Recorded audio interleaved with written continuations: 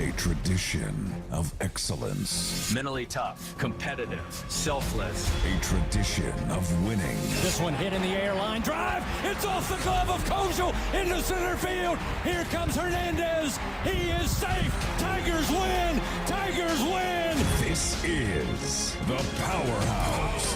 LSU Fighting Tiger Baseball is on the air. Play ball!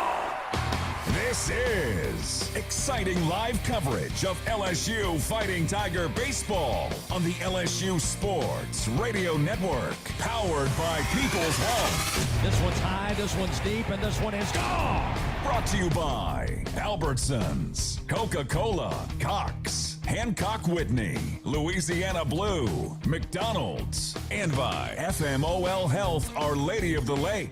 Nobody on, 2 outs, bottom of the ninth, 12-5, Tigers lead the 0-2. Swing and a miss, struck him out.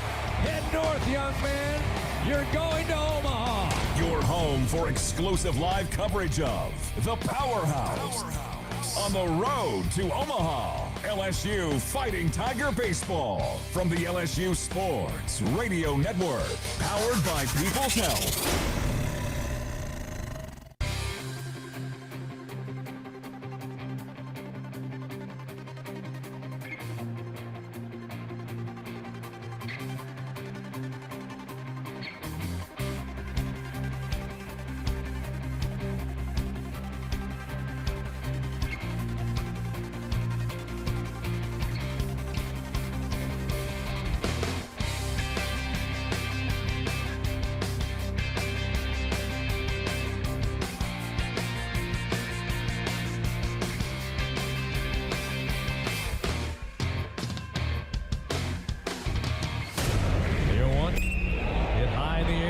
Field. Going back is Swain to the wall. It's gone! Second grand slam of the day! Welcome in to the Hub International On Deck Show, presented by Hub International, Louisiana's premier employee benefits and commercial insurance brokerage. Visit hubinternational.com, leading you up to first pitch of LSU baseball with a trip around the SEC, pitching matchups, batting lineups, and a visit with the top Tiger, head coach Jay Johnson. Here come the Tigers. Now, let's go inside the broadcast booth for the call of the game on the LSU Sports Radio Network.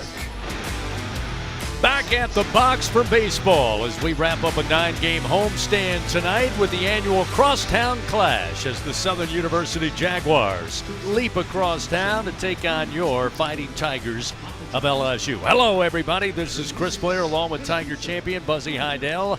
Our straw stirring the drink back inside the Capital One studio, Mr. Adam Penny, welcoming you once again to Skip Bertman Field inside Alec Box Stadium on the campus of LSU in Baton Rouge for tonight's play-by-play story. Coming off a thrilling weekend with a series win over the Kentucky Wildcats, now the first half of the regular season in the rear view, Coach Jay Johnson feels good about the improvement of the Tigers over the last 4 to 5 games, and he hopes to carry that momentum into tonight's contest against the Southern Jaguar team that comes in 10-16 on the year, 4-4 in the SWAC. The Tigers will hand the baseball off to junior right-hander Jaden Newt, while the Jags will counter with freshman left-hander Genesis Prosper. LSU leads the all-time series against Southern, 60 wins to 4 losses as the squads first met way back in 1970. LSU posted a 13-1 win over the Jaguars on February 18th of last year. But don't forget, Southern came in here and defeated LSU 12-7 back on April Fool's Day 2024 right here at the box. So find your favorite chair, grab your favorite beverage. Midweek baseball coming your way on a Tuesday night. It's Southern, it's LSU, and it's coming up next on the LSU Sports Radio Network. Hey Tiger fans, get ready to swing for the fences because the 2025 baseball season is upon us, and SeatGeek is here to help you experience all the action. SeatGeek makes it easy to find tickets so you can be part of all the home run celebrations this season. Whether you're buying or selling tickets to LSU baseball games or to any other live event in Baton Rouge, SeatGeek is the place to do it. SeatGeek is the official ticket marketplace of LSU Athletics. The most disruptive idea in ticketing, a ticket that works. Expect the expected. SeatGeek. This is Secretary of State Nancy Landry. Knowing the rules of the game is critical for both athletes and fans. Elections are no different. Changes are coming to Louisiana's primary elections next year, so before voting in April, visit geauxvote.com or download the free GoVote mobile app. Keep your registration current, understand how your party affiliation affects your options, and learn about offices affected by the new law. Know before you go, and go Tigers! Baton Rouge, you rolled the dice and we hit the jackpot. Thank you for voting for LeBear's Casino and helping us win 11 Best of Baton Rouge medals, including Best Slots, Best Table Games, Best Hotel, Best Steak, Best Sports Bar, Best Live Music Venue, and more. When you're ready for an award-winning night out, get to LeBear's Baton Rouge. Must be 21. Gambling problem? Call 800-522-4700.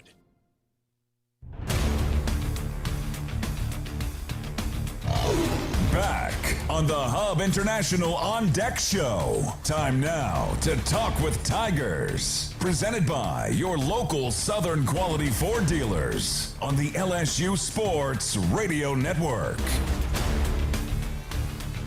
Back here at Ellick Box Stadium, Skip Bertman Field, LSU versus Southern tonight.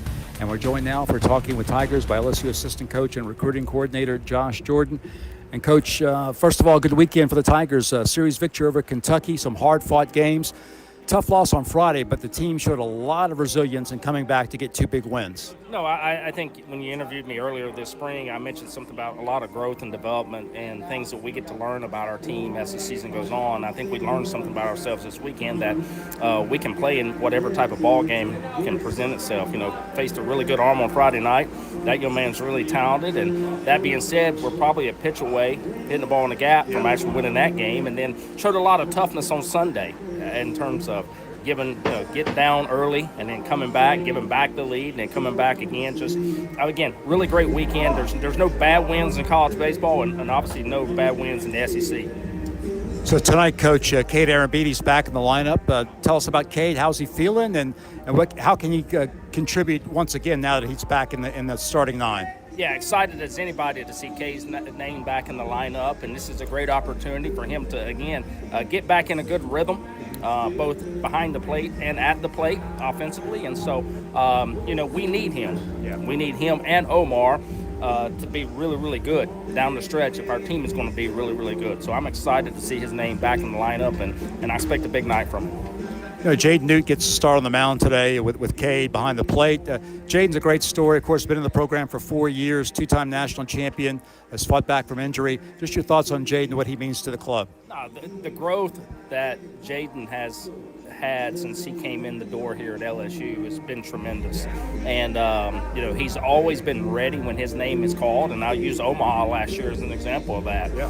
Going out and pitching great in Omaha last year in the national championship run. And so I have no hesitation or reservation that he's going to go out tonight and give us a chance to win. And the thing that when Jaden Newt takes the mound, he really cares about LSU, and he cares about going out and doing well for his teammates and putting our team in a position to win. All right, Coach, we appreciate it. Good luck tonight. Thank you so much, Bill. Coach Josh Jordan with us. Tigers getting set to face Southern here at the box. A lot more to come after this on the LSU Sports Radio Network. In Baton Rouge, locals don't just love their home. They love sharing it. Discover a city where culture is abundant, hospitality comes naturally, and the best spots are never kept secret. With the vibrancy of a big city and the ease of a weekend getaway, Baton Rouge invites you to slow down, savor, or soak it all in. Find your pace at visitbatonrouge.com. LSU Tiger fans are gearing up with real Tigers apparel and merchandise from the official online store at lsushop.net. Get jerseys, sideline gear, polos, t-shirts, hats, official team merchandise from Nike, accessories, and much more. Over 3,600 products, all shipped right to your door. Head to the place real Tiger fans go for the selection only real Tiger fans get at lsushop.net. I'm Scarlett Johansson. My family relied on public assistance to help provide meals for us. These meals fueled my involvement in theater and the arts as a child, which fostered my love for acting. The Feeding America network of food banks helps millions of people put food on the table. You can join the movement to end hunger by donating, volunteering, and advocating. Because when people are fed, futures are nourished. Join the movement to end hunger at feedingamerica.org/actnow. Brought to you by Feeding America and the Ad Council. Here we go. Leading you up to first pitch, this is the Hub International On Deck Show. Time now to take a trip around the Southeastern Conference. Presented by Visit Baton Rouge, Louisiana's capital city. Indeed, plenty of action on the diamond around the SEC tonight. We'll get to that scoreboard. Just a quick reminder, Tiger fans, all LSU Sports Radio Network broadcasts stream for free on the LSU Sports mobile app. You can take us with you wherever you go on your mobile device. Just download the app for free on iOS or Android. That's the LSU Sports mobile app. Presented by BASF, we create chemistry. Let's check that SEC scoreboard. A couple of games already final. A lot of action going on with that. Once again, here's Tiger champion Buzzy Heidel. Buzzy? Yeah, thank you, Chris. All 16 teams are playing tonight in the SEC. Two finals that you mentioned. First, Georgia comes back to defeat Georgia State 14-9 in Athens. Ole Miss with the win over Little Rock 7-4 in Oxford. All other games in progress at the moment. Over in Knoxville, Tennessee is leading Austin Peay 11-2. Missouri with the early lead over Kansas 8-6 in Columbia, Missouri. Florida blanking Jacksonville 2-0 in the top of the fourth. South Carolina 2-0 over Wofford in the top of the fourth. Miami of Ohio is leading Kentucky 2-1 in the top of the fourth. Oklahoma blanking Oral Roberts 3-0 in the top of the third in Tulsa, Oklahoma. Texas A&M with the early lead over Sam Houston State 1-0. Auburn leading Georgia Tech 3-0, bottom of the second, that game being played in Atlanta.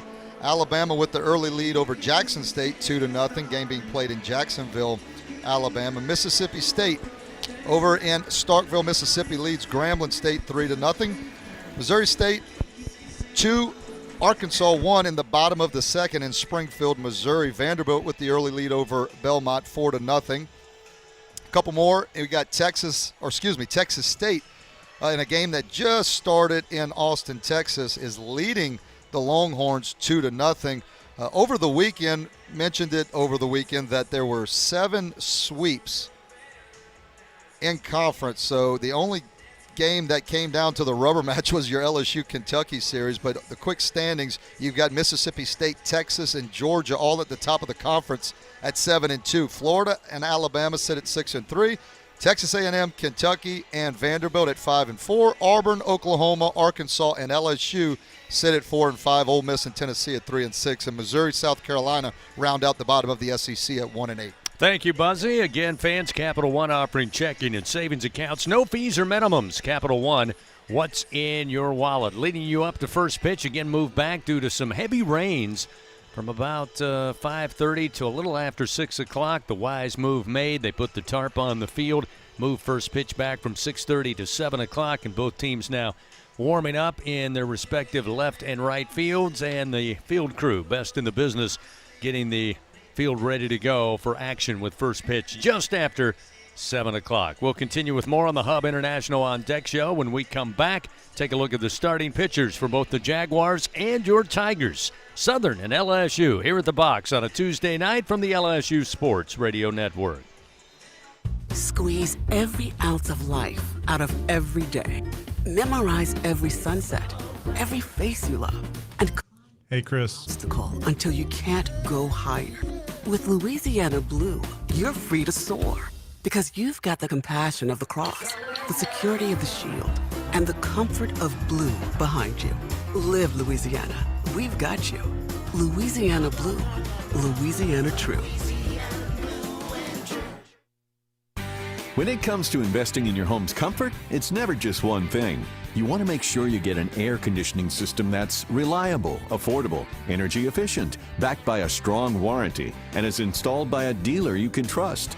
That's why people who insist on the best choose Trane. Trane is a proud partner of LSU Athletics. Visit TraneSouth.com today to find a Trane dealer near you. It's hard to stop a train, but it's easy to afford one. Ask for details. On Alabama's beaches, the coastal code isn't written on signs. It's written in the moments you make. It says, drop your flip-flops on the boardwalk and run. Seashells are the party favors of the Gulf, and all dance floors extend to the shoreline. Ready for a place where play leads the way? You'll get it when you get here. It starts with rule number 1. Start planning at alabamasbeaches.com. Here we go. Here is a look at the game's pitching matchups as the Hub International On Deck show continues on the LSU Sports Radio Network.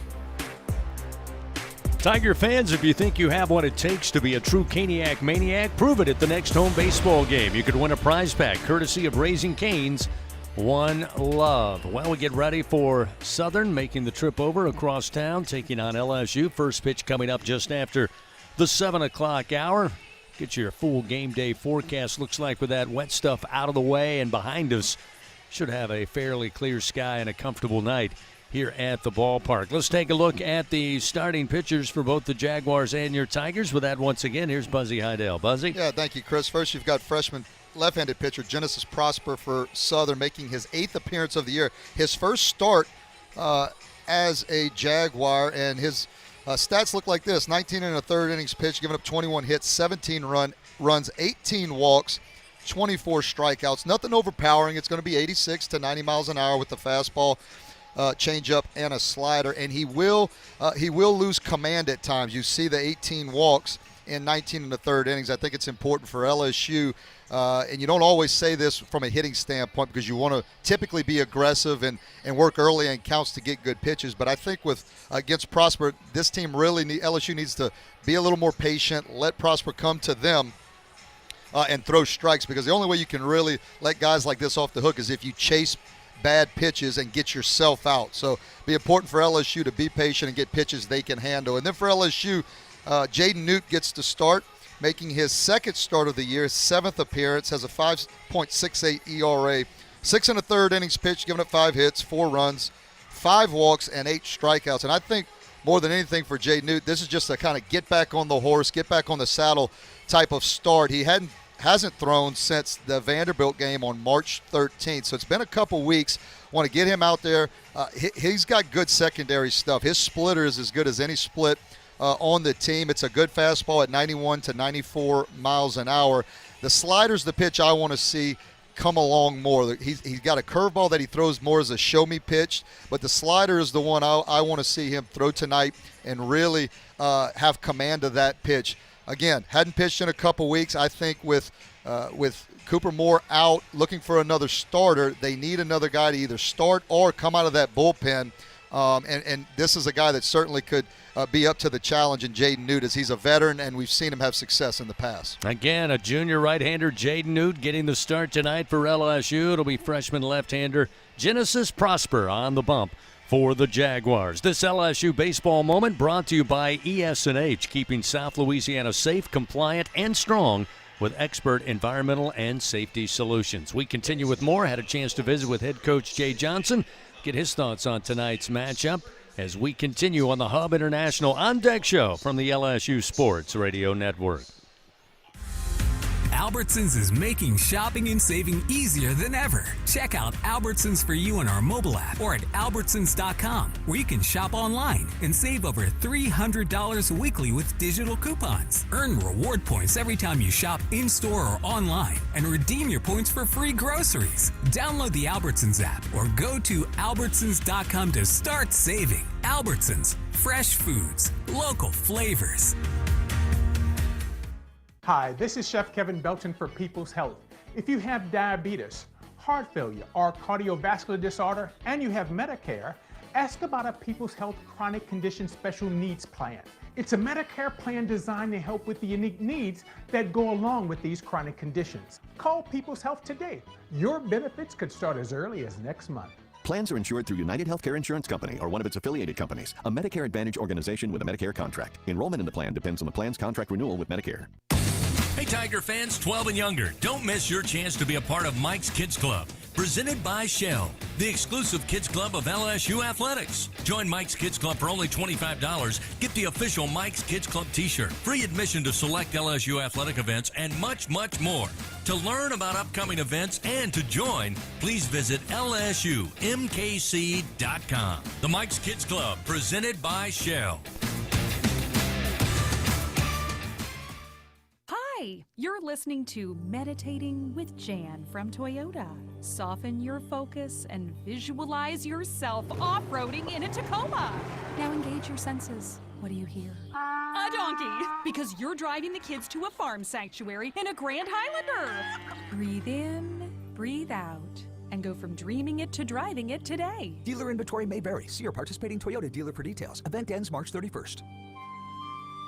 Toyota, let's go places. Before the Fighting Tigers take to the field, time to visit with the top Tiger, LSU skipper Jay Johnson. Presented by Hancock Whitney, the official bank and credit card of LSU Athletics. On the Hub International On Deck Show from the LSU Sports Radio Network. Coach finishing up a 9-game homestand, a crosstown clash. We've talked about it before. Always great when Southern and LSU can get together on the diamond, but I know you're looking for the team to take another step forward before you head back out on the road. Yeah, no doubt. I think consistency really important. You know, we're in the back half of the schedule here, and really good performance this weekend to win Saturday and Sunday. Different ways, shutout Saturday, a big offense on Sunday.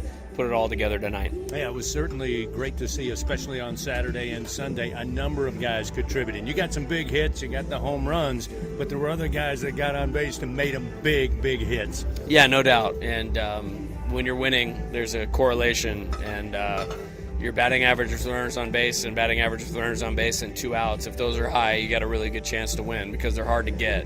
And we got those on Saturday and Sunday. I know I talked to you earlier in the week. You said, hey, look, we got a number of guys who pitched on Sunday, but we got some guys who want to get some work. I know Jay Newt going to get the start tonight. Kind of what do you want to see from him out on the mound? Yeah, I think he's ready to go. He hadn't pitched in a little while and chomping at the bit in the best way possible. He's worked really well in between here. And I want to see strikes. I want him to see him mix his pitches, and I want him to see him execute. All right, Coach, looking forward to it. Should have a great crowd on hand. Best of luck. Get after him. Awesome. Thanks, Chris.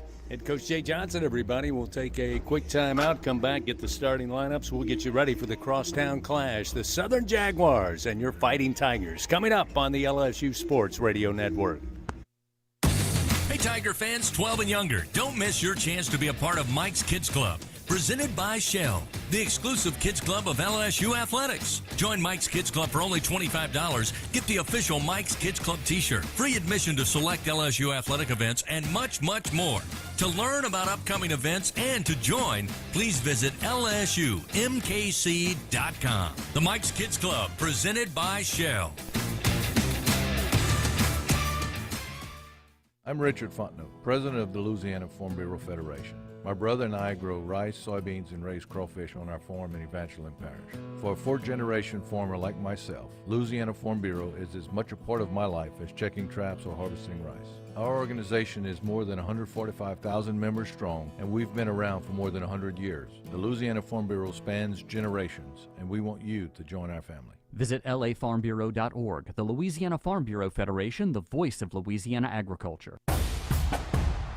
Champions make plays on the field and in life. With LSU Online, you can keep your career moving, earn your degree, and still run your own game plan. Learn anytime from anywhere and take the next step toward your goal line. It's time to make your move, Tiger fans. Visit online.lsu.edu. LSU Online. Win where you are. Wrapping up the Hub International Here we go. Show. We are just moments away from first pitch. Time now for the game starting lineups. Presented by Cintas. Build a better workday when you partner with Cintas. Visit Cintas.com. Just about set to go as we get ready for Southern and LSU meeting once again this season. Series that began back in 1970. Fans, a reminder, have the right equipment to take on any job linked to the land. Visit Sunshine, your hometown John Deere dealer in Louisiana, at sunequip.com. Let's take a look at the Cintas starting lineup for the visiting Southern Jaguars. They are 10-16 on the season, 4-4 in the early going of SWAC action. Ryan Hunter will lead it off. He'll be in right field. KJ White Jr. will play second base for the Jags. He will bat second. Jalen Lucky will be the DH for Coach Crenshaw. He'll bat third in the order. Brant Stewart, the cleanup batter, will play at first base. Cameron Bird in left field will bat fifth. Xavier Bradley, the catcher, will bat sixth. Jacoby Radcliffe in center field, batting in the 7-hole. Kenyon Hughes at third base, batting eighth. And Edward Gregory Jr. will be the shortstop for the Jaguars. He will round out the order, batting ninth. Now for your Fighting Tigers of LSU, 19-10, their overall mark. Come into the matchup still 4-5 in SEC play. Chris Stanfield atop the order will be in left field. The senior batting .306. Jake Brown will stay in the 2 spot. He'll be in right field. The junior batting .368, leading the Tigers. Omar Cerna Jr. will be the DH after catching all 3 games this past weekend. Omar will bat third in the order. Derek Curiel, once again, the cleanup batter, will be in center field. Zach York moving up a notch. He will bat fifth and play first base. John Pearson at third base had a great weekend. He'll bat sixth in the order. Stephen Milam will bat seventh and play shortstop. Seth Dardar, the SEC co-player of the week. Sensational weekend against the Wildcats. He'll bat eighth in the order. And Cade Arambidi, back behind the plate, making his 24th start of the year. He will round out the order for Coach Jay Johnson and bat ninth. Again for the Jaguars, it's a freshman left-hander, Genesis Prosper, and for your Tigers, a veteran junior right-hander, Jaden Newt, will get it started for LSU. That's a look at the Cintas starting lineup. That means first pitch just around the corner. We get it started after this timeout on the LSU Sports Radio Network. At Hancock Whitney, we don't leave things to chance, including the Tigers season. That's why we ran thousands of our LSU Visa debit cards through every game day ritual around the Gulf South. Get your LSU Visa debit card and some good game day luck for the Tigers this year. Learn more at HancockWhitney.com/LSU. Gotta carry that purple and gold. Hancock Whitney, official bank of LSU Athletics. Hancock Whitney Bank, member FDIC. Squeeze every ounce of life out of every day. Memorize every sunset, every face you love, and climb every obstacle until you can't go higher. With Louisiana Blue, you're free to soar because you've got the compassion of the cross, the security of the shield, and the comfort of blue behind you. Live Louisiana. We've got you. Louisiana Blue. Louisiana True. It's not easy to be a champion. Built from every swing, pitch, and game. All season long. In the grind, the focus, and in the recovery. FMOL Health, Our Lady of the Lake experts provide best-in-class care for defending national champions, LSU Baseball. On the field, I trust my team. For my healthcare, I trust the lake. From championship athletes to everyday champions, trusted care starts here. Visit OLOLRMC.com/LSU. 17 SEC championships. One out, bottom of the ninth. Runner at first. 54 NCAA regional and super regional appearances. Shores comes set, the 0-1. 20 trips to Omaha and the College World Series. Ground ball towards Dickinson, flips it to Milam. 8 national titles. The relay to first in time. Tigers win. Tigers win for the second time in 3 seasons and the 8th time in program history. The Fighting Tigers reach the pinnacle. They stand alone atop the mountain. Your LSU Fighting Tigers, the 2025 College Baseball National Champions. The powerhouse,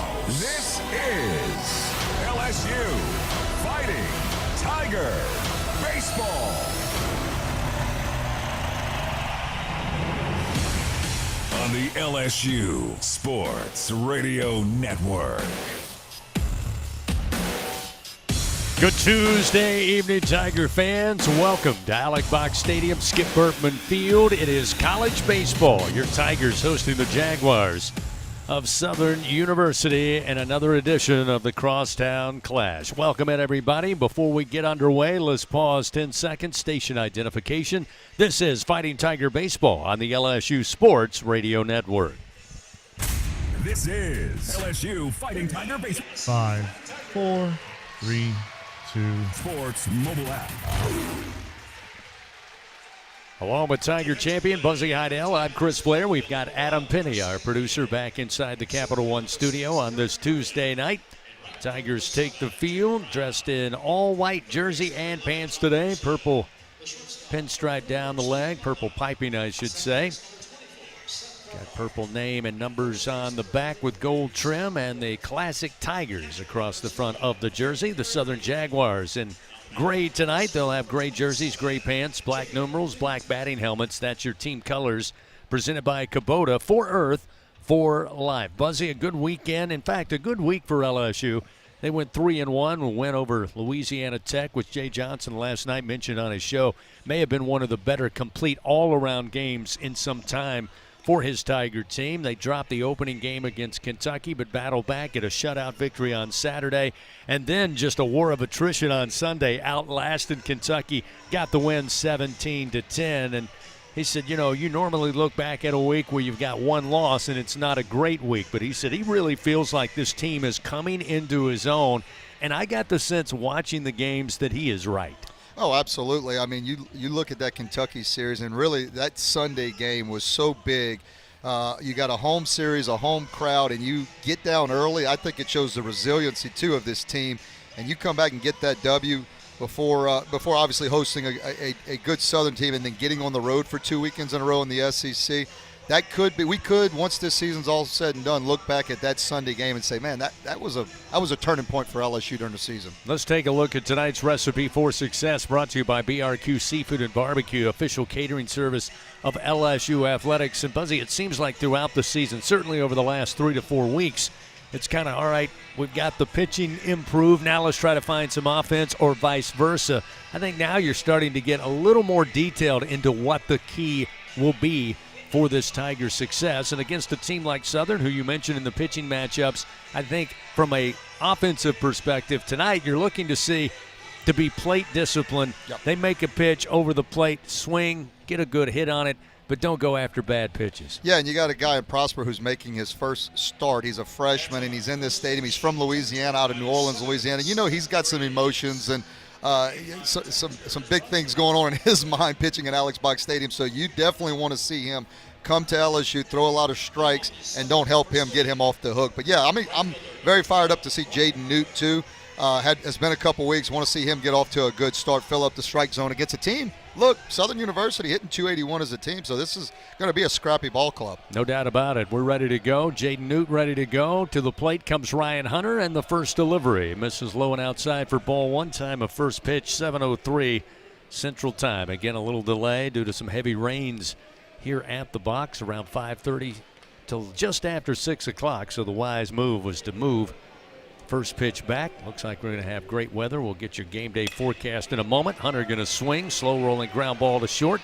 Milam comes up throwing, and Milam delivers the throw to York in time for the 6-3 ground out, and Hunter is retired. Your game day weather report brought to you by AccuTemp. Chance of power outages never. If you get a whole home generator from AccuTemp, keep the power in your hands. Again, that brief rain shower. We saw some lightning earlier this afternoon, but then just some heavy rains. But now we're looking for clear skies the rest of the evening. Temperature right now, a very enjoyable 78 degrees. We'll see KJ White Jr., a left-hander, in the first pitch from Newt. A miss outside, off speed, 1-0. Yeah, facing White Jr. actually leads this Southern team in average, hitting 382 for the Jaguars. The 1-0 pitch drops in low, 2 balls, no strikes. Yeah, a couple early sliders from Jaden Newton. That's what we talked about in the pregame is you want to see, we know he's got the good fastball. He's got a good split finger. That's his best secondary. I want to see that slider come along, though, as a good pitch for him. Here's a base hit opposite field down the line and left off the bat of White. Going to be cut off by Stanfield. A single for White gets the Jaguars their first hit of the day and a runner aboard with one out here in the top of the first inning. You mentioned an important game. Jay Johnson clear last night on his radio show. He said, look, this is a team in Southern. Very good team. 10-16 on the year, 4-4 in the SWAC, coming off a midweek win over McNeese, a team that came in here, and we all know what happened. So don't think for 1 minute the Tigers don't have their concentration on the Jaguars tonight. We'll see Jalen Lucky, a right-hander out of Atlanta. First delivery just off the outside corner again with a breaking ball, and it's 1-0. Yeah, Lucky having a nice year as well for the Jags. Hitting .337, 11 doubles, which leads the team. White with a lead off of first. Newt noticing, going to throw over there to York to get him back a little closer. Yeah, White's the guy you got to be careful with, too. That guy can swipe a bag. He's 17 of 21 in stolen bases this year. Southern has a handful of guys, too, with double-digit stolen bases, so they will run. Coach Crenshaw, an aggressive style on the bases. Here's another throw over by Newt. Coach Johnson and Coach Crenshaw, as Jay told us last night, have really become good friends. He's got a lot of respect for the job Coach Crenshaw and his staff do over at Southern. Here's the 1-0 pitch to the plate to Lucky. Again, trying to catch that outside corner, just missing again with a breaking ball. Now 2-0. The count to Lucky, a .333 hitter on the year.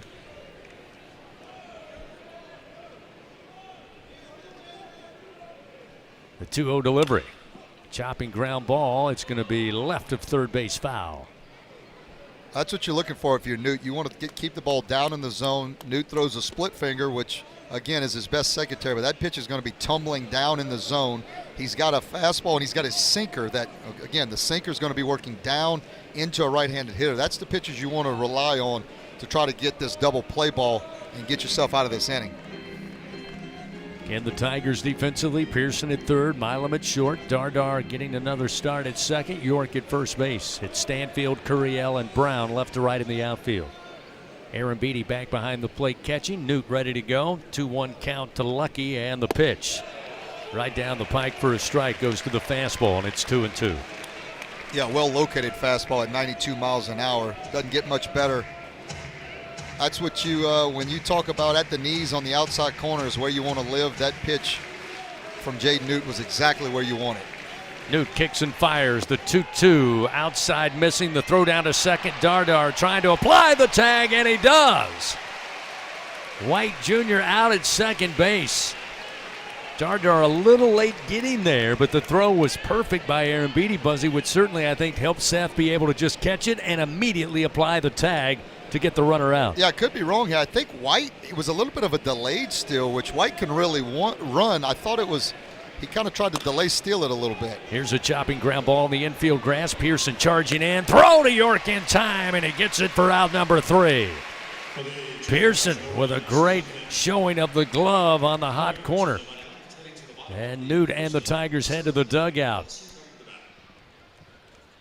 Jaguars come away no runs, 1 hit, and nobody left on. We played a half inning, scoreless. Tigers coming to the plate for the first time tonight. Stanfield, Brown, and Cerna when we continue on the LSU Sports Radio Network.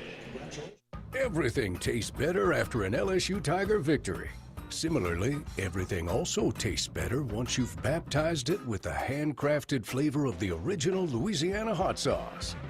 So just imagine how truly tasty something would taste if it was doused in the original Louisiana hot sauce after an LSU Tiger victory. That's Louisiana hot. Buy you some.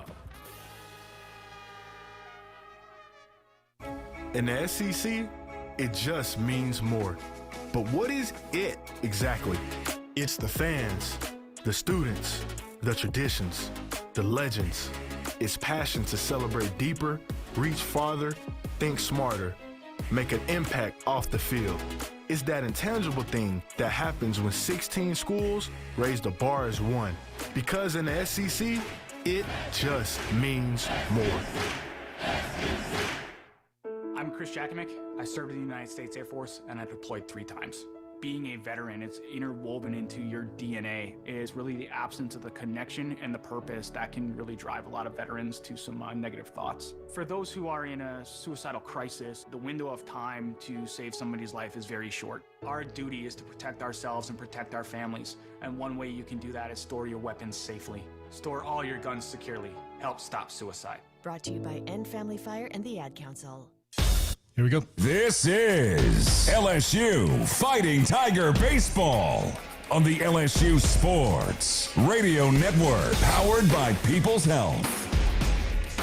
Bottom of the first inning, LSU coming to the plate. Good start for Jaden Newton, the Tiger defense. Jaguars able to get one hit. Aaron Beatty throws out a runner trying to steal second. Eventually, no damage done in the top half of the first inning. Genesis Prosper taking his final warm-up tosses. It'll be Stanfield, Brown, and Cerna to lead things off for LSU here in the bottom half of the first frame. If you're a coach or a CEO and you lead people towards success, check out Skip Bertman's book, Everything Matters in Baseball. Just go to skipbertman.net today. Learn ways you can help lead your team to victory. Stanfield coming off a great weekend as well, really starting to get back into the Chris Stanfield we've all become accustomed to after missing those 16-17 games with an injury. Stanfield awaits, and the first pitch from Prosper in for a strike. Make it 0-1. Stanny batted .455 over the weekend, had a double, 1 RBI, 3 runs scored, 2 walks. Was able to get on base with a .538 on-base percentage, which is really where he becomes most valuable, whether he's in the 9th spot or top of the order. This pitch misses high and outside. 1 ball, 1 strike. Yeah, and he was big in the win on Sunday. He at the top of that lineup. How about that, Chris? 4 for 5, 2 runs scored, drew a walk. Just it seems like when he got back into that lineup after being injured, the offense kind of has taken off. There's a swing and a foul ball to the third base dugout. Gets Stanfield behind in the count, 1-2. And I love his approach. I've talked about this before, but it's a simple approach. If you watch, it's not a big swing like he's trying to hit the ball out of the ballpark every swing. It's a very short inside to out swing and hits a lot of balls, finds the barrel a lot, and hits a lot of balls right on the nose and uses his speed. The 1-2, quick swing and a foul ball bouncing down the third base line. Still 1 ball, 2 strikes. FMOL Health, Our Lady of the Lake, proud to be LSU's championship health partner. Together, LSU and Our Lady of the Lake, champions for Louisiana. 1 ball, 2 strikes to Stanfield, leading things off for the Tigers in the bottom of the first.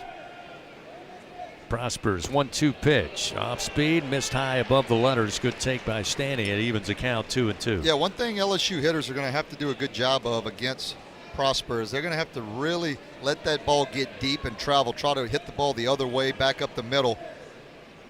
2-2, and Stanfield fouls it off. Upset, he just missed that one. Yeah, you saw early in the count a few of Stanfield's swings. He was just chopping that ball, tapping that ball down the left field, third base side, and that's just getting out in front of the baseball. Again, it's easier said than done, but guys that don't throw with a lot of velocity, they can be as tough to hit because you're trying to go out and get the baseball instead of letting it come to you. Here's the 2-2 delivery. And again, another foul ball off the bat of Stanfield. Still 2 balls and 2 strikes to the Tiger left fielder. You mentioned that win against McNeese. Prosper actually threw in that game. He threw 2 innings. He did walk 3 guys, but he struck out 4 Cowboy hitters.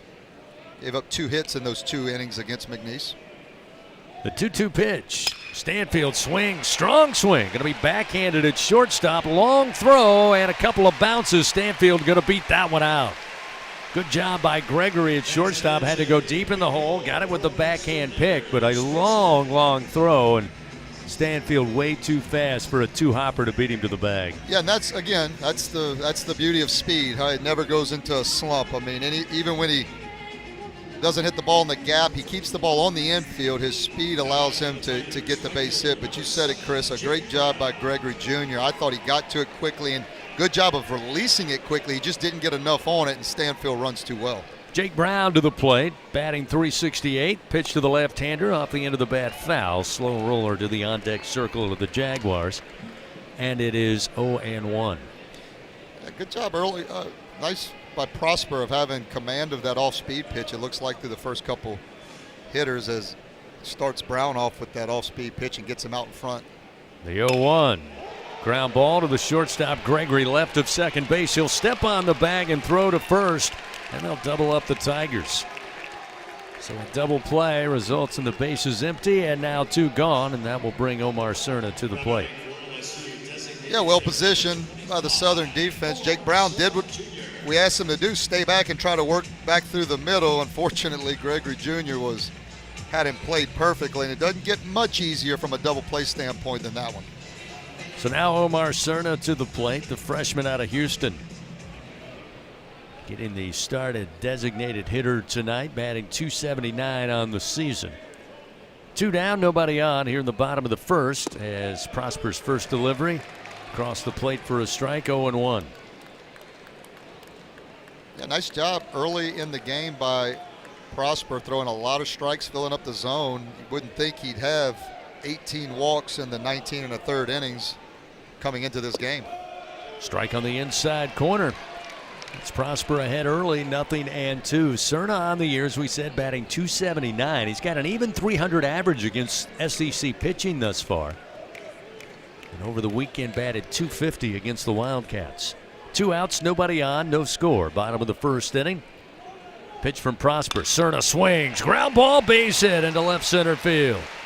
Little worm burner right up the middle of the field, and Cerna does a great job. You mentioned it over the weekend for a young hitter. He does a very good job also using the middle part of the field. We see it there. He slams that one. Nobody gets a chance to get near it. And a 2-out single will keep the inning going for the Tigers, and we'll see Derek Curiel, the cleanup hitter. Yeah, again, it's hard to do it a lot of times because you're wanting to go get the baseball because you think, the harder they throw, you got to go out and get it. But when a guy's throwing soft like that, you really got to use the middle of the field. And Cerna did that nicely. Now, in this situation, you've got shortstop for Southern shaded over a little bit. Curiel showed bunt. The pitch was outside, got away from the catcher. Cerna almost read it to take off. It eventually comes back to first as the throw down from Bradley not able to get Cerna off the bag. So a 1-0 count to Curiel. Yeah, it's good job by Cerna, though. He's reading down angle on the pitch from Prosper, and he sees it. He anticipates it, sees it, but it doesn't get far enough away from Bradley to advance. Pitch outside, out of the glove of Bradley, who will quickly rise and chase it right of home plate. Yeah, the way you do that, you've got to anticipate it. Then once you see it, you've got to be willing to take that chance, especially with 2 outs. And if the catcher is able to block it, pick it up, make a strong throw down to second and get you out, you tip your hat. You'd love to get down to second base with 2 outs just because you've got to get in the scoring position. It's going to take a hit to score you. Unless the ball's hitting the gap or over the fence, it's going to be tough to score on a base hit. 2-0 delivery. Called strike at the knees on the inside corner from Prosper. Make it 2-1 now to Curiel. Derek, an excellent all-fields hitter right now with that defensive alignment, as Buzzy told you. Gregory, the shortstop, playing just shy of second base. So a lot of real estate between second and third, where Curiel can easily, and we've seen it so far through a year plus with his sophomore, he can pepper it that way if he certainly gets a pitch on the outer edge. It's now 2 balls, 2 strikes with 2 outs. Cerna down at first, no score here in the bottom of the first inning. Genesis Prosper, the left-hander, kicks and fires. And a little slow bouncer towards second base. KJ White gloves the throw to first just in time to beat Curiel for out number 3. The Tigers, no runs, 2 hits. They leave 1 man on. We move to the top of the second. No score here at the box. Jaguars coming to the plate next on the LSU Sports Radio Network. It's not easy to be a champion. It's built from every swing, pitch, and game. All season long. In the grind, the focus, and in the recovery. FMOL Health, Our Lady of the Lake experts provide best-in-class care for defending national champions LSU Baseball. On the field, I trust my team. For my health care, I trust the lake.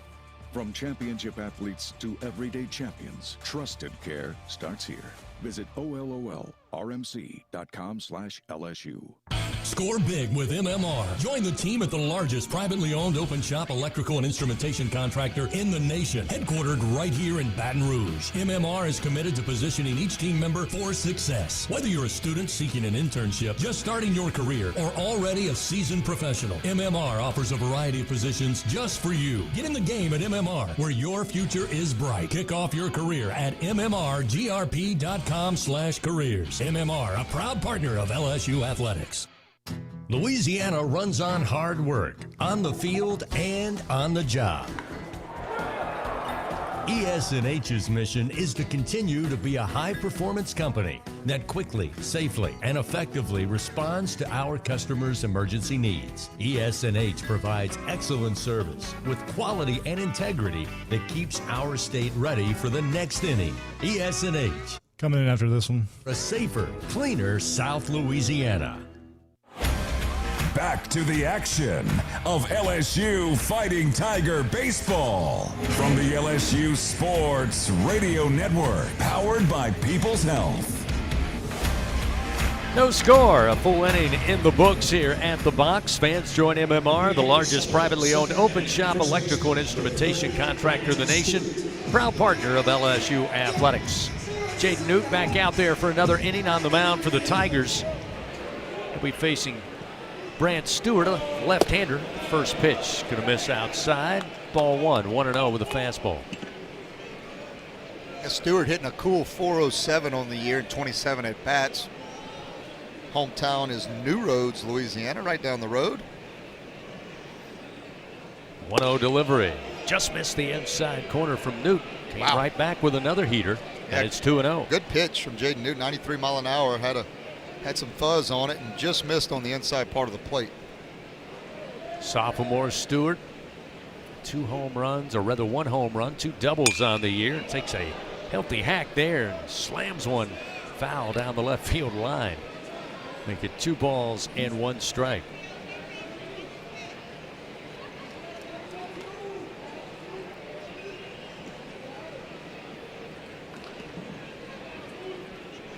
Newt's 2-1 pitch. Again, hit foul left side into the screen. Now evens the count, 2-2. Yeah, again, Newt at 91-94, which is good velocity. In today's day and age, it's not unbelievable velocity, but it shows you the fastball must be pretty good early, as he got it behind in the count 2-0 and had Stewart late on the fastball on 2 pitches. Make it 3. Again, lifted foul, this time a little further down the line into the seats and left. Still 2 balls, 2 strikes.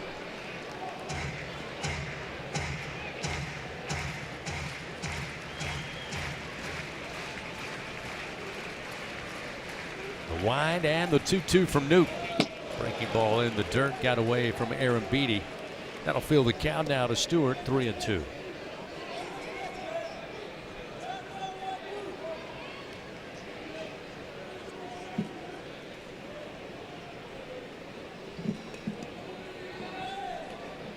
Payoff delivery.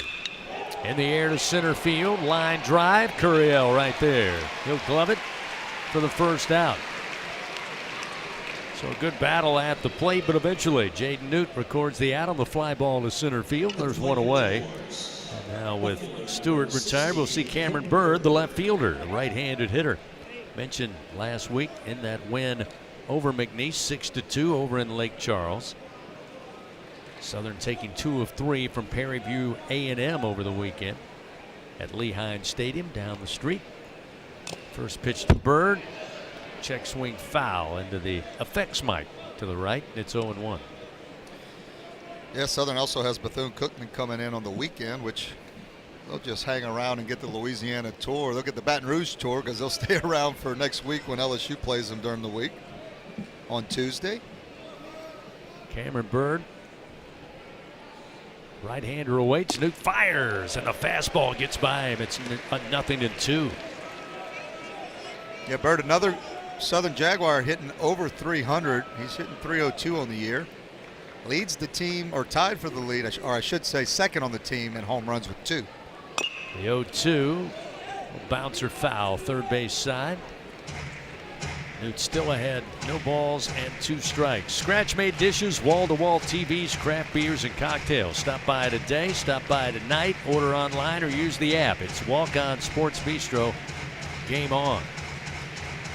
Tigers will be making another road trip as it appears we've got a pitch comm issue now. Newt looking for a new wristband. Jamie Tutko out there from the LSU staff to get him up and running. Tigers will head to Rocky Top, take on Tennessee this weekend, Friday, Saturday, and Sunday at Lindsey Nelson Stadium. As if it wasn't going to be tough enough going to Knoxville, Tennessee coming off of a sweep.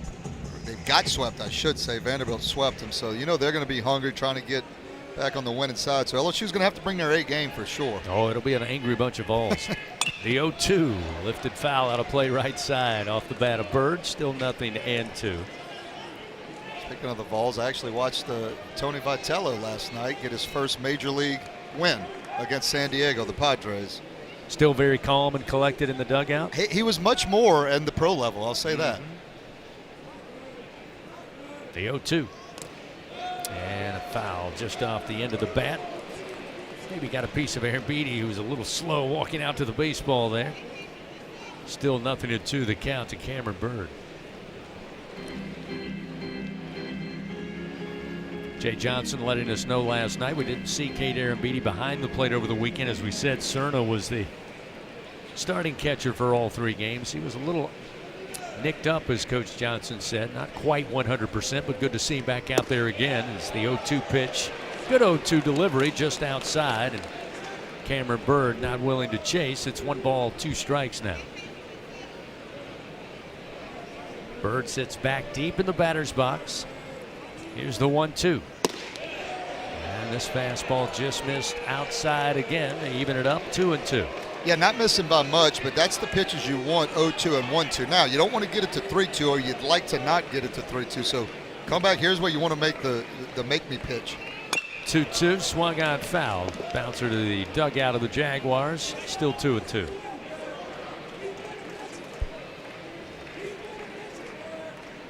Goes without saying, to make it through the 56-game regular season, you're going to have a couple of catchers be able to come in and out. As Aaron Beatty receives that pitch again, just missed outside. Newt looked a little frustrated. It's now a full count, 3-2 to Cameron Bird. Let's see. Did it miss? Just a tad, not by much. Looked like the split finger pitch, which is usually an out pitch that's thrown in the dirt, but he had good control over that one. 3-2 again, just missed the outside corner. Came back again. It looks like the split, but it just missed the outer black. But and look, those are not that you're ever happy with walks. You can stomach those because Newt was all around the zone. He got ahead 0-2. Probably was trying to be a little too careful, but I'm okay with that 0-2 and 1-2. 2-2, you'd like to see him get back in the strike zone, but he was all around the zone and he wasn't missing by much. Now, you don't want to snowball it and walk the next guy or hit the next guy, but as a pitching coach, I think you can live with being that close around the strike zone. Xavier Bradley, a right-hander with 1 out and a runner on. Still no score. Nice move by Newt on the throw over to first, but able to get back to the bag safely is Bird. Yeah, well, Bird is 6 of 8 in stolen bases. So they're going to keep an eye on him down there. Don't be surprised if you see a couple more pickoffs from Jaden Newt. Xavier Bradley, a .298 hitter, awaits. And Newt again, this time a little slower move just to keep Bird close to the bag. Yeah, the thing you want to do as a pitcher with base stealers, you obviously want to show him the move, show him that you know he's there, but then you want to time up your pauses. So you come set, you don't want to go quick. Sometimes you go quick. This one launched in the air off the bat of Bradley. Brown on the run, and this one going to hit off the bottom of the wall in right field. Brown having trouble picking it up. They're going to hold the runner up in Bird at third, but a 1-out double off the bat of Bradley. We'll have runners second and third here for the Jaguars in the top of the second inning. Well, Bradley with the best power on the team, and he almost hit his 5th home run of the year. It's actually his 3rd double of the year, but he smoked that one the opposite field, stayed inside of it, and you knew right away when Brown put his head down and started running towards right field, you knew he had no chance of catching that ball. That ball's hit right on the nose, 100 mile an hour off the bat. Jacoby Radcliffe, a senior out of Chicago, another left-hander in the lineup. But before he'll see a pitch, Nate Yeske, the pitching coach for the Tigers, going to make his way out there to visit with Jaden Newt. 1 out, top of the second. Jaguars threatening with runners second and third. We got a left-hander for the Tigers, up and throwing.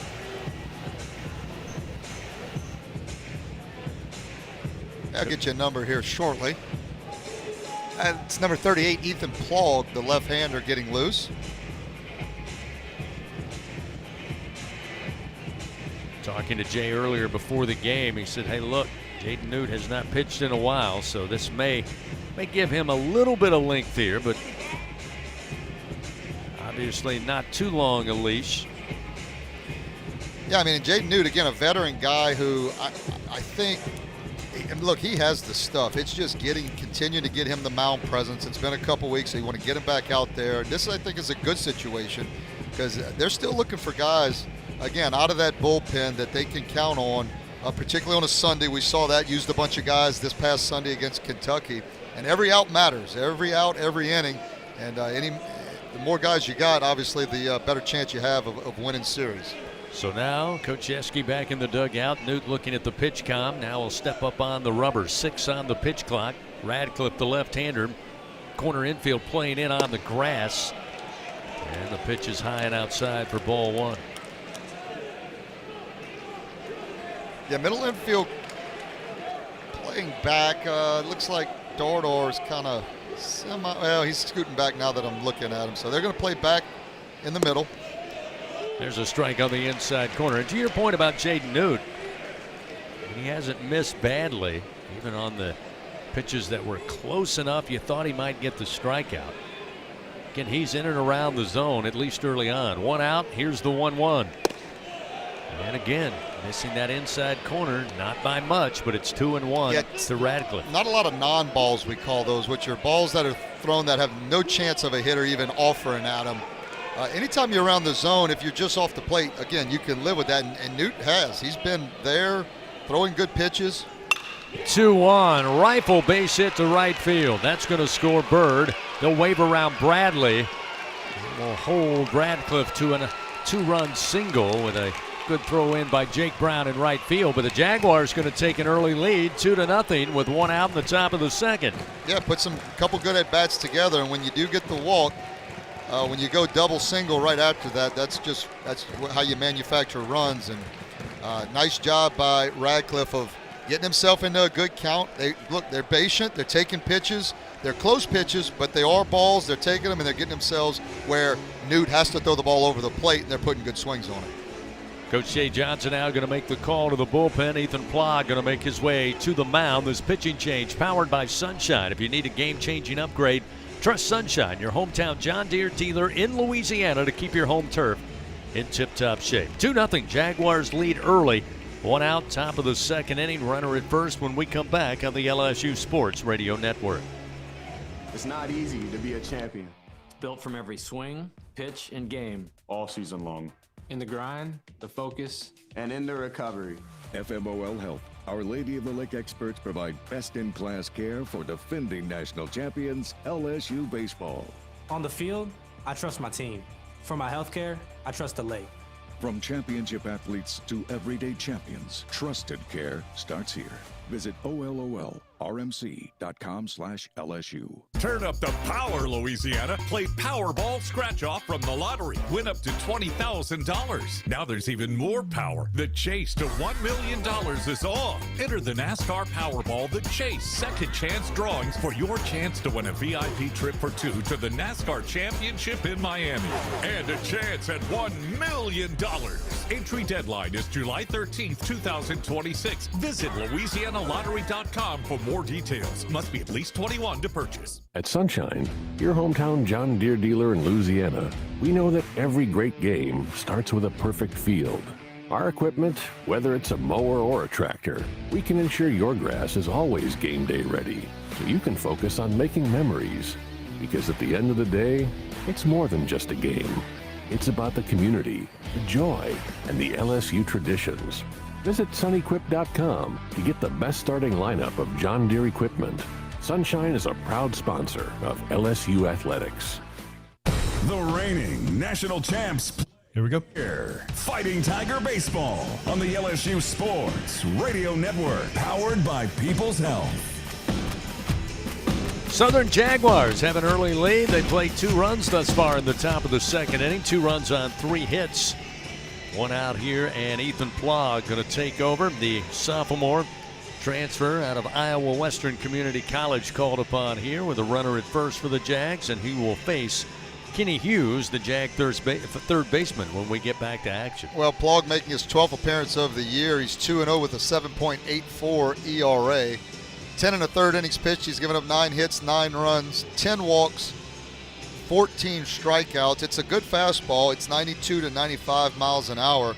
He'll sink it as well, and then he's got the slider that's sharp and quick. Works almost like a cutter, really, but at times he can get lose a little bit of his command. Again, you see the 10 walks and 10 1/3 innings pitched. So I think this is a situation where Coach Jay Johnson also wants to get him back on the saddle, as he came in against Kentucky in that loss to Kentucky on Friday night. He threw a third of an inning, but he gave up some runs, gave up a couple hits, and I think Coach is trying to get that confidence back because this is a left-handed guy that they're going to need out of this bullpen as well.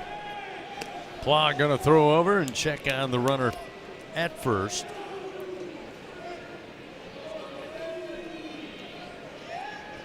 Radcliffe will take his lead off of first base.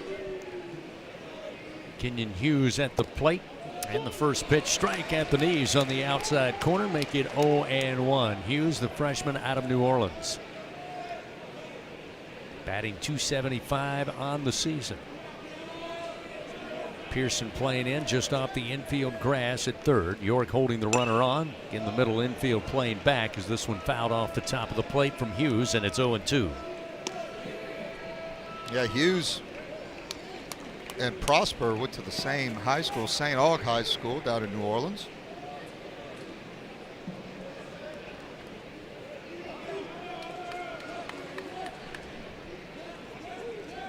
Heck of a football program down there too as well, St. Aug. Pitch by Plog, miss low and away. 1 ball, 2 strikes now to Hughes. Yeah, I'm sure Hughes hadn't seen much of a left-handed pitcher with this velocity and this arm angle in high school. You wouldn't see much of it. I mean, this is a tough matchup for a young freshman. Throw over it again to keep an eye on Radcliffe at first.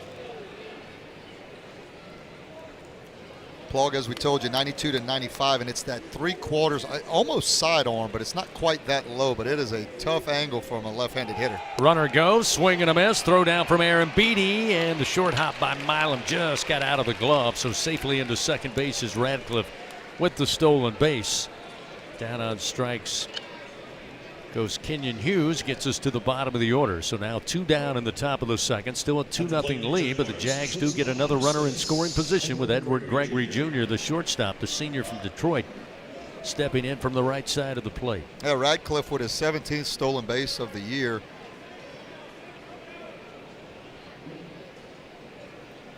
Plog comes set, the left-hander looks back to second, now the pitch to the plate. Showing bunt, pitch is low and inside for ball 1.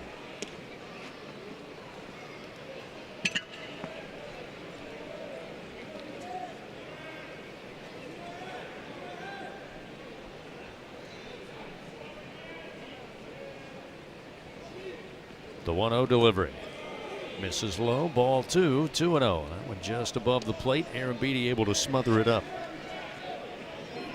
Yeah, Plog took a little bit off, went off speed pitch.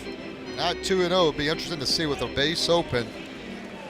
You got the 9-hole hitter. I like going right after him at the top of the lineup, but we'll see how Coach Yeski and Plog decide to play this.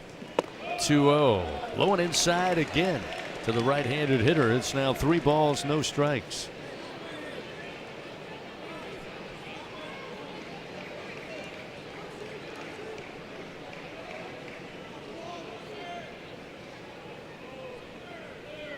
.3-0 delivery. Missed high and outside. That's going to put Gregory aboard on a 2-out walk. Puts runners first and second now for the Jaguars, leading 2-0. Yeah, the only silver lining there is you got Hunter up, who top of the lineup, so he's the leadoff hitter, but it will be a lefty on lefty situation.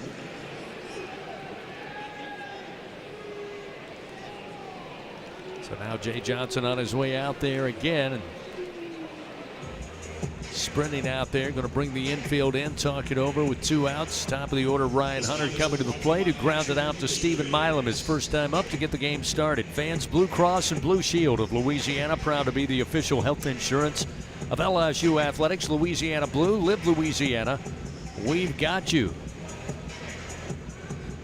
Yeah, I think this is just, you want to quadruple the focus here. You know, this is just a sprint. You can tell that's not a make a pitch and change type of jog from Jay Johnson. That's a run out and just look Plog in the eyes and tell him, just give him some confidence. Look, we believe in you, but you got to quadruple the focus here and get us out this inning with a guy in scoring position.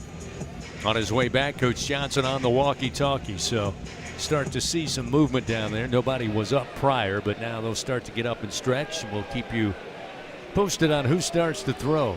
Runners first and second, 2 outs. Plog. Pitch to Hunter. Outside. Blocked up nicely by Aaron Beatty. Keeps it in front of him. He'll chase it up the third base line. And it's a 1-0 count to start off Hunter. It looked like he went to that slider. That slider is a really quick, sharp pitch that breaks violently. And Aaron Beatty did a nice job of keeping that in front, keeping the base runners where they are. The 1-0, sharply hit but foul down the first base line. Will even the count, 1 ball, 1 strike. Yeah, Jay Johnson mentioned it. A lot of times there's a correlation between winning and getting 2 out hits and 2 out RBIs, and I think you can have that same correlation when pitchers can get you defense out of that same situation. The 1-1. Up the middle, a bouncer, and it will get between Milam and Dardar, bounce its way into center field. They'll send Radcliffe in from third, and he will score, and it's now a 3-0 Jaguar lead here in the top of the second, and the Jags get a run in with 2 outs on the board. Oh, you tip your hat to them because they're getting themselves in pretty good counts, but then when they're getting pitches to hit, they're putting good wood on it. I mean, that's a chopper, but he stays right back through the middle, and that's where a lot of hits are. When you talk about staying through the middle, letting the ball travel and not pulling off of the pitch, but staying right there through it. And early here, Jaguars got a little 3-0 lead and a little bit of a stunned LSU crowd. 3 runs on 4 hits for the Jags. We'll see KJ White. He had one of those 4 hits back in the first inning. Got caught stealing at second base, but he'll stand in now with runners on the corners and 2 out. Plog's first pitch. Missing low, ball 1. Plog, as we mentioned, transferred in from Iowa Western Community College up in Council Bluffs, Iowa. I often joke that while the Tigers were up there for 2 weeks for the World Series, maybe they were checking on Ethan Plog. Again, as Buzzy told you, his 12th outing of the year, so they think a lot of him. This one lifted in the air to right field. Jake Brown, though, coming in, has it for out number 3. But the Jags put 3 on the board. 3 runs on 3 hits. They leave 2 men on. We move to the bottom of the second inning. Tigers looking to get going offensively. 5, 6, and 7 in the order. Coming up, starting with Zach York when we return on the LSU Sports Radio Network.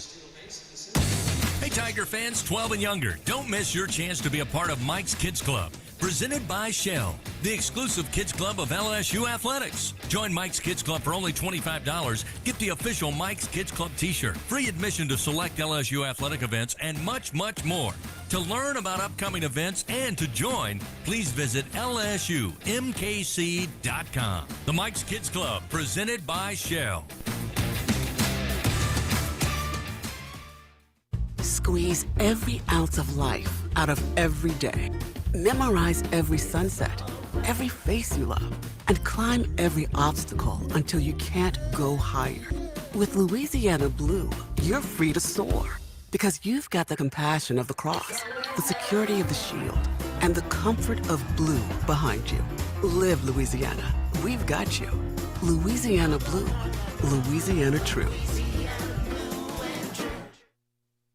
Get ready, Tiger fans! Venture Global is proud to partner with LSU Athletics, powering Louisiana and the world with clean, low-cost, reliable energy and fueling the future of our great state. As we cheer on the Tigers this season, we're also driving innovation, creating jobs, and supporting our local communities. Together, we're building a brighter, more sustainable tomorrow. Venture Global, proud partner of LSU Athletics, powering champions on and off the field. Go Tigers! The reigning national champs play here. Fighting Tiger Baseball on the LSU Sports Radio Network, powered by People's Health. Southern leading 3-0. Tigers come to the plate, bottom of the second inning. Zach York will lead it off for your Tigers. And the first pitch from Prosper, breaking ball strike, and it's 0-1. York at the plate, batting .281 on the year.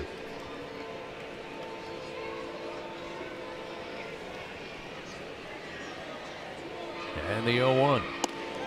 Across the plate, thigh high for a strike. It's 0-2. York over the weekend batted .385, had 2 home runs during the week, 5 RBIs, 7 runs, 5 walks, and a .526 on base percentage. Here's the 0-2, and he chased this breaking ball well off the plate. York down on strikes and 1 gone. And we'll see John Pearson.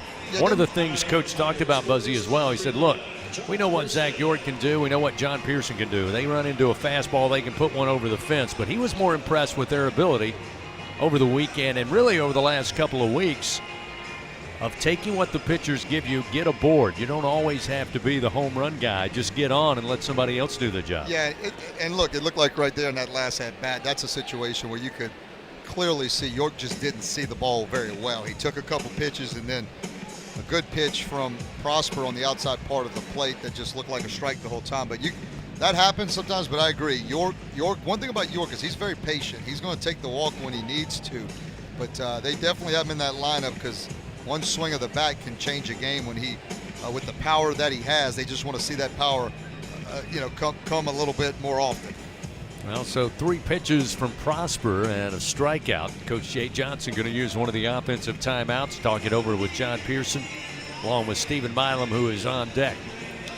Well, we talk about it so many times when LSU scores runs, coming back the very next half inning and throwing up a 0, getting a shutdown inning.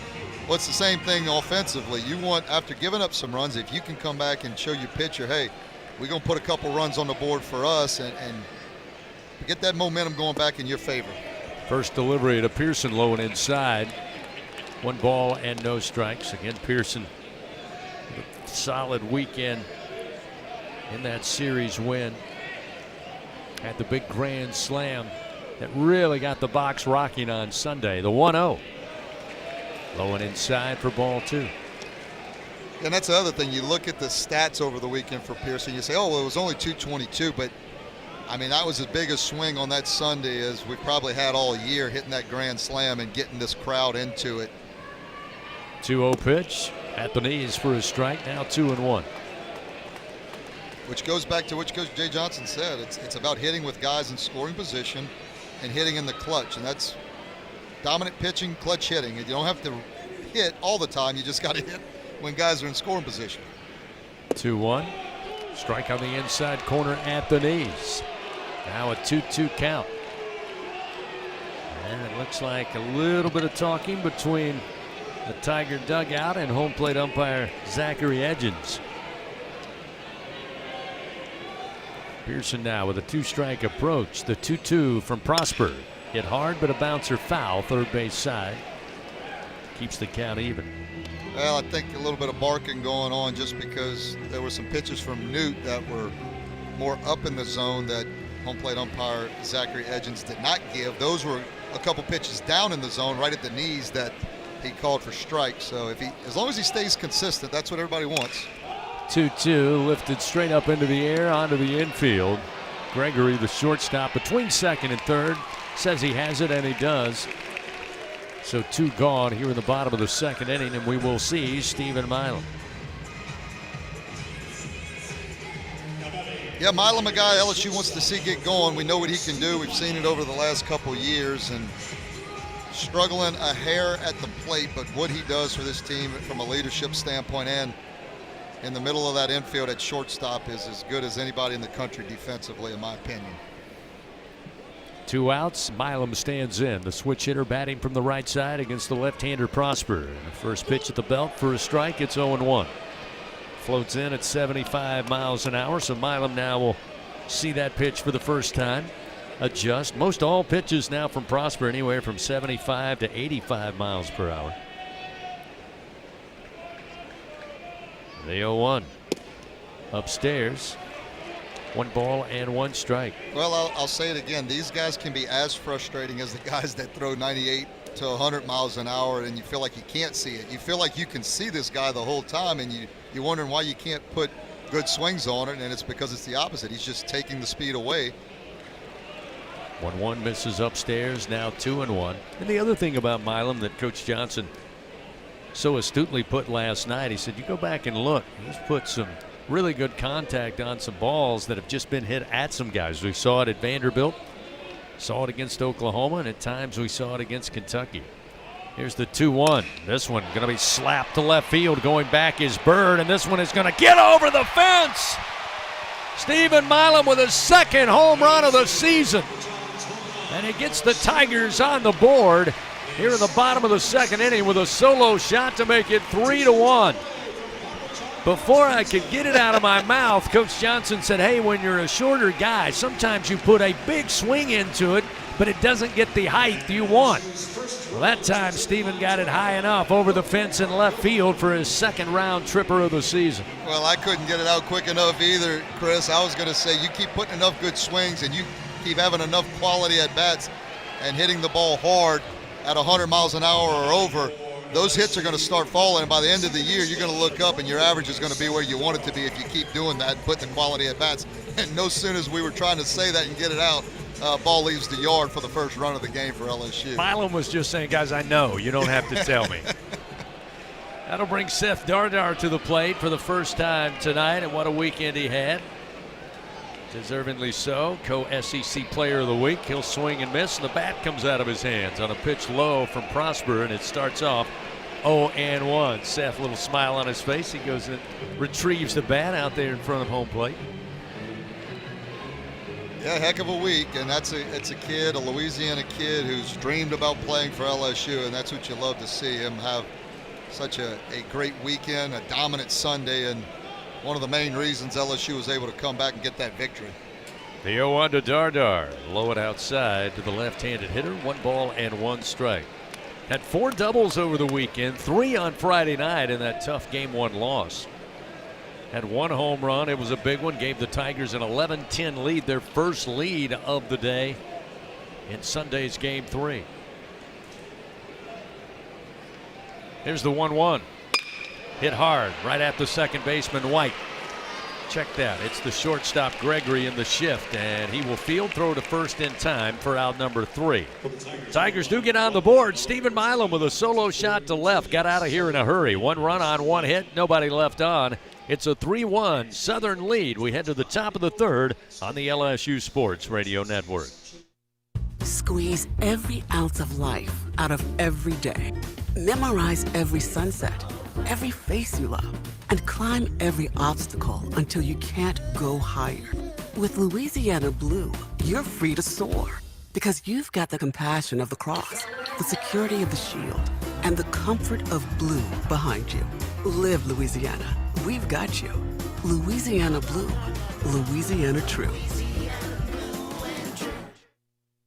The original Louisiana hot sauce is proud to be the official hot sauce of your LSU Tigers. And our peppery peppers add so much flavor to your food, it'll taste good on anything, even SEC rivals. Gator? Chomp chomp. Beef? Hook 'em. Pork? Woo. Pig suey. So next time you're enjoying an LSU game, grab the original Louisiana hot sauce. Handcrafted so you can enjoy our rivals too. That's Louisiana Hot. Buy you some. What a matchup we've got, folks. Just nonstop action. The energy is electric and the fans are all in. An intense game like this calls for a Coca-Cola. Ah, crisp and refreshing. That's a game changer. Yeah, that taste scores every time. And just like that, they're back at it. Passionate fans and an ice-cold Coca-Cola. Now that's a winning combo. No matter the team, no matter the sport, everyone knows fan work is thirsty work. Enjoy a Coca-Cola. Here we go. The top of the 3rd inning of LSU Fighting Tiger Baseball. Presented by Bengal Pest Products. Guaranteed overnight extermination with Bengal. 3-1 our score. Southern leading over LSU. Top of the third inning. A lot of baseball left here on a Tuesday night. Little delayed start. Originally scheduled for a 6:30 first pitch. Some heavy rains in the areas. Pushed it back until 7 o'clock. We got a beautiful night here in the Capitol for this crosstown clash. Jalen Lucky to lead it off for the Jags. The senior out of Atlanta takes the first pitch. Outside missing from Plog, and it's 1-0. Lucky in his first at bat, grounded out to John Pearson at third base. Jaguars 3 runs, 4 hits. 1 run, 3 hits for the Tigers. Pitched low and inside. That'll make it 2 balls, no strikes now to Jalen Lucky. Connor Bange, the right-hander for LSU, getting loose down in the bullpen. Plog 15 pitches on the evening. 2-0 at the knees. Good pitch. Fastball in for a strike, 2-1.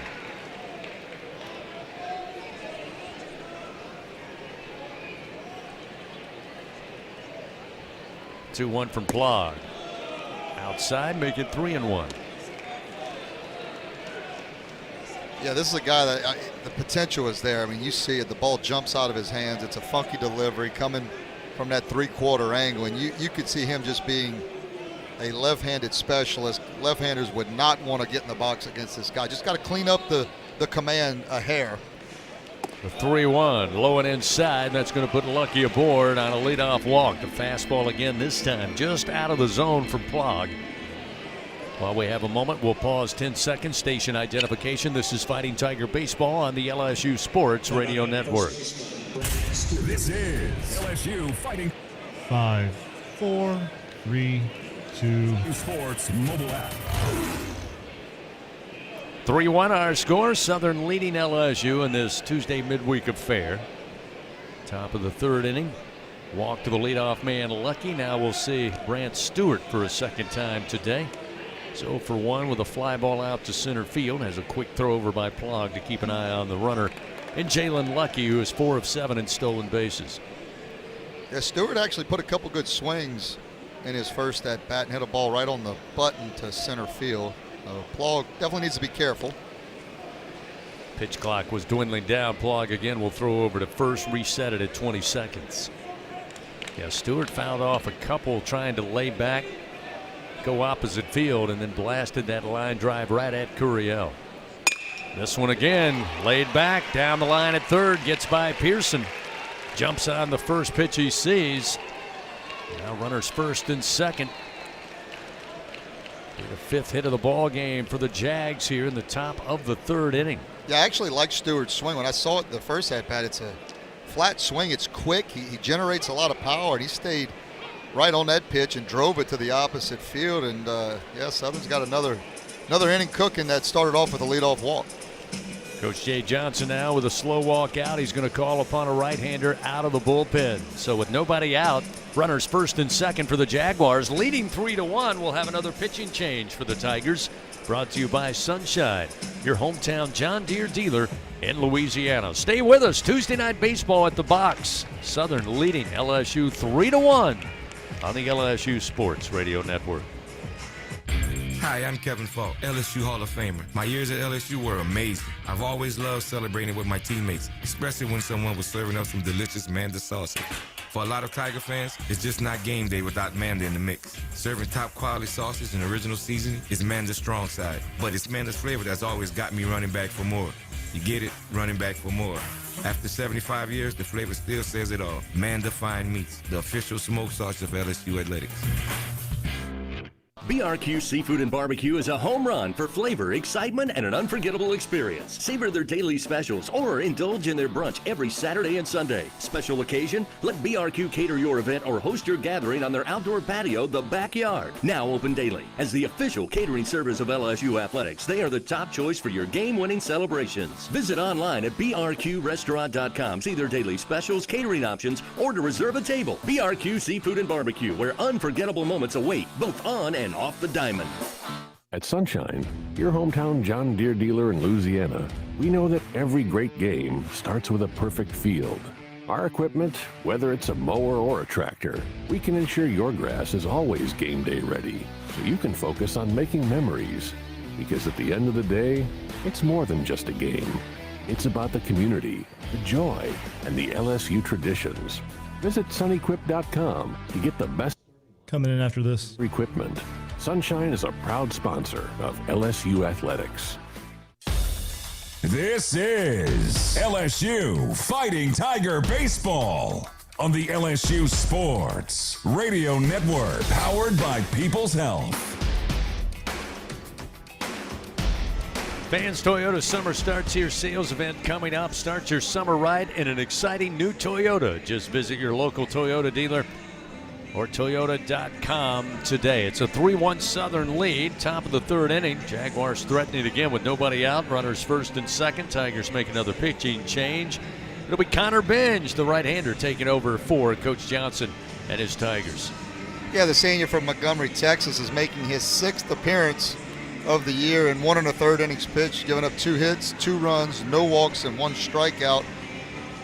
Binge, 92 to 96 with the fastball. He likes to sink the fastball as well. He's going to throw a slider, changeup, and a cutter.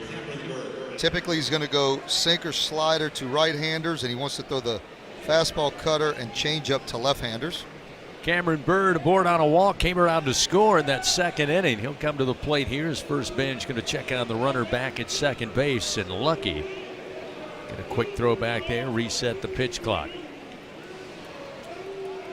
Well, Ben's a veteran too, came from Dallas Baptist, was on LSU's team last year, and another guy a veteran guy that they'd love to see figure out a role for himself. Expecting bunt, he squares the bunt. The pitch a little high with a fastball from Binge. He'll start him off 1-0. Yeah, situation where Southern leading 3-1. Obviously, first and second, nobody out. Got Bird up, the 5-hole hitter, and they're looking to sacrifice, get 2 guys in a scoring position with less than 2 outs. Again, squares the bunt. This one off the bottom of the bat, foul. Slams right into the backstop. Bird was trying to pull the bunt back, but he caught the bottom of the bat, so it'll be 1 ball, 1 strike, and that one a pretty hefty fastball there. He's lucky he did catch the bat, not the hands. Yeah, situation where it's actually maybe okay to be a little effectively wild when a guy's trying to lay a bunt down and you throw a ball right at his wrist, and puts that little bit of doubt in the hitter's mind. Again, declaring bunt is Bird. Infield corners come in. Now he pulls it back, and the pitch is a strike at the knees, and that gets Binge ahead 1-2. Yeah, and that was a good fastball. I mean, that fastball was at 95 miles an hour. That thing had some giddy up behind it. So now 1 ball, 2 strikes. Cameron Bird steps out momentarily, looks to his coach Crenshaw in the dugout. Now he digs back in. Runners first and second, nobody out. Binge, the 1-2, kicks and fires. Called strike 3 at the letters, outer half of the plate, and Binge not yielding the bunt, not allowing the sacrifice, and instead gets the strikeout, his first out of the bullpen, and 1 gone. That's the borderline pitch that's in a ball and or a strike all day, and Binge gets the benefit of the doubt, gets the strikeout. Probably too close to take if you're Bird, and other than a double play, that's the best case scenario, a strikeout. Now Binge again with that sinker pitch that he likes to throw, would be good to get a ground ball, try to get this double play. Xavier Bradley, the sophomore out of McDonough, Georgia, had a double back in the second inning. The first delivery missed low. Fastball at 96, lively arm, as Buzz told you. Binge can really hurdle it up there. It's 1 ball, no strikes now to Bradley. Jags have Lucky down at second, Stewart at first base, leading 3-1 with 1 out in the top of the third. Binge looks, now kicks and fires, and it's fouled into the screen right side. That'll even the count, 1 ball, 1 strike. Well, you can tell Coach Johnson, again, we told you he wanted to get Newt a start, get some innings under his belt. He hadn't thrown in a couple weeks. He brings in Plog, who didn't have a great outing against Kentucky over the weekend. Binge came in on Sunday and only threw a third of an inning, so you could tell he's wanting to get these guys back on the mound, get that mound presence, and just get the repetitions that you need. The 1-1 way outside. Beatty doing a good job stretching to get to that one. Keeps the runners at bay, first and second. Now a 2-1 count to Bradley. Yeah, again, you go into the SEC weekend, and Jay talked about it last night, the fact that you don't have a designated Game 3 starter, more than likely, at least for the foreseeable future, you're going to have to piece it together as they did on Sunday in the win over Kentucky. This one fouled out of play by Bradley. Now 2 balls and 2 strikes. And all of what you mentioned that we have seen tonight from a pitching standpoint, all in play for this weekend against Tennessee. Well, and Sunday, they brought in so many guys. Some guys were good, some guys not so good. I think if you talk to Coach Jay Johnson, he'd like to maybe split those number of guys used in half and have more guys give better outings. And that's part of the reason you're seeing these guys tonight. 2-2, swing and a miss, in on the hands, down on strikes goes Bradley. So Connor Benj making Jay Johnson take note. A couple of strikeouts there, now 2 gone, and the runner still at first and second for the Jaguars. Yeah, big out from Connor Benj. That ball was running in, good sinker to Bradley, who's leading the team in home runs, had that big double in his first at bat, hit a ball hard over Jake Brown's head to right field. So that is a big second out. Not over, though. Got to really make some quality pitches to Radcliffe, who had a big RBI single in the second. Senior out of Chicago, looking to bunt, couldn't make contact, halfway brought it back, but a strike from Benj off speed will start him off 0-1. I should say a 2 RBI single by Radcliffe in the second. That ball hit between the first baseman and the second baseman, the 4-hole we call it. The 0-1 from Benj. He is reaching back and firing. 96 mile an hour for a strike, 0-2. Yeah, ball jumping out his hands. Be 0-2. Got to be smart here with the guy in scoring position. Don't want to give a hittable pitch. 2 outs, runners first and second. Benj comes set. The right-hander's 0-2 delivery. Low and outside. Good 0-2 pitch. Stuck with the fastball. Radcliffe stayed away. 1 ball, 2 strikes.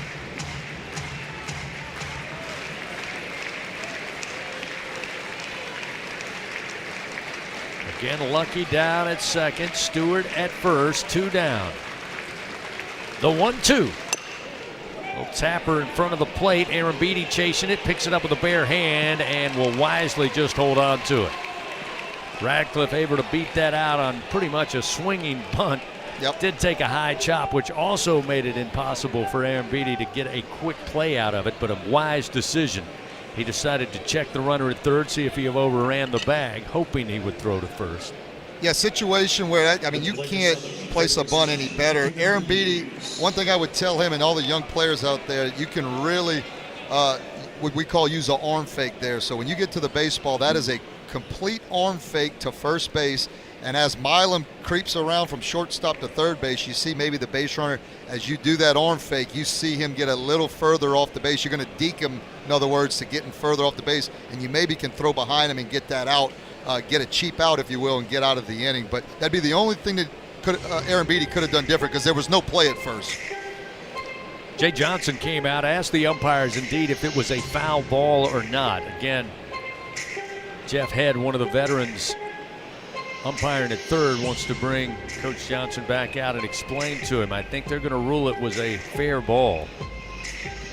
He just wanted him to take a look, discuss it, see if anybody thought it came off the plate foul or off the body possibly of Radcliffe. It went straight down onto the plate, did it not, Buzzy? Yeah, it was straight down, but it didn't hit Radcliffe or anything like that where in the box where it would be considered foul. So it was off the plate, which is completely legal, fine. If it gets in the fair territory, it is a live ball, and so I think from the angle Coach Jay Johnson had with the left-handed hitter, he couldn't see if maybe it bounced off of his leg coming off of the coming out of home, the batter's box. Again, not a challenge. He just simply wanted them to talk it over. They did, and they said it was a fair ball. And with bases loaded and 2 outs, we'll see Kenyon Hughes.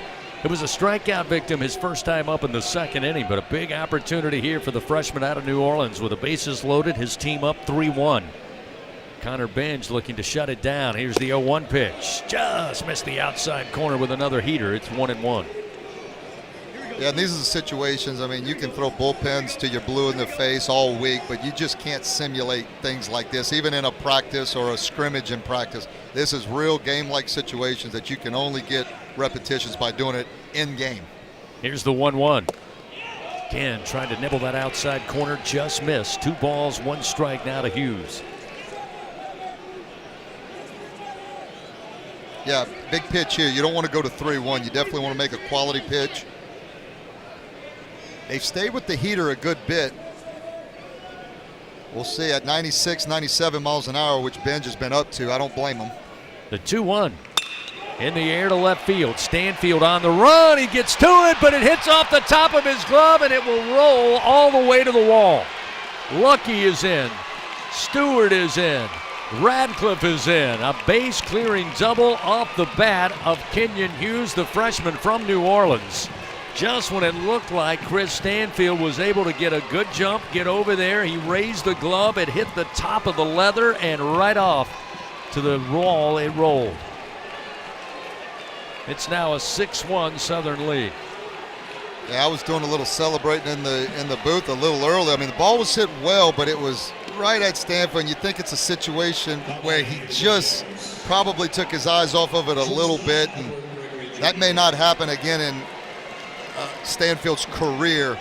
Again, it wasn't a can of corn by any means where a ball was just up in the air, lazy fly ball. It had a little juice behind it, but you know Stanfield's feeling terrible, and he'll tell you he's going to catch that ball, 99 out of 100 times. So now with 2 outs and a runner at second and a 6-1 Southern lead against Edward Gregory Jr. at the bottom of the order to the plate for his second time. He got aboard on a walk back in the second. First delivery misses outside. It's 1-0. There's a strike on the inside corner to even it up from Connor Benj. 1 ball and 1 strike. Left-handed pitcher number 28, that's Danny Lockemeyer. He's getting loose down in LSU's bullpen. 1 ball, 1 strike to Gregory. Benj fires and challenged him with the heat. Swing and a miss. Gets Connor ahead. 1 ball, 2 strikes.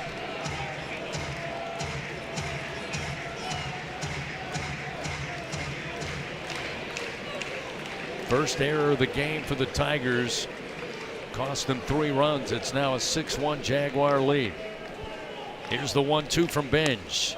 And on the hands and fouled back off the bat of Gregory. Still 1 ball, 2 strikes. Tiger fans, remember, SeatGeek makes it easy to find tickets so you can be a part of all the home run celebrations. So whether you're buying or selling baseball tickets, SeatGeek, the place to do it. SeatGeek, expect the expected. 1 ball, 2 strikes, and 2 outs. Benj on the bump. Gregory at the plate. Hughes with a lead-off second for the Jags. The 1-2, swing and a miss. Down on strikes goes Gregory. Connor Benj. Great job. A little bit of hard luck for him. He picks up his 3rd strikeout. The Jaguars able to plate 3 runs on 2 hits, 1 costly error in the outfield for the Tigers. It's now a 6-1 Southern lead. We go to the bottom of the 3rd inning. Tigers coming to the plate. It'll be Aaron Beatty at the bottom of the order, followed by Stanfield and Brown on the LSU Sports Radio Network. Everyone has their own favorite way to experience Louisiana. For some, it's the taste of hot beignets with a creamy cafe au lait. For others, it's swaying to the music of brass bands, Zydeco, and all the music in between. It's boating on the bayou, weaving your way through festivals, road tripping in pursuit of the greatest gumbo. Whoever you are, whatever you crave, Louisiana will feed your soul. Go to findyourlouisiana.com to plan your visit today. LSU Tiger fans are gearing up with real Tigers apparel and merchandise from the official online store at lsushop.net. Get jerseys, sideline gear, polos, t-shirts, hats, official team merchandise from Nike, accessories, and much more. Over 3,600 products, all shipped right to your door. Head to the place real Tiger fans go for the selection only real Tiger fans get at lsushop.net. I'm a pretty great multitasker. I can wash dishes and do laundry. I can roller skate while walking my dog. I can even order lunch while doing my homework. But I can't use my phone while driving. A distracted driver is one of the leading causes of death in the United States. So when it comes to driving, please, don't be a multitasker. Don't drive distracted. A message brought to you by the National Highway Traffic Safety Administration, Project Yellow Light, and the Ad Council. Here we go. The bottom of the 3rd inning of LSU Fighting Tiger Baseball is presented by Bengal Pest Products. Guaranteed overnight extermination with Bengal. Tigers with some making up to do. They trail 6-1 to the Southern Jaguars here on a Tuesday night. Bottom of the third inning. Still lots of outs to work with. Cade Arambidi for the Tigers batting for the first time tonight, the starting catcher with a .256 average. Good to see him back in the lineup. 1-0 pitch from Prosper. Misses low and inside. Now make it 2 balls, no strikes. Arambidi followed by top of the order Stanfield and Brown due up. Tigers 1 run on 3 hits. It was a solo home run by Milam to get the Tigers on the board in the bottom of the second. 2-0 pitch outside from Prosper. That'll make it 3 balls, no strikes to Arambidi. Arambidi on the season, 79th plate appearance. Batting a .529 leading off in the inning. 3-0. Strike with the take on. Now 3-1. Yeah, base runners is the name of the game. I like the 3-0 take. I don't really hate a 3-1 take at this point with nobody on. Arambidi rips into this one, but sends it foul out of play left side. That'll fill the count 3-2. Yeah, look, early in the game, so you still got time. But a guy like Prosper, who I'll say he's been throwing a lot of strikes. You wouldn't have thought that from the stat line, but 3-1, I don't hate a take, and that ball was probably up in the zone, probably going to be ball 4, but Arambidi just fouls it off. So now Prosper comes set, the left-hander. The payoff pitch to the plate. Missed high. Arambidi with a leadoff walk for the Tigers. That'll get it started. He'll head down to first. Now top of the order, and Chris Stanfield, who I know desperately wants to be able to make up for that fielding error out in left field that resulted in 3 runs, all 3 runs there in the top of the third with the bases loaded.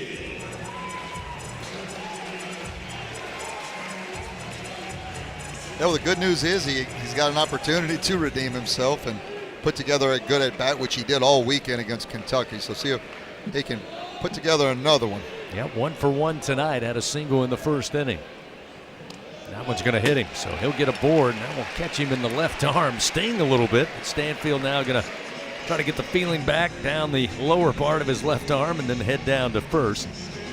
And that'll bring out Coach Crenshaw now, a slow walk to the mound, and see if he's going to make a change with Genesis Prosper. He's got a right-hander, appears to be ready to go down in the bullpen.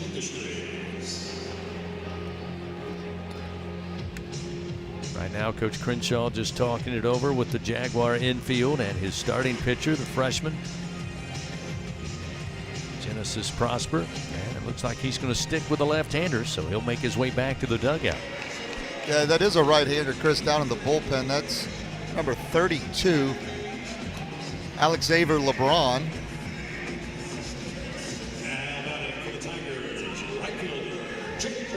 So we'll see Jake Brown come to the plate. He's got 2 runners on, first and second, nobody out. Brown over the weekend against Kentucky went 3 of 13, batted .231.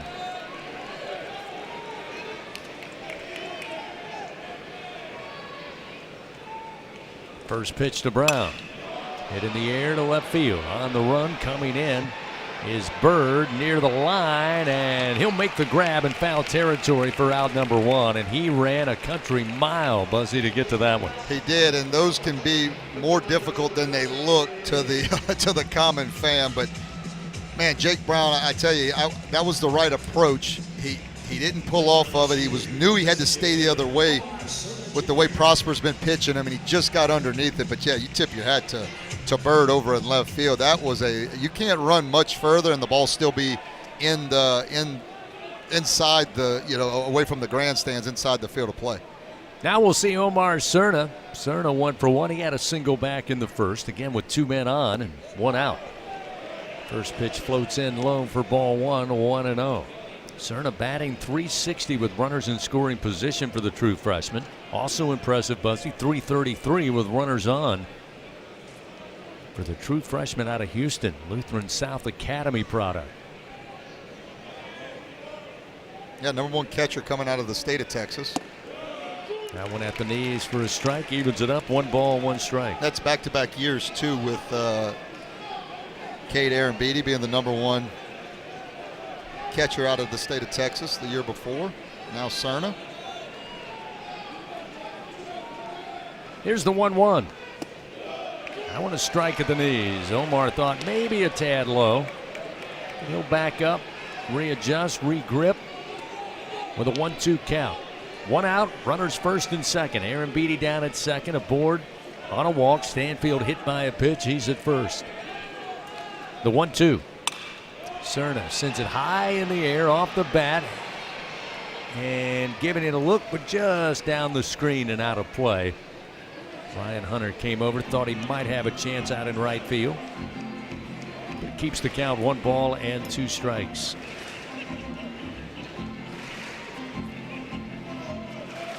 Yeah, Cerna with the base hit in the first inning. What's funny about the game of baseball, we talk about it, how it's not how hard you hit it sometimes, it's where you hit it. If he hits that same ground ball in this inning, it's probably a tailor-made double play. The 1-2. Missing outside is Prosper. That'll even the count down to Cerna. 2 balls, 2 strikes. That's exactly what Prosper's wanting too. He's wanting to work down in the zone. That pitch just off the plate to Cerna, good take. That was an 87-mile-an-hour fastball from the left-hander. 2 balls, 2 strikes. The pitch. Outside again. Got to work the count full now to Cerna. We mentioned it on Sunday. Again, Cerna looks like he's going to be, just seeing him in person, you go, yep, that's going to be a good baseball player. Again, we've seen what he can do, but he had some really disciplined at-bats against Kentucky, especially on Sunday, as he'll reach out with a bat, send this one into shallow right field, and trying to make the play, and it falls between 3 defenders. Everybody is safe. Headed on into third will be Aaron Beatty. Stanfield had to wait, but he makes it to second. And Cerna will stand at first base. You had K.J. White Jr., Brant Stewart, and Ryan Hunter all converging in shallow right field. And it falls all between the 3 of them. Well, if Hunter could have got to the ball, it's the easiest play for the right fielder. He had to run a long way. It's the toughest play for the first baseman, Stewart. So the only other option is White, the second baseman, but it's just that Bermuda Triangle that everyone talks about. And it's funny, you can hit a million pop-ups in that exact area, and it is never easy when it is an in-game situation. So Cerna with the single. And now with the bases loaded, we'll see Derek Curiel. He'll swing and miss at the first pitch, make it 0-1. Derek grounded out to K.J. White Jr. his first time up.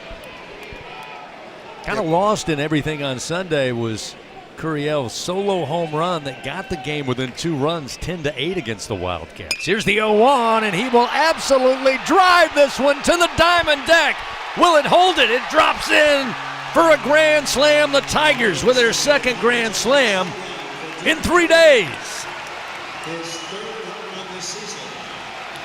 Yeah, I can get used to these grand slams, Chris. That gets you back in a ball game quicker than you can say LSU. And Curiel bringing the pop, showing the power over the last 2 games, and that's exactly what LSU needed this moment. So a 1-run ball game just like that on one swing of the bat for the sophomore Derek Curiel. It's now 6-5 Southern. Just 1 out, and Zach York coming to the plate for LSU.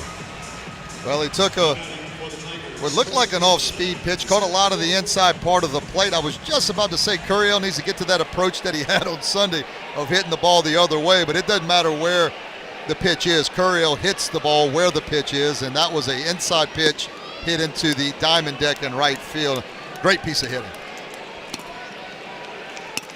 That thing on a line towards the intimidator in right. Got all of it and then some. Here's the 1-0 to York, and York drives one to center field. Radcliffe going back to the track, and just before the wall reaches up and makes the play for out number 2. That's all right. Good swing from the big fella. I like that.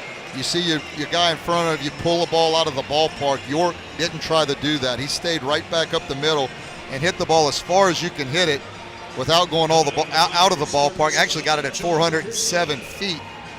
But he stayed up the middle and put a good swing on it and hit it over 100 miles an hour. You can build off of at-bats like that. So now John Pearson to the plate. Pearson, of course, with the grand slam on Sunday. We mentioned earlier he's 0 for 1 tonight. The pitch Puts it in the air, and this one foul down the line and left. Going to reach the seats, out of play, and it's 0-1. LSU Athletics, in partnership with Baton Rouge Area Foundation and Visit Baton Rouge, saw their new initiative, Death Valley Live, come alive this past Saturday night with Zach Bryan. Great show by all accounts. Going to bring you world-class entertainment and events to Tiger Stadium throughout the year. Go to lsusports.net/Death Valley Live for additional info. 0-1 to Pearson.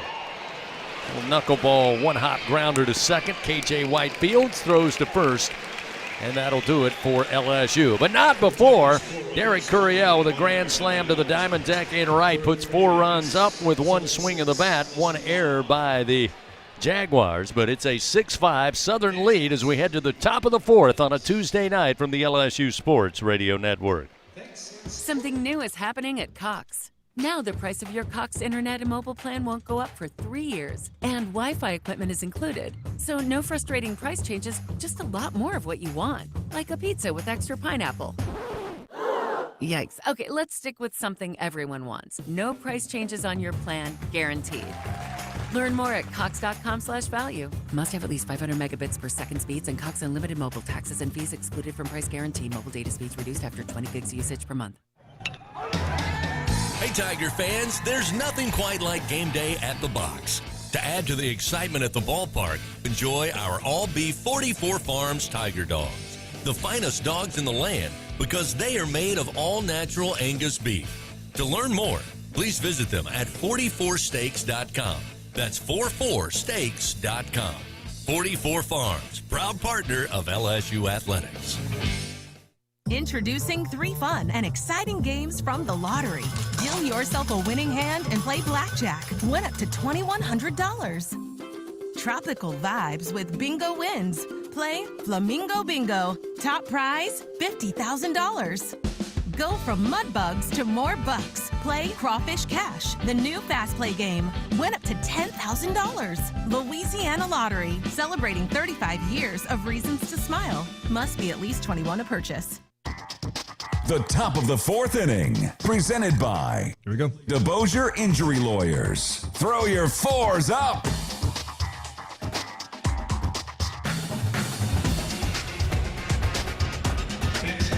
(6-5) our score. Southern with the lead by 1. Derek Curiel, though, got the crowd into it here at the box with a grand slam to right field. Again, just being notified. Saw it on my phone about 10 minutes ago, Buzzy. A lightning strike in the area. Now, again, not on the radar close enough to halt action here, but Bill Franquez, legendary PA voice here at the box, just notified all of us that, yes, indeed, there is a little bit of a front making its way. They're keeping an eye on it at the moment, so we'll continue to play, although having a delay earlier from 6:30 to a 7 o'clock start. They may have a shutdown here tonight and actually replay this at a later date. But we'll wait and see. That is a decision made by people way above our level, Buzzy. We're just here to call the games. That's right. But we'll keep an eye on that for you. But right now, Southern coming to the plate, and we got ourselves a ball game. Danny Lockenmeyer going to take over on the mound for the Tigers. It'll be Ryan Hunter he'll face first. Hunter atop the order for the Jaguars so far tonight, 1 for 2. And the first pitch from Lockenmeyer. Going to miss inside for ball 1, 1-0 at the off-speed delivery. Yeah, Lockenmeyer making his 6th appearance of the year. He has a 4.5 ERA, 2 innings pitched, giving up 1 hit, 1 run, 2 walks, and 1 strikeout. Ooh, pulled the string that time, did Lockenmeyer. Big swing and a miss by Hunter, and it's 1-1. It's 90-93 with the fastball is Lockenmeyer. He's got a slider and a changeup. Slider is the best secondary. You'll see that anywhere from 81 to 85. 1-1. Misload away. They appeal to third. They say that Hunter did not go around, so now 2 balls and 1 strike. Another guy out of that bullpen, left-handed guy that Coach Jay Johnson trying to get a lot of repetitions to see what he can do out of that bullpen. 2-1. Line drive. Going to be snagged at first. Zach York going to his right. Puts it in the glove for out number 1. Great play by York at first base. Got a great jump. That one was laced pretty well. About 100 miles an hour off the bat. York just a couple of steps, but Had his glove right on it to steal what could have been a sure single, possible double, depending on what happens once he got to the outfield.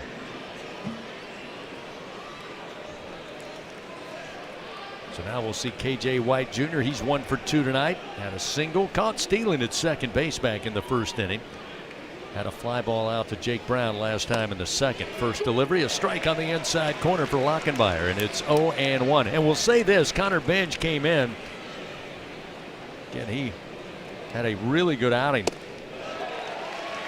Had the miscue in left field. There's a swing and a miss by White again and on the hands, and that gets Lockenmeyer ahead quickly 1-2 or 0-2, and White going to call for time and step out. But Connor Bench looked good on the mound. I know you look at the numbers and 3 runs there in the top of the third, but that was all on an error in left field. But I think you got to feel good about what we saw from Connor on the mound tonight. I do. The ball was jumping out of his hand, and he stayed with fastball primarily. This one hit towards the alley. Shallow right field, but Jake Brown was perfectly placed, got a good jump, and he comes in and makes the play for the second out of the inning. But the ball was jumping out of his hand. We even saw a 97 mile an hour. He had really good run into right-handed hitters, and didn't see a ton of a secondary or all-speed pitch. So throwing a lot of strikes, but a guy that you could see that playing big time in the middle of this SEC schedule when you need some innings eaten up. Jalen Lucky now aboard on a walk in the third, came around to score on that error out in left field on the line drive. First pitch a called ball. 1 ball, no strikes to Lucky, the senior out of Hotlanta. Lockenmeyer delivers just a bit high, 2-0. Yeah, Lockenmeyer, much like Bench, came in on Sunday in that win against Kentucky, but only threw a third of an inning. So another guy that Coach Jay Johnson, hey, you're going to get right back out there. Pitch is low from Lockenmeyer, now 3-0. And Lockenmeyer, 38 innings pitched last year at North Dakota State, had a 2.37 ERA, 56 strikeouts in that 38 innings. There's a strike, make it 3-1. Lucky taking all the way.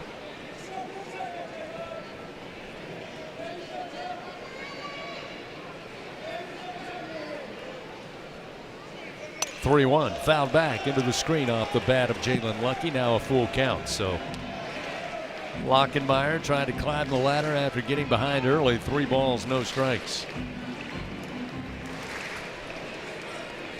6-5 our score. Southern putting 6 runs. 3 in the second, 3 in the third. LSU with a run in the second, and then the grand slam. Derek Curiel's first career grand slam as a Tiger. There's a swing and a miss, and Lockenmeyer indeed climbs the ladder. Gets the strikeout with a fastball. Lucky down on strikes, and that'll do it for Southern. They go quietly in the top of the 4th inning. LSU coming to the plate, 7, 8, and 9 due up. Milam Dardar and Aaron Beatty on the LSU Sports Radio Network. Hey, Tiger fans 12 and younger, don't miss your chance to be a part of Mike's Kids. Chris. Presented by Shell, the exclusive kids club of LSU Athletics. Join Mike's Kids Club for only $25. Get the official Mike's Kids Club t-shirt, free admission to select LSU athletic events, and much, much more. To learn about upcoming events and to join, please visit LSUMKC.com. The Mike's Kids Club, presented by Shell.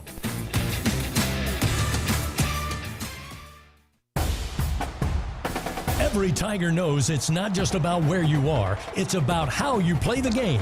At LSU Online, we bring that same grit and greatness to your education. Whether you're watching from Baton Rouge or beyond, you can earn your degree on your time from anywhere. Flexible, online, built for Tiger Nation. Visit online.lsu.edu and win where you are. Champions make plays on the field and in life. With LSU Online, you can keep your career moving, earn your degree, and still run your own game plan. Learn anytime from anywhere and take the next step toward your goal line. It's time to make your move, Tiger fans. Visit online.lsu.edu. LSU Online. Win where you are. The bottom of the fourth inning. Presented by Dudley DeBosier Injury Lawyer. Here we go. Throw your fours up. 6-5 Southern with a 1-run lead. Bottom of the fourth inning. LSU coming to the plate. It'll be 7, 8, and 9. Milam, who had the solo home run, his first at bat tonight. Got the Tigers on the board in the bottom of the second inning. He'll be followed by Seth Dardar and Cade Arambidi. And Buzzy, how about the performance of Danny Lockenmeyer there? It's almost as if each pitcher will see tonight, kind of seeing the way through the eyes of maybe Nate Yeske and Jay Johnson as they prepare to head to Tennessee this week, knowing they're going to need to piece together a Game 3. And I thought Connor Benj looked well on the mound, looked great on the mound, and then we'll see how long Danny Lockenmeyer goes tonight, but he looked good there in the top of the fourth. Yeah, and a guy that, again, he had success at North Dakota State. He's done it at the Division I level, and so this is different. Look, LSU is different. Just because you did it somewhere else doesn't mean it's just going to automatically transfer into this year with LSU across your chest, but it does give you confidence putting a guy like that in, and then seeing it tonight, throwing a lot of strikes, velocity up. That's a good sign for LSU with the 2 road weekends ahead of them. New pitcher on the mound for Southern. First relief pitcher in for Genesis Prosper. It'll be Alex Xavier LeBron, a right-hander, and so Stephen Milam, the switch hitter, will bat from the left side, facing the right-handed hurler. And the first pitch from LeBron. Strike on the inside corner off speed, and it's 0-1. Yeah, LeBron making his 4th appearance, 0-1 on the year with a 4.5 ERA. He's thrown 4 innings, given up 3 hits, 2 runs, 4 walks, and 6 strikeouts. It's 86-89 with the fastball, and it's going to be a fastball curveball. The 0-1, Milam swings, and Milam in his second at bat of the night will put this over the fence in right center field. Stephen Milam, we kept waiting for the power to arrive. Well, it's here. Yeah, turn him around, get him on the left side, no big deal. We'll take a 90-mile-an-hour fastball on this side and hit it off the Our Lady of the Lake Health scoreboard in right center field. That one was hit a long way. How about 392 feet? And, yeah, we got a brand-new ball game, and sounds like the LSU fans have woke up. Third home run of the year, second of the night for Milam. As Bussy said, one from the right side, this one from the left side, and we got a tie game, 6-all. Looks like now going to have to move the personnel off. Apparently a lightning strike has been detected, so the umpires and the field crew getting the players off the field. They'll start to prepare the tarp now. And again, we were told after the first delay that this possibly may be picked up at a later date, not waiting around tonight. Now, again, we have not been given word of that officially just yet, so we'll have to wait and see. But it is clear now there's going to be a weather or lightning delay after the home run for Stephen Milam that tied the game at 6-all here in the bottom of the fourth inning. So we are in a weather delay at this moment due to lightning. We are in a lightning delay. So it will be a lightning delay according to Bill Franquez here at the box, which again is a minimum 30 minutes before they will give the A-OK to get back to play.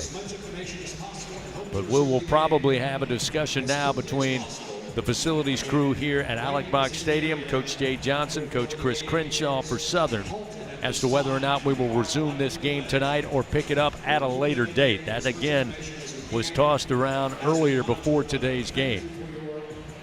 But at the moment, they are telling fans here at the box to wait for later details. But we are in a lightning delay in a 6-6 ball game, just moments after Stephen Milam ties it up with his third home run of the year, second home run of the night, both solo variety. But once again, they now are on the field pulling the tarp to cover the infield here at the box.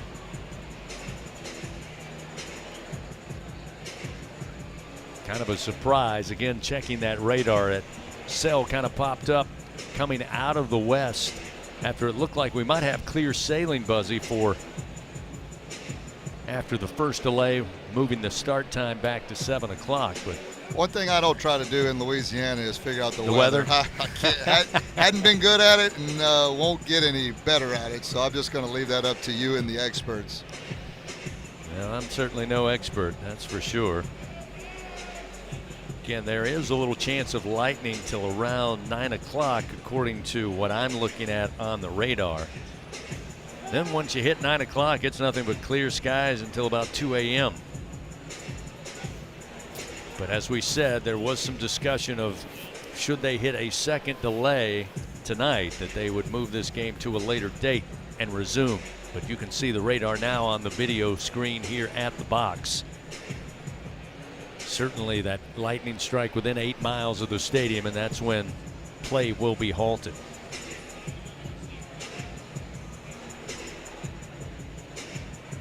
By the way, Stephen Milam, second time he's had a 2-home run game in his career for LSU. Have to dig a little deeper to see if it's the first time right-handed then left-handed. Yeah, well, the ball was hit extremely hard, extremely far. I thought maybe it hit off the scoreboard in right field and caused some lighting malfunctions. I thought that might have been the lightning delay, but I don't think it was, Chris. I think you said it best. We've got a radar on the big screen, and the weather does look like it's not a very large sail. Yep. But again, it is making its way right over the heart of downtown Baton Rouge, and right now currently making its way toward Alex Bach Stadium, and that lightning strike detected within 8 miles. Tell you what we'll do, we'll take a quick timeout, see what information we can find here before we send it back for a full weather or lightning delay to our local LSU Sports Radio Network stations. Then come back, try to figure out and let you know what the plan is tonight. Again, I think it's ongoing discussions. I don't think it was a simple, this is what we're going to do. Because again, when you look at the cell that is on the radar, looks to be moving very quickly. And again, not very big, although there is a secondary front just behind it. But again, it just was green, not the yellow and orange that typically presents more of that threatening weather. So, we are tied 6-6. Nobody out. Stephen Milam just tied it up with a solo home run, his second of the night. Here in the bottom of the 4th inning, we'll take a pitching change break along the network lines, find out what we can find out, come back, let you know what we find out. Again, in a lightning delay here at Alex Bach Stadium in this crosstown clash on a Tuesday night, it's 6-6 Southern and LSU. Back with more information after this on the LSU Sports Radio Network. Some drinks come in a bottle, some in a can. Only one comes in a bottle. All right, we're on pitch and change break. We're BuzzBalls, the ready-to-go cocktail that's shaped like All right, a I'm ball. going to go check real quick to see if they have made that decision. And I'll be right back. Yes, sir. BuzzBalls. It's a ball. It's a drink. It's a whole vibe. Please drink responsibly. BuzzBalls. Available in spirit, wine, and malt. 50% alcohol per volume. BuzzBalls LLC, Carrollton, Texas. Champions don't wait for the perfect pitch. They make their move. With LSU Online, you can step up to the plate for your career, earn your degree, and keep swinging towards your goals. Learn anytime from anywhere and knock your next milestone out of the park. It's time to make your move, Tiger fans. Visit online.lsu.edu. LSU Online. Win where you are. At Sunshine, your hometown John Deere dealer in Louisiana, we know that every great game starts with a perfect field. Our equipment, whether it's a mower or a tractor, we can ensure your grass is always game day ready, so you can focus on making All right, memories. Adam, we'll come back, and right now they're going to be in a holding pattern to see if this quick front goes through. Community, and then, so we'll just go to a full weather delay, which means you'll hit that weather delay button. That'll send programming back to the stations, and you see when you see the button to bring them back. Yeah, the rain delay end. Yep. All right, back to the. So we'll be going to the rain delay right into this. Yes, sir. Baseball from the LSU Sports Radio Network, powered by People's Health. Welcome back here to Alex Box Stadium in a lightning delay between LSU and Southern. We're all tied 6-6 here in the bottom of the fourth inning. Had a chance to go next door. We are told at this moment they are going to see if in 30 minutes we can start this game back. If not, then they will decide to pick the game up in the bottom of the fourth inning with no outs and a tie game 6-6 at a later date. But they are right now trying to find a way, should this sale pass quickly, to get back to action tonight. So for our stations along the line, we're going to take a full weather/lightning delay. As soon as we get information that we will get back to play, we'll bring you right back here to Alex Box Stadium. Again, our score in the bottom of the fourth inning. Tigers at the plate, nobody out. Stephen Milam ties it up with his second home run of the night, 6-6. Hopefully we'll resume in just a bit, but a lightning delay here at the box. We'll be back as soon as they get back to action on the diamond here on the LSU Sports Radio Network.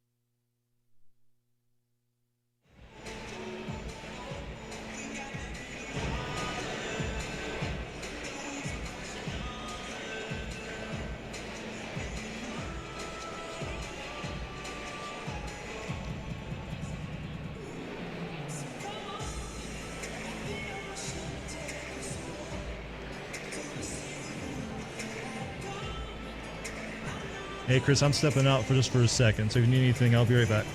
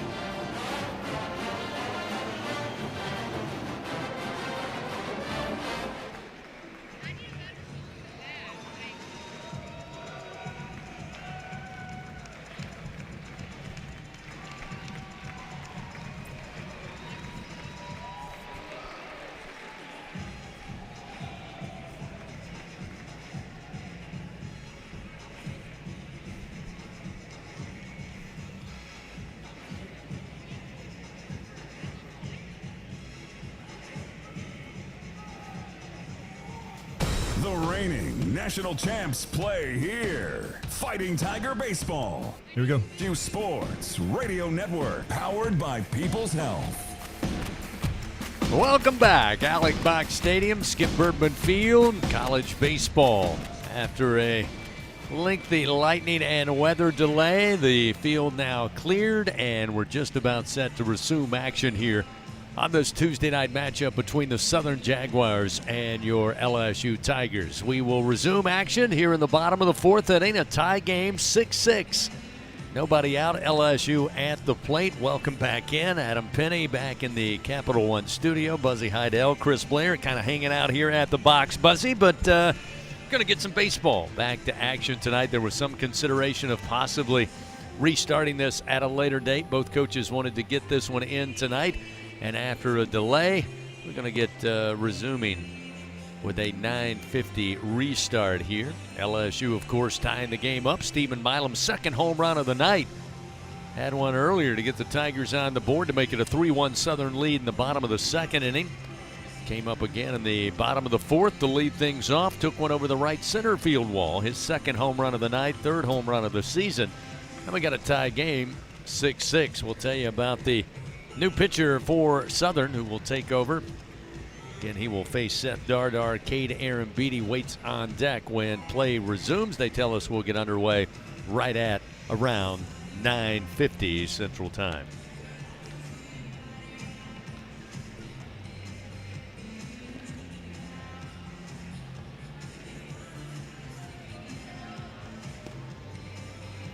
Checking the list here for the Jaguars, and Buzzy, you may have better luck than I do.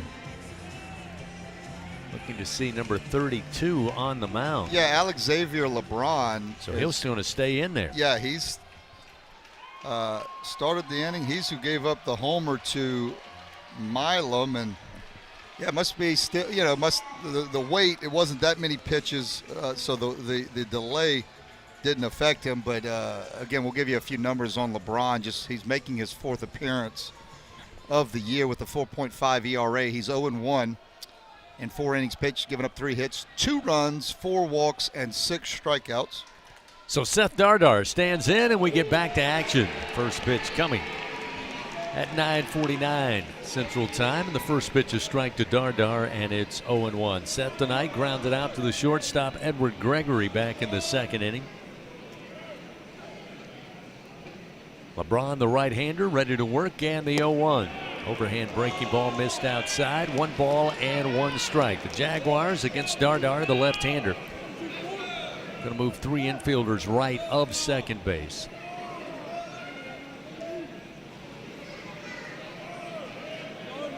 Now Xavier LeBron comes set. The right-handers 1-1 to the plate. Again missed outside with a fastball. Now 2-1. Dardar batting .271, coming off an incredible weekend for the Tigers. As we told you earlier tonight, the 2-1. Again, just missed. Trying to keep it outside to the left-handed hitter, Buzzy, just unable to catch the outer edge, according to Zachary Edgens, our home plate umpire. That'll move the count 3-1. Yeah, Dardar, again, a Louisiana native, he prepped at Holy Cross down in New Orleans. 3-1 pitch, and Dardar swings, sends one deep to right field, going back near the wall. Hunter can't make the play. Comes off the wall. Dardar around second. The throw coming into third is offline, and he will stand up with a triple when play resumes in the restart tonight. Nobody out. Dardar at third, and the Tigers really starting to eat at the plate. Yeah, continuing to stay hot is Dardar, and I love the way he really stays behind the baseball at the plate. He gets a fastball up in the zone and just all that power behind it. That ball had some top spin on it because originally off the plate or off the bat, I thought that ball was going to get out of the ballpark and just kept top spinning down, but Dardar on his horse makes it into third base easily for a triple. So now we'll see Cade Aaron Beatty at the bottom of the order. Cade aboard on a walk and scored in that third inning. And the pitch to Cade. Breaking ball misses outside, 1-0. Yeah, LeBron for Southern is really a two-pitch guy, fastball, curveball. The fastball is going to be in the upper 80s, even touching 90 mile an hour every now and then. And then it's going to be the overhand curveball. The 1-0 pitch. Swing and a miss on a breaking ball. Evens it up. 1 ball, 1 strike. By the way, Dardar, that's his first triple of the season. First triple as a Tiger tonight. In a situation like this, with nobody out, a guy at third base, infield's back, so I like working early in the count. That was a pitch out of the zone, obviously. 1-1. Cade stays away from. This misses outside. 2-1. But I like, at this point, you don't have to get the base hit to score a run. So choke up, and anything close, you don't have to get the pitch you exactly are looking for, as long as it's a strike and you can make contact, preferably on the ground, to the middle of the infield. 2-1. That one a strike on the outside corner.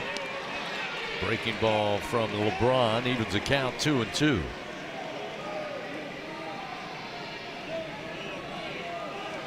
A lot of real estate up the middle of the field. The 2-2. Good take, miss low. That'll fill the count. 3 balls, 2 strikes. They've got Gregory, the shortstop, deep in the hole at the 6. KJ White Jr. pretty much straight up at second base. A lot of room up the middle of the field. Here's the payoff pitch to Aaron Beatty, and he sends it right there to center field. Dardar will score easily. An RBI single from Aaron Beatty. They were just baiting him to swing and put it up the middle of the field. He sends it right over second base, and he picks up his 16th RBI of the year. It's now 7-6 LSU on top. Well, Aaron Beatty was very patient, got to 2 strikes, and LeBron, typically, not always, but a lot of times what you throw 2-2, the rule of thumb is you're going to see it 3-2, and he kept going to the curveball, He hung that one. Aaron Beatty stayed right back through the middle. Chris Stanfield now to the plate, top of the order, and the first delivery squared to bunt. The pitch a little high and outside. Good job by Bradley, the catcher for the Jags. He lost it momentarily, but it didn't get far, and it's 1 ball, no strikes to Stanfield. The middle infield now for the Jags. Double play depth with nobody out, a runner on, and the Tigers now leading 7-6. LeBron fires down in the dirt, again blocked up by Bradley. 2-0 the count.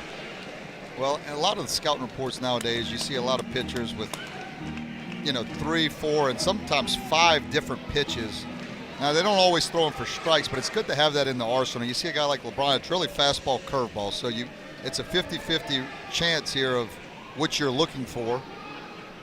Makes it a lot easier to hit when it's just a 2-pitch guy. 2-0. Going to catch the outside corner. Stanfield showed bunt, then watched it in. 2-1. I like the overhand curveball from LeBron. When he's throwing it, when he's able to land it for a strike down in the zone, it is a good pitch. I mean, it's got that traditional 12-6 break. 2-1 delivery. That time just missed with that breaking ball. A little low outside. Now 3-1 to Stanny. Well, when 12-6, they talk about it when you're looking at a clock. It's really that vertical break, more, downward action than right to left. The 3-1 missed outside, so Stanfield going to pick up a walk. That'll put runners first and second. Jake Brown will come to the plate here. Still nobody out. The Tigers now on top, 7-6. 7 runs, 7 hits, 1 error. The Jaguars 6 runs, 6 hits, 1 error. Mentioned Dardar with his first triple as a Tiger, first of the season. It's actually his second collegiate triple. He had one for Columbia where he started his collegiate career against the Alabama Crimson Tide back on March 10th, 2023. Time going to be called. Bradley going out along with first baseman Brant Stewart, talking it over now with relief pitcher Alex Xavier LeBron. Yeah, well, Dardar, you mentioned it, starting at Columbia, then playing last year at Kansas State, and then obviously making his way to LSU. So another guy, much like some of those pitchers we saw today with Connor Benj and Lockenmeyer, just guys that have had experience. Dardar is one of those guys, too, that's done it for a while now at the collegiate level. Pitch to Brown, strike on the inside corner, and it's 0-1.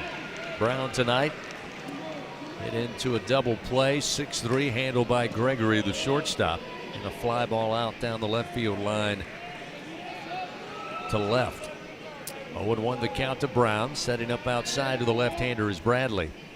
LeBron kicks and fires. The 0-1 is outside and low. 1 ball, 1 strike. Again, a guy that's a 2-pitch pitcher, and LeBron, you can sit dead red, and he's been able to land the curveball for strikes. So you can't just, you've got to obviously see both pitches, but you can definitely pick one and try to adjust to the other. 1-1 foul and into the mitt of Bradley as Brown gave one heck of a swing, and it's 1 ball, 2 strikes. Again, just didn't time it out. Probably looking dead red fastball, got the curveball. Now it was a curveball that could have been hit, but Brown swung right through it. 1 ball, 2 strikes. Here's the pitch. And Brown gets this one in the air to left field. Cameron Bird circling under it in left. He'll have it. And the runners will stay put first and second. Just the first out here in the bottom of the 4th inning. Jaguars took a 3-0 lead in the top of the second. Milam with a solo shot would make it 3-1 after 2. Costly error in left field by Chris Stanfield allowed 3 runs in with a base clearing double for the Jags in the top of the 3rd. But LSU would answer. Derek Curiel with a grand slam in the bottom of the 3rd inning. Make it a 6-5 game, and then Stephen Milam just before the delay got his 2nd home run of the night to right center. Now the Tigers leading 7-6 after the triple by Dardar and the RBI single by Aaron Beatty. Ground ball by Cerna, going to eat up Gregory at shortstop. Karams off his arm into center field, and that will allow Aaron Beatty to score. That'll make it 8-6 LSU, and that one smoked off the bat of Cerna. Yeah, if it were to be caught cleanly by Gregory at short, would have certainly been a double play. That's a tough one just because it was a tough hop right at the last minute to Gregory, and there's a lot going on there. The ball's getting to you, the runner's kind of in your way, so not an easy play from Gregory, but going to go down as a E6. So runners now first and third. Stanfield at third, Cerna at first. We'll see Derek Curiel, who hit his first grand slam as a Tiger earlier tonight.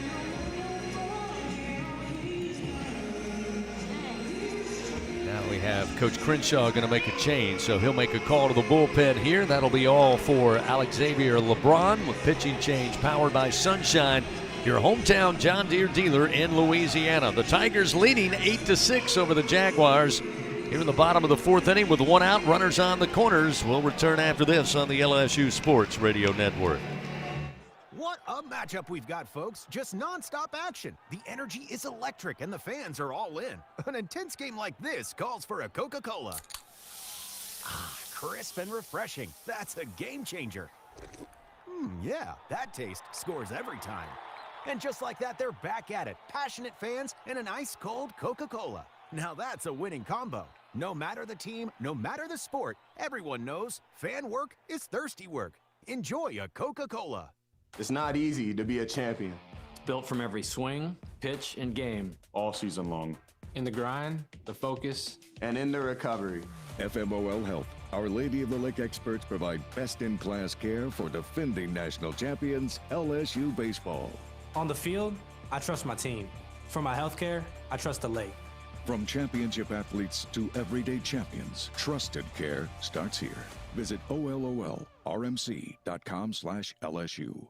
Get ready, Tiger fans! Venture Global is proud to partner with LSU Athletics, powering Louisiana and the world with clean, low-cost, reliable energy and fueling the future of our great state.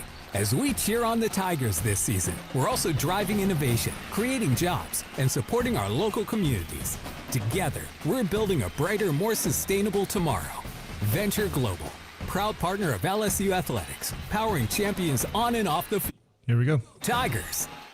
The reigning national champs play here. Fighting Tiger Baseball on the LSU Sports Radio Network, powered by People's Health. Southern going to call upon Noah Bagby, a left-hander. Onto the mound now for the Jags. They trail LSU 8-6 here in the bottom of the 4th inning. After a lengthy delay, the original starting time moved back 30 minutes due to heavy rain. Then a lightning strike paused action just as we got underway in the bottom of the 4th inning. And Now the Tigers have taken control. They lead by 2, 8-6, as Bagby will be facing Derek Curiel with runners first and third when the action resumes. Yeah, Bagby making his 9th appearance of the year. Has a 6.75 ERA, 4 innings pitched this year, giving up 4 hits, 3 runs, 4 walks, and 5 strikeouts. Opponents are hitting .222 off of the left-hander. And Bagby, 2-pitch pitcher as well, 84 to 86 with the fastball. Going to throw a slider anywhere around the 77 to 81 mile an hour mark. Curiel tonight 1 for 2. Again, the grand slam in the 3rd inning. Stanfield at third, Cerna at first, and with 1 out, Bagby delivers. Curiel swings and a bouncer foul. First base side. Starts him off 0-1. When the Tigers win, fans, you win. Enter promo code LSU50 the day after an LSU baseball win. You'll receive 50% off your online pizza order. PapaJohns.com. Better ingredients, better pizza. Papa John's. Yeah, definitely like Curiel working early in the count with a guy at third base. The 0-1 delivery. Drops in low for ball 1. 1 ball, 1 strike.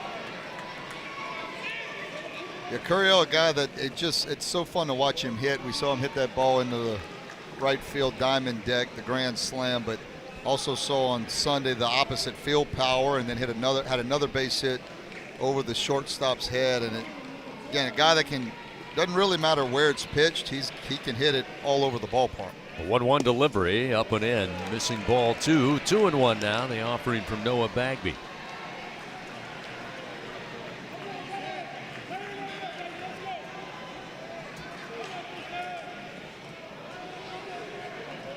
Runners take their lead, first and third.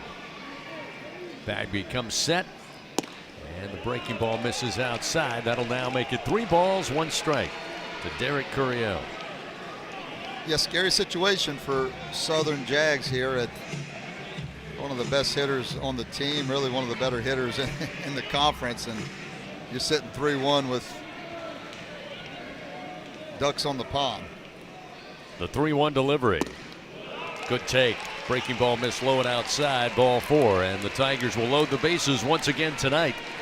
That'll bring Zach York to the plate, still just 1 away, and an 8-6 LSU lead. While we have a moment, let's pause 10 seconds. Station identification. This is Fighting Tiger Baseball on the LSU Sports Radio Network. This is LSU. Coming in 5, 4, 3, 2. Sports mobile app. A late one tonight here at the box as we approach, or have approached and passed the 10 o'clock hour Central Time. Zach York stands in. Now the base is loaded and 1 out. Noah Bagby, the relief pitcher for Southern University, comes set. The left-hander fires, and York drives a line drive to right field. Going back on the track, Ryan Hunter able to make the grab. Stanfield tagging up from third will come in to score. A sac fly RBI for Zach York. That'll make it 9-6.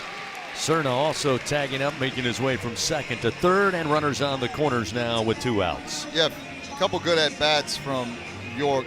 His last at-bat in the third had that long fly ball. I'd call it more of a line drive to center field, hit it all the way to the warning track, and then puts another good swing on a pitch from a left-handed hitter. Stayed in there nicely and hit it right on the nose, 103 miles an hour. Got the RBI sacrifice fly, but good to see, again, those quality at-bats, just like Milam that you talked about earlier, Chris, putting together good at-bats, having hard hit balls. You keep doing that, they're going to fall. Now we'll see John Pearson with 2 outs, and the first pitch to John, lifted in the air, foul territory, first base side.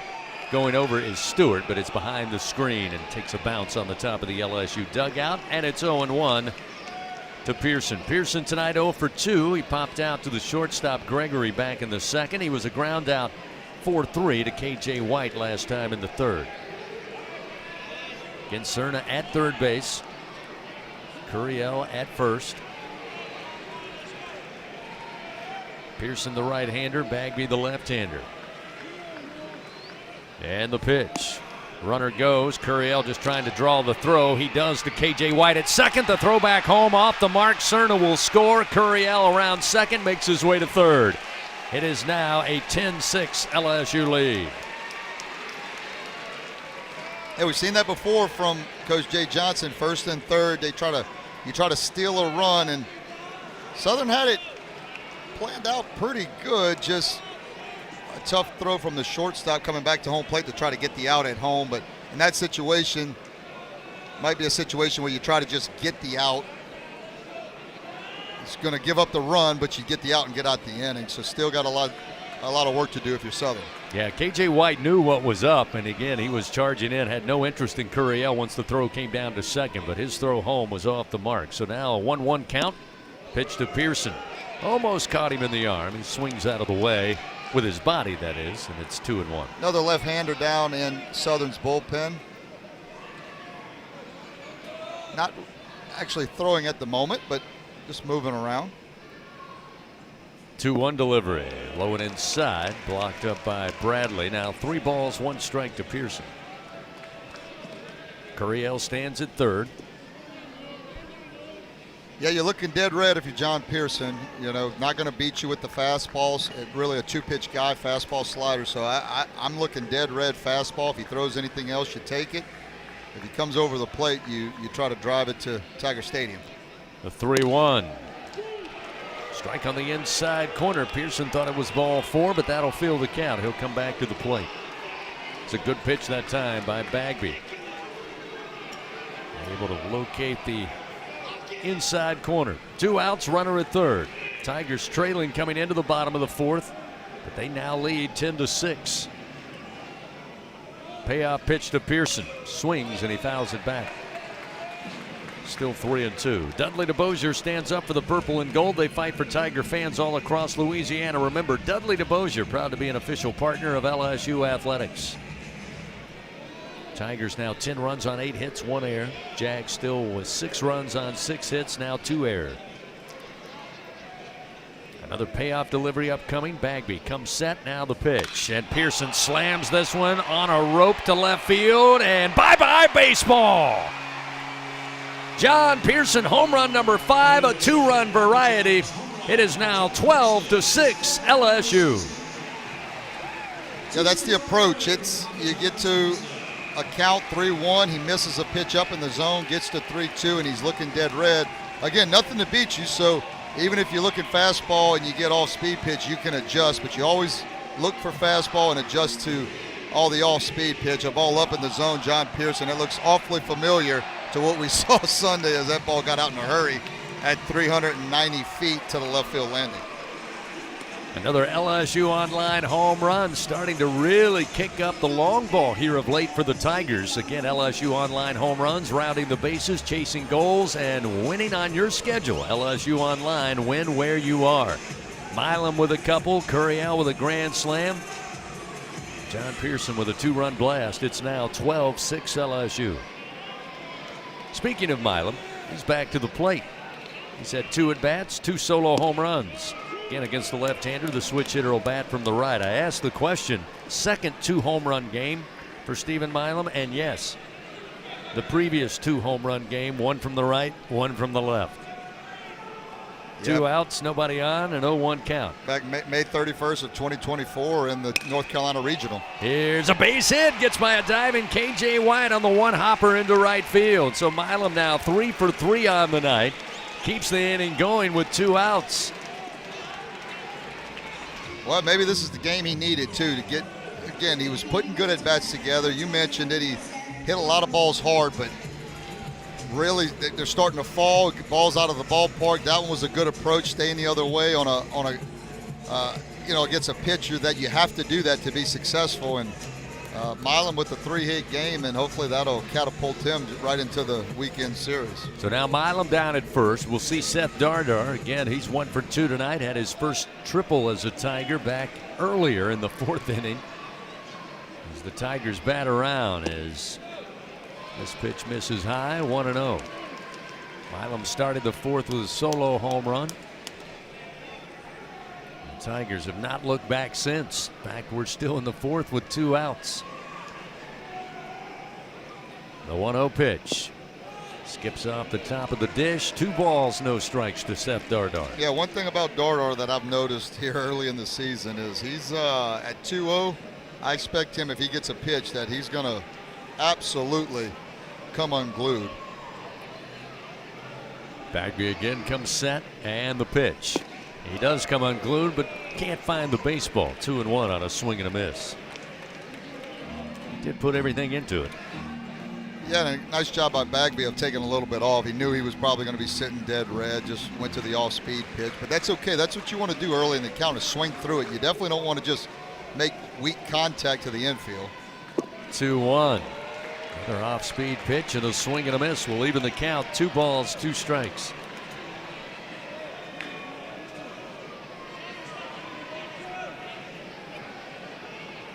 Milam down at first.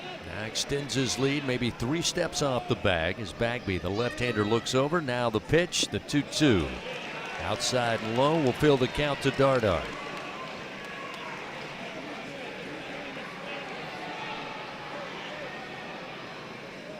Yeah, Dardar last year at Kansas State, .326 batting average, 18 doubles, 13 homers, drove in 45.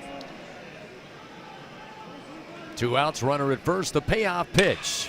Dardar swings, lifts it foul out of play left side. Fights it off, still a 3-2 count. It's the game everyone loves to play. Play Scrabble Scratch Off from the lottery. You could win up to $50,000. Just pick up Scrabble Scratch Off today. Must be at least 21 to purchase. 12-6 LSU leading. Delayed start with a 7 o'clock first pitch. Then about an hour delay for Lightning as we started the bottom of the 4th inning. Another payoff pitch. Look out. Breaking ball didn't break. Missed high for ball 4. With Tigers now. And Milam went down to second. Nobody paid attention. He kept on running. He makes his way to third. Coach Crenshaw out there now. He's going to make a call to the bullpen. Noah Bagby's night is done. And not the way you want to end it there with Milam. He kept his eye, Buzzy, as he's kind of slowly made his way to second. He noticed that they hadn't got the ball back yet to Bagby on the mound, and then by the time they did, he was already into third base. So heads up base running by Milam, puts runners on the corners with 2 outs, and a new pitcher coming in for the Jaguars. Pitching change powered by Sunshine, your hometown John Deere dealer in Louisiana. Tigers have doubled up the Jags here in the bottom of the 4th. It's now 12-6 LSU. Back after this on the LSU Sports Radio Network. It's not easy to be a champion. Built from every swing, pitch, and game. All season long. In the grind, the focus, and in the recovery. FMOL Health, Our Lady of the Lake experts provide best-in-class care for defending national champions LSU Baseball. On the field, I trust my team. For my health care, I trust the lake. From championship athletes to everyday champions, trusted care starts here. Visit OLOLRMC.com/LSU. Turn up the power, Louisiana. Play Powerball Scratch Off from the lottery. Win up to $20,000. Now there's even more power. The chase to $1 million is on. Enter the NASCAR Powerball The Chase second chance drawings for your chance to win a VIP trip for 2 to the NASCAR Championship in Miami. And a chance at $1 million. Entry deadline is July 13th, 2026. Visit LouisianaLottery.com for more details. Must be at least 21 to purchase. At Sunshine, your hometown John Deere dealer in Louisiana, we know that every great game starts with a perfect field. Our equipment, whether it's a mower or a tractor, we can ensure your grass is always game day ready, so you can focus on making memories. Because at the end of the day, it's more than just a game. It's about the community, the joy, and the LSU traditions. Visit sunequip.com to get the best starting lineup of John Deere equipment. Sunshine is a proud sponsor of... Coming in after this. The reigning national champs play here. Fighting Tiger Baseball on the LSU Sports Radio Network, powered by People's Health. 12-6 our score. LSU now leading after trailing early in tonight's contest. 3-0 after an inning and a half, but LSU put 1 up in the second, 4 in the third, now 7 so far here in the bottom of the 4th inning. Buzzy, we talk a lot about situational awareness. The fact that in today's game of baseball you see a lot of defensive shifts. Well, we've said it 1,000 times. Sometimes the shift giveth, sometimes it taketh away. Southern was actually in a shift on that last pitch offered up. That's how Milam was able. Oh, they moved him back. After the pitching change, they decide to put Milam back at second base, but he noticed that they had a shift on. Nobody was at third, so when he was going to second base on the walk to Dardar, he took off to third, but after they bring the new pitcher out, the umpires conferred, decided to move him back to second base. Which, that was great awareness, and I'm not sure why he's back at second base. Would love to clear that up because I've got no explanation for it. Aaron Beatty now at the plate. First pitch a called strike from the new pitcher, Rupert Blackwood, a right-hander for Southern. Yeah, Blackwood is making his 8th appearance of the year. 7 innings pitched, giving up 5 hits, 8 runs, 7 walks, 11 strikeouts. It's the best arm on the team. He's 90-94 with a fastball. The 1-1 is a ground ball, but foul left of third base. Just a tad left. Almost had that last bounce over the bag, but veteran SEC official Jeff Head right there on the line. And it's 1 ball, 2 strikes. Will bring Aaron Beatty back to the plate. Milam to second. And Dardar back to first. Again, bottom of the 4th inning, the Jags unable to find 3 outs. It's taken a while, and LSU has made the most of it, plating 7 runs thus far. Aaron Beatty with an RBI single earlier in the frame. Now down in the count. Here's the 1-2 from Blackwood. It's in the dirt, skips off the glove of Bradley, rolls all the way to the backstop. Took about a 25-foot bounce. Everybody will advance a base. So now Milam does reach third. Dardar down at second. So a couple in scoring position now for Aaron Beatty, facing a 2-2 count. Yeah, Blackwood, again, going to be a 2-pitch pitcher like LeBron was. He's the fastball, as we told you, at 94 miles an hour. Its curveball's going to be around the 80-mile-an-hour mark, and it's that traditional 12-6 curveball. The 2-2 from Blackwood. Called strike. That time he comes over with the off-speed pitch. Aaron Beatty no offer, and finally Southern able to put an end to the bottom of the 4th inning. But the Tigers plate 7 runs. They do it on 6 hits. 1 error in the field by the Jags, and the Tigers leave 2 men on. It's now 12-6 LSU. Top of the 5th coming our way after this on the LSU Sports Radio Network. It's not easy to be a champion. Built from every swing, pitch, and game. All season long. In the grind, the focus, and in the recovery. FMOL Health, Our Lady of the Lake experts provide best-in-class care for defending national champions LSU Baseball. On the field, I trust my team. For my health care, I trust the lake. From championship athletes to everyday champions, trusted care starts here. Visit OLOLRMC.com/LSU. 444 for the number you gotta dial. Life throws you a curve, you know that deadly devotion goes the extra mile. Throw your fours up, throw your fours up. There's a number you gotta dial. Throw your fours up, throw your fours up. Deadly devotion goes the extra mile. 444 for the number you gotta dial. Throw your fours up. Baton Rouge isn't just the capital of Louisiana, it's the capital of college baseball. The fans, the players, the entire atmosphere. When it comes to baseball season, there's no better place than Baton Rouge. And the fun extends beyond the box, with plenty to do off campus. Explore some of Baton Rouge's best fights, visit our incredible museums, and enjoy the sweet sounds of swamp blues. Born right here in Louisiana's capital city. Check out visitbatonrouge.com for more things. Coming in. Trip.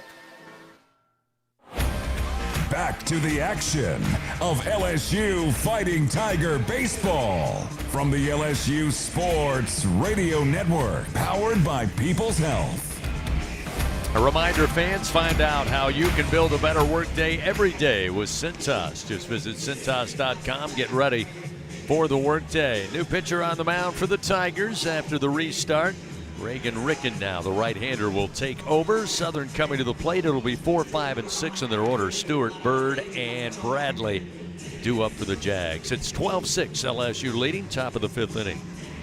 Well, Ricken, the freshman out of California, 6'5", 218 pounds, making his 8th appearance of the year. He has a 4.5 ERA, does have 1 save.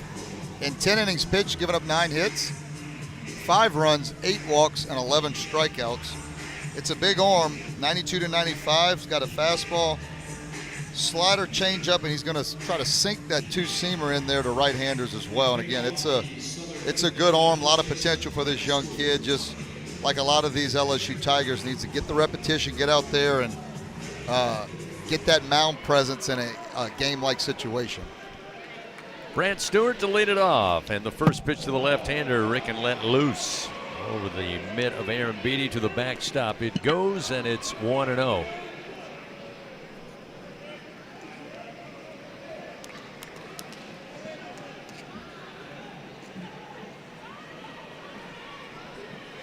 The 1-0 delivery. There's a strike. 1 ball and 1 strike. A breaking ball there around the knees to Stewart. Stewart on the night, 1 for 2 in the cleanup spot. And a single and scored back in the 3rd inning. A pitch inside brushes him off the plate. Now 2-1. Yeah, I've been impressed with Stewart tonight. He's taken some good swings. Ooh, this pitch just missed the outside corner at the knees. Now make it ball 3. Now 3-1 to Stewart. You're right, he's had some really good swings. Hit a ball hard to center field, ball hard down the left field line past Pearson at third base. A 3-1. Nice pitch by Ricken. Fastball in for a strike on the inner half. It's 3-2. Good looking kid, 6'3", 215 pounds. Payoff delivery low and inside. Fastball missing from Ricken. A leadoff walk will put Stewart aboard for the 2nd time tonight. Buzzy, I got a question. Any other SEC games still going on? Anybody playing late like the Tigers and Jags? Oh, yeah. Got a bunch. He'll give you a Republic Finance scoreboard update. Actually, I lied to you. You made me lie to you. It's all the games. No, yeah, all the games are final. So got a couple run rules. We'll go through a few of those here. Cameron Bird stands in. The right-hander takes the first pitch from Ricken, missing low, ball 1. Yeah, weather didn't affect anybody but the Baton Rouge game here tonight. Final, how about this one? Florida went into Arkansas this weekend and swept them. Jacksonville wins a midweek game against Florida 4-3. Ricken comes back with a called strike with a fastball. Now 1-1 the count to Cameron Bird. Bird tonight 0 for 1. Got a board on a walk in the 2nd. Strikeout victim last time in the 3rd frame. 1 ball, 1 strike. Runner at first, nobody out. Ricken's delivery. Miss low. 2 balls, 1 strike. Georgia has to come back against Georgia State late in the game to win that game 14-9. A final in 8 innings by run rule. Georgia Tech run rules Auburn 13-3. That game in Atlanta. Ground ball sharply hit right at Dardar. He'll flip it to Milam. Barehand catch. Throw to first in time for the double play. How about it? Middle infield showing off a little bit. Dardar with the nice pitch. Milam coming across the second base bag. Grabbed it with the throwing hand and fired it to York in time. Yeah, pitcher's best friend. Got to love it if you're Rick. And a ball hit pretty well. Took Dardar just a step to his left. Flipped it over to Milam. And best defensive shortstop in the country, in my opinion, was able to just make the transition, fire a strike over to York. So with 2 down, we'll see Xavier Bradley, the sophomore out of McDonough, Georgia. Getting a little clarification on the Milam going from first to third and then put back on second. We'll get that to you in a moment. First pitch from Ricken, a breaking ball for a strike, starts off Bradley 0-1. The umpires got together and ruled. If you remember, Coach Crenshaw was about 3 steps out of the dugout. He had already been granted time before Milam had reached second base. So that's the reason they went back and had Milam move from third to second there in the bottom of the 4th inning. Ricken, another strike, and he gets ahead, 0-2. 2 down, nobody on. Reagan fires a little low, and it's 1 ball, 2 strikes. Ricken, of course, out of Temecula, California. Father played college baseball at Michigan. His mother played college volleyball for the Wolverines.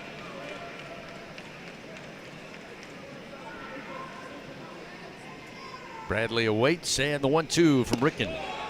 Missed a little high. The Tigers thought it might catch the corner at the letters, but not according to the home plate umpire. That'll even the count 2-2. A couple more finals tonight. Alabama with the win over Jackson State 4-3, and Kentucky comes back. They beat Miami of Ohio 14-11. Ooh, Ricken let that one loose, and it will catch Bradley on the back. That one going to smart a little bit, almost like it hit him in the small of the back. You could hear it from up here. He appears to be all right. He'll take off all of his gear and now head down to first base with a 2-out hit by pitch. Mississippi State run rules Grambling State 12-0 in Starkville. A couple SEC teams go down during the midweek. Kansas with the win over Missouri 11-8 in Columbia, and Arkansas a final in 10 innings. Missouri State wins that game 15-14. Arkansas on the road in Springfield, Missouri. Now we'll see Radcliffe. He'll swing and miss at the first offering. Breaking ball from Ricken. Starts him off 0-1. Radcliffe tonight 2 for 2. Single, drove in 2 runs in the second, had a single and scored in the third. There's a strike again off speed.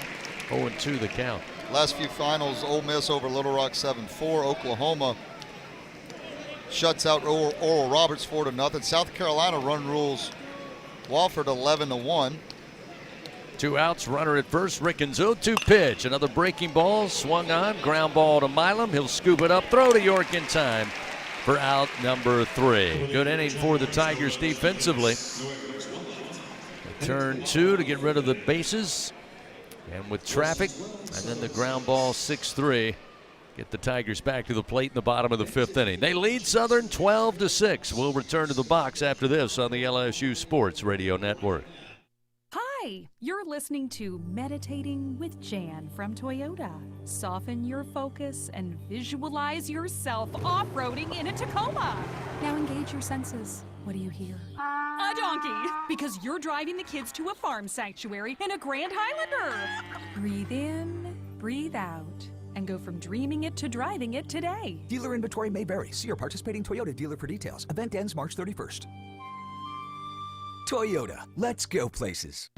Southern Air Heating, Cooling, and Plumbing, your trusted experts for all your home service needs. With over 35 years of dedicated service, we prioritize your comfort and satisfaction. As an official partner of LSU Athletics, we bring our expertise to every game, from installations to repairs. Our team delivers honest pricing with no surprises. Call us today at 225-777-8888 and experience the difference with Southern Air Heating, Cooling, and Plumbing. Go Tigers! Hey, LSU fans, you're invited to Louisiana's largest casino resort, Coshada. Coshada Casino Resort has the largest and most spacious gaming floor in the Lake Charles area, with thousands of the newest slots, over 55 table games, live bingo and off-track betting, plus 3 beautiful hotels, delicious Cajun cuisine, and the #1 rated golf course in Louisiana. Coshada Casino Resort is proud to support LSU. Go Tigers! Here we go. This is LSU Fighting Tiger Baseball on the LSU Sports Radio Network, powered by People's Health. Chris Stanfield will start it for the Tigers here in the bottom of the 5th inning. Chris tonight at the top of the order, 1 for 1. Had a single back in the first, hit by a pitch and scored in the third, aboard on a walk and scored in that 4th inning. Rupert Blackwood back out on the bump for the Jaguars, and the first pitch to the right-handed Stanfield. Strike at the knees, 0-1. Yeah, I like Stanfield in the leadoff position. If he can continue to stay hot and do what he does, it's that allows Curriell to stay in that middle of that lineup, which the way he's been swinging it, that's a good thing for LSU. The 0-1 fastball missed high from Blackwood, 1-1.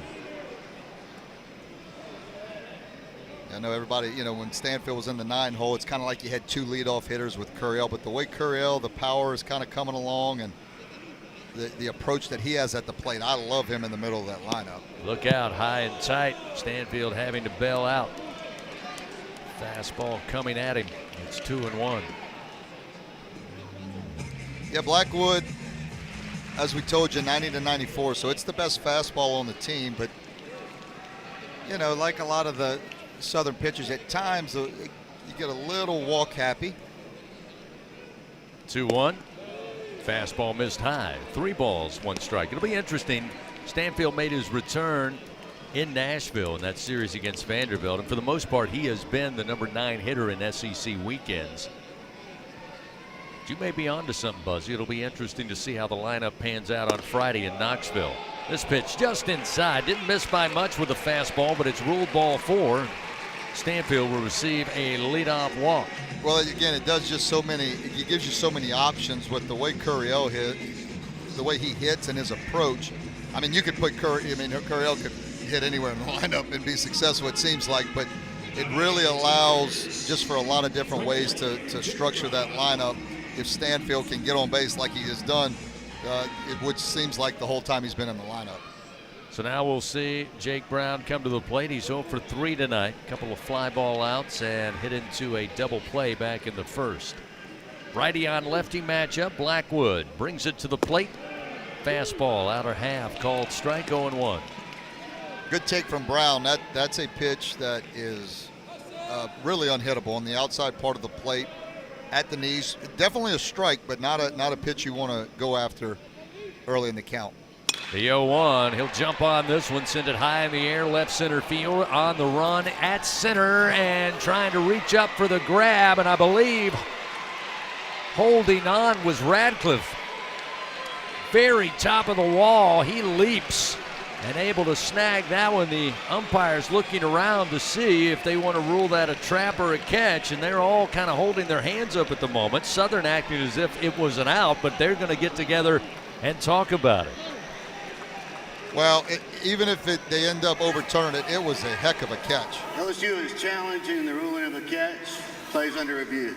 I mean, he went as long as you can go of a way to center field. I think he's got that ball. He snagged it before he hit the wall. There's no doubt about it on the replay. You can see it here as he makes his leap at the Quality Concrete sign, and it's in his glove before he hits the wall. So I think that play is going to result in a loud, but indeed first out of the inning. Shouldn't take long, and look, you tip your hat to that young man. That ball is hit as well and as far this part of the ballpark that it takes, and he went a long way. And there's a lot going on. There's walls approaching you quickly.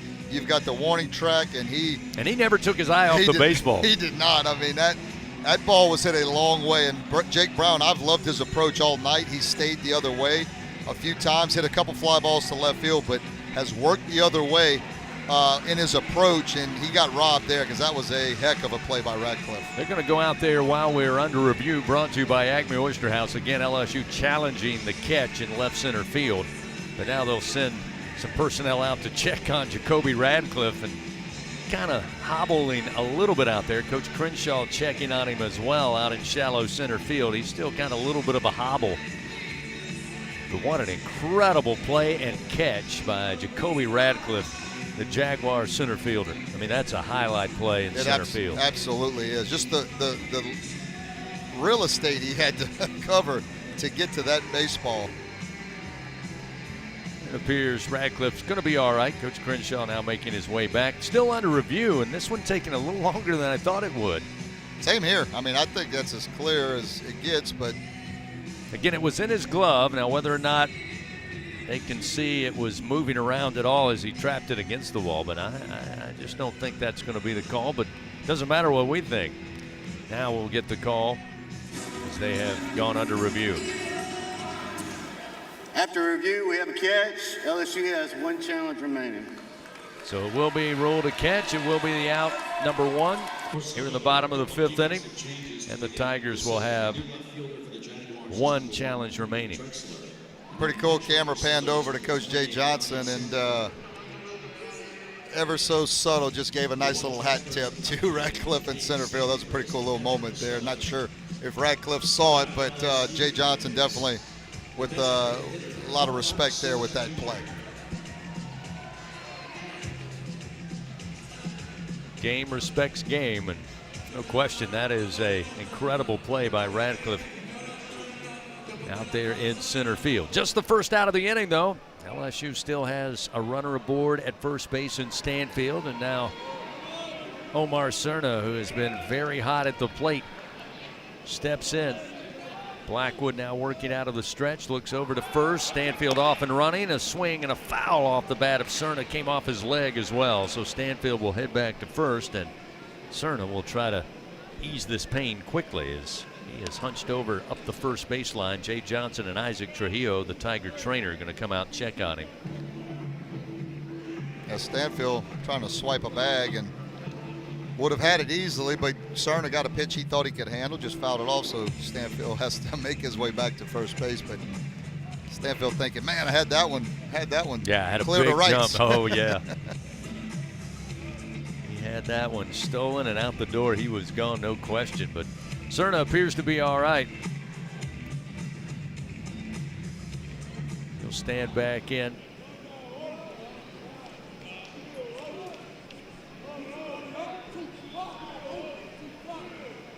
Kennedy Drexler takes over in left field defensively for Southern, by the way, here in the bottom of the 5th inning. This pitch for Blackwood.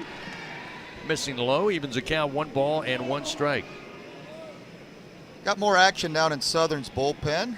Right-hander. 1 ball, 1 strike to Cerna with a runner at first and 1 down. The pitch outside. 2 balls, 1 strike now to Cerna.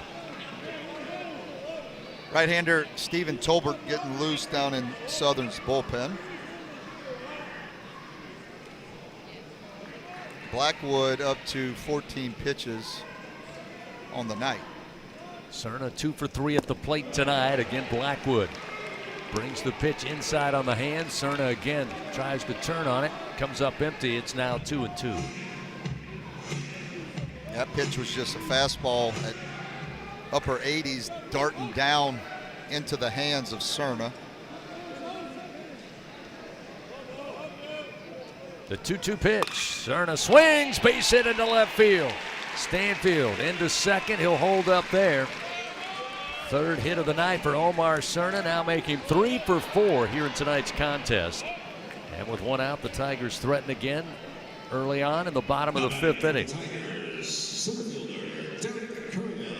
Well, the table has been set now for Derek Curiel in the cleanup spot. He'll come to the plate with runners 1st and 2nd. Well, this is the opportunity you want when they put you in a 3 and 4 hole. It's not to draw walks or get hit by pitches. It's because guys are typically on base in front of you and you need to drive them in. And RBIs are already starting to climb for Derek Curiel, 29 on the season. Blackwood's first delivery. Fastball missing outside. 1 ball, no strikes to Curiel, who's 1 for 2 tonight at the Grand Slam.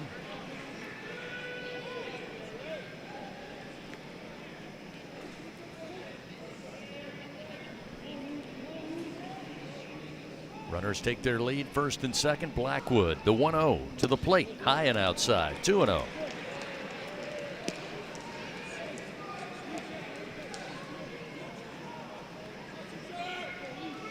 You mentioned it earlier, starting pitcher Genesis Prosper, his fastball right around 85, 86 at the top end.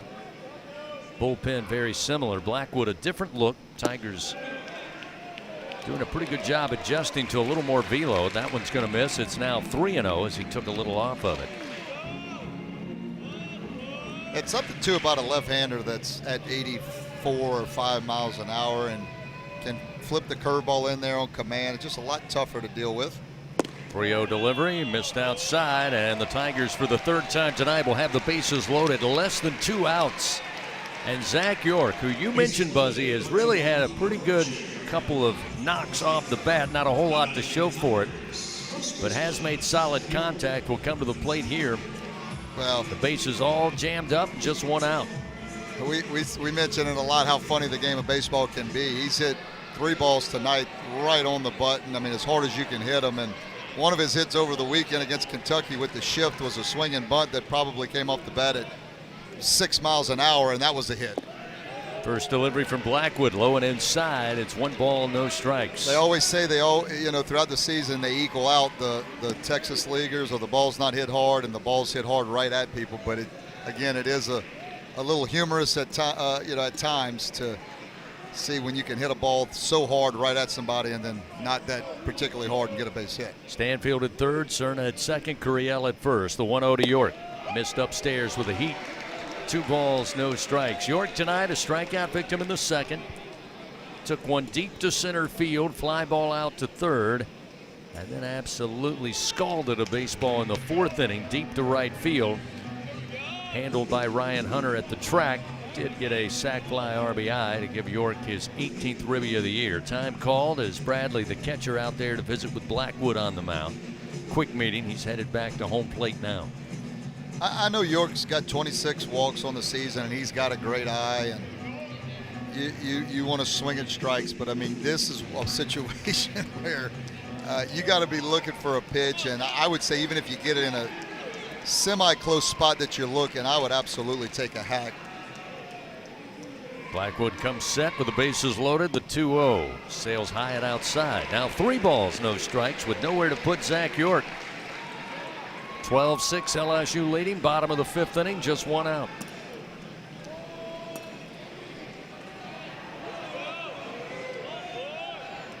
The 3-0 delivery. Missed high, ball 4. That'll bring in a run. Stanfield on his way home. Make it 13-6. And that'll be all for the relief pitcher, Rupert Blackwood, as Coach Crenshaw has already made the call to the bullpen. Another pitching change for the Jaguars tonight. 1 out, bottom of the 5th. It's a 13-6 LSU lead. Tigers have the bases loaded. John Pearson coming to the plate when we come back on the LSU Sports Radio Network. Hi, I'm Kevin Falk, LSU Hall of Famer. My years at LSU were amazing. I've always loved celebrating with my teammates, especially when someone was serving up some delicious Manda sauce. For a lot of Tiger fans, it's just not game day without Manda in the mix. Serving top quality sauces and original seasoning is Manda's strong side, but it's Manda's flavor that's always got me running back for more. You get it, running back for more. After 75 years, the flavor still says it all. Manda Fine Meats, the official smoke sauce of LSU Athletics. BRQ Seafood and Barbecue is a home run for flavor, excitement, and an unforgettable experience. Savor their daily specials or indulge in their brunch every Saturday and Sunday. Special occasion? Let BRQ cater your event or host your gathering on their outdoor patio, The Backyard. Now open daily. As the official catering service of LSU Athletics, they are the top choice for your game-winning celebrations. Visit online at brqrestaurant.com. See their daily specials, catering options, or to reserve a table. BRQ Seafood and Barbecue, where unforgettable moments await, both on and off the diamond. At Sunshine, your hometown John Deere dealer in Louisiana, we know that every great game starts with a perfect field. Our equipment, whether it's a mower or a tractor, we can ensure your grass is always game day ready, so you can focus on making memories. Because at the end of the day, it's more than just a game. It's about the community, the joy, and the LSU traditions. Visit sunequip.com to get the best starting lineup of John Deere equipment. Sunshine is a proud sponsor of LSU Athletics. Here we go. This is LSU Fighting Tiger Baseball on the LSU Sports Radio Network, powered by People's Health. 13-6 LSU leading Southern here tonight. A game that got started late, then had an hour-plus lightning delay. But the last of the hard, Tiger faithful here at the box tonight, watching LSU. Got down early, but battled back, now leading by 7 runs. With 1 out in the bottom of the 5th, bases loaded, new pitcher coming to the mound. That'll be Stephen Tolbert for the Jaguars. He'll face John Pearson. Yeah, Tolbert making his 7th appearance of the year.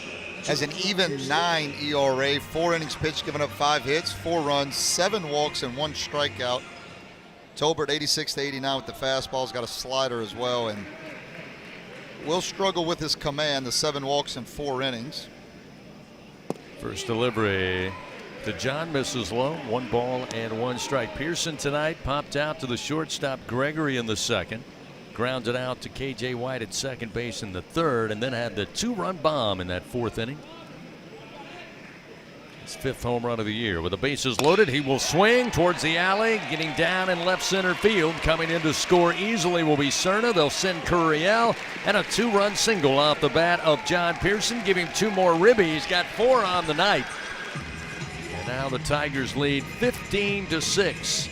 With 1 out in the bottom of the 5th inning. What a great piece of hitting. As you said, Buzzy, just take what's there, get the solid swing in. He drives it to left center field. Stays right back through the middle, and something that's, gonna go unnoticed. Probably most people, it doesn't really matter, but just the little things that I noticed from a ball player in Curiel, who he's at second base. He doesn't wait to see. He knows where the outfielders are positioned. He got on his horse right away And not that there was going to be a play at home plate, but he was off and running because he knew that ball was going down.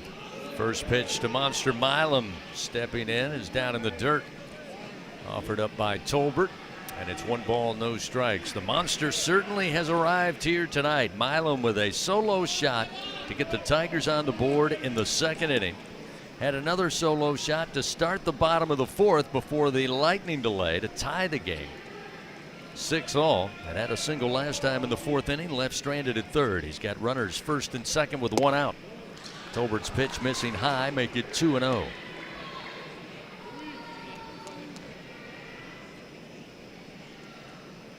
Yeah, no reason to stop here if you're Milam. Having a great game, got guys on base, and why not take a big hack? 2-0 finds its way in the zone from Tolbert, 2-1. York down at 2nd. Pearson with the 2-run single down at first base.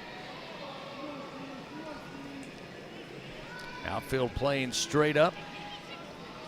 Infield slightly shifted with Milam batting from the left side. Swing and a miss. Nice breaking ball by Tolbert. Milam swinging over the top. It's now 2-2. Yeah, pulled the string on Milam. It was probably thinking, struggling with his command, I'm going to look dead red fastball, and that was actually a really good off-speed pitch that got Milam out in front.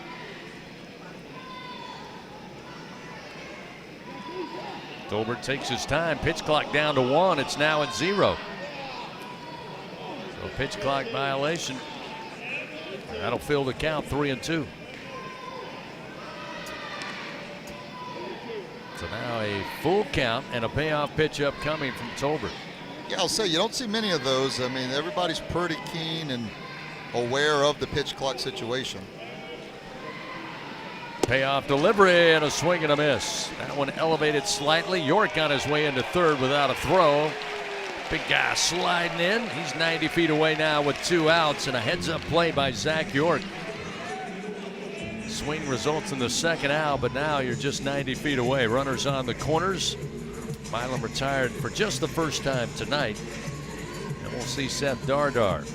Well, he actually hung it a little bit, the curveball that is. 3-2, he went to it. I was a little surprised, and Milam was probably as well, but it was actually a hittable pitch. Just, I think the change of speeds got him more than the location of the pitch. Maybe right on that one. We'll see Dardar, who tonight 1 for 2. Triple and scored in the 4th, and then came up again in the 4th, aboard on a walk. First pitch, missing low, ball 1.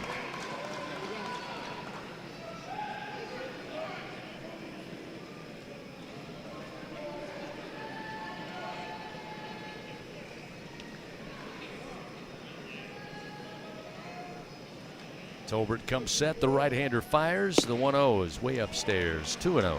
More action down in Southern's bullpen. Get you a name and number here shortly. Looks like number 31, Jaden Lawrence,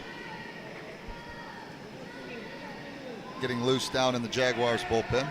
2-0 pitch to Dardar. Opposite field, fly ball. On the run is Drexler. It'll drop down in front of him. York on his way in easily will score. He was off and running with 2 outs and an RBI single. Off the bat of Dardar. Now Make it a 10-run lead now, 16-6. Apologize, partner. When you're hot right there. That's Dardar just continuing. He didn't hit it very hard, stayed inside out. Thought for a second Drexler was going to be able to get to it, but started tumbling quicker than Drexler could get there, and the Tigers are up by 10. So now Kate Arambidi to the plate. He's 1 for 2 with an RBI tonight. Had that back in the 4th inning. Still has runners 1st and 2nd. 2 outs. Tolbert fires and a swing and a miss. Breaking ball down and away. 0-1. It looks like Jack Ruckert has come in to run for Dardar at first base. Pearson at 2nd. Ruckert the pinch runner at 1st. Arambidi swings at the 0-1 pitch and a bouncer foul 3rd base way. 0-2 to Arambidi. Things certainly going to heat up on the field, but whenever you're ready to cool it down, fans count on Slowmelt Ice since 1997. Check them out online, slowmeltice.com, SLOMELTICE.com. 2 outs, runners 1st and 2nd, an 0-2 count to Arambidi. Steven Tolbert, the right-hander for the Jags, checks second. Now comes set, the 0-2. Little high, good take by Cade. 1 ball, 2 strikes.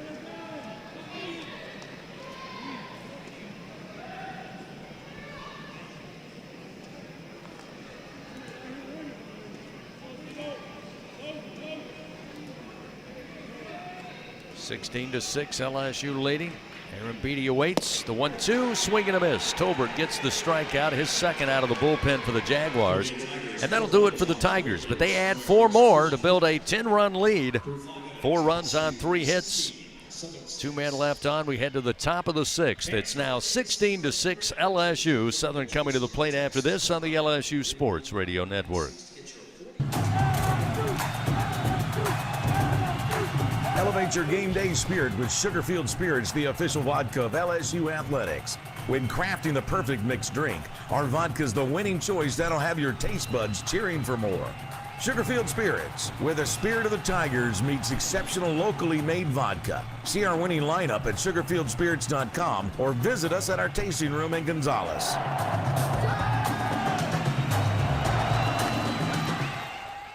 Hub International is Louisiana's premier employee benefits and commercial insurance brokerage. Hub can insure just about any risk that your business faces. Did you know Hub even insured the bonuses for our football coaches in 2022? Hub specializes in the construction, healthcare, real estate, and hospitality industries. Chances are you're probably already doing business with someone who does business with Hub. Turn to the agency that the Tigers, Saints, and Pelicans choose. Hub International. Visit them today at hubinternational.com. If you live in Louisiana, you know what the mini plants up and down the river mean for our state's economy. And for over 40 years, Action Industries has been committed to providing quality construction, maintenance, operational, and consulting services through the refinery and petrochemical industries. When it comes to safety and quality, Action Industries beats the industry standard. Call today or visit actionindinc.com. That's actionindinc.com. Here we go. Back to the action of LSU Fighting Tiger Baseball from the LSU Sports Radio Network, powered by People's Health. We reached the top of the 6th on this late Tuesday night. It's a 16-6 LSU lead. After the Tigers really got cooking in the 3rd, 4th, and 5th. 4 runs in the 3rd, 7 in the 4th, and 4 more just moments ago in the bottom of the 5th inning. A couple of defensive changes to get to you. We'll do that as we move along. Kenyon Hughes, the 3rd baseman for the Jaguars, will lead it off. 3rd at bat of the night. Strikeout victim aboard on an error back in that 3rd that allowed 3 runs to score when Southern took that 6-0 or 6-1 lead, I should say. First pitch got away from Ricken for ball 1. 2-0 delivery. Again, inside, brushing Hughes back just a bit. Now 3-0. Jack Ruckert going to take over for Stephen Milam at shortstop. Ethan Claus will take over for Seth Dardar at second base for LSU. The 3-0. Called strike, even though Hughes tossed his bat, thought it was ball 4, not so fast. Gregory on deck will give him his bat back. Edward Yaman taking over behind the plate for Aaron Beatty as well, another defensive replacement for the Tigers. The 3-1, high chop towards first. York comes in, high hop, but he handled it. Tosses over to Ruckert, covering at first for out number 1. We got left-handed pitcher DJ Primo, LSU's bullpen. It's a good play by York. Had to take it on that high bounce. Excellent job by Ruckert getting over in time. Yeah, the key for pitchers, when you got a left-handed hitter up or any hitter and they hit it to the right side, you've got to make sure your first step is to first base on anything hit to the right side. Now we'll see Gregory in the first pitch missing outside off speed. 1 ball, no strikes. Gregory tonight 0 for 1. Did reach on an error in that, or reach by walk in the 2nd inning. Strikeout victim back in the 3rd. He'll swing and miss. Now 1-1.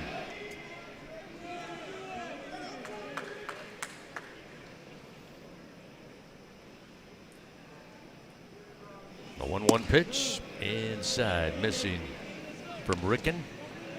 2-1. Pearson remains at third. York remains at first. Stanfield, Curiel, and Brown remain in the outfield. The 2-1.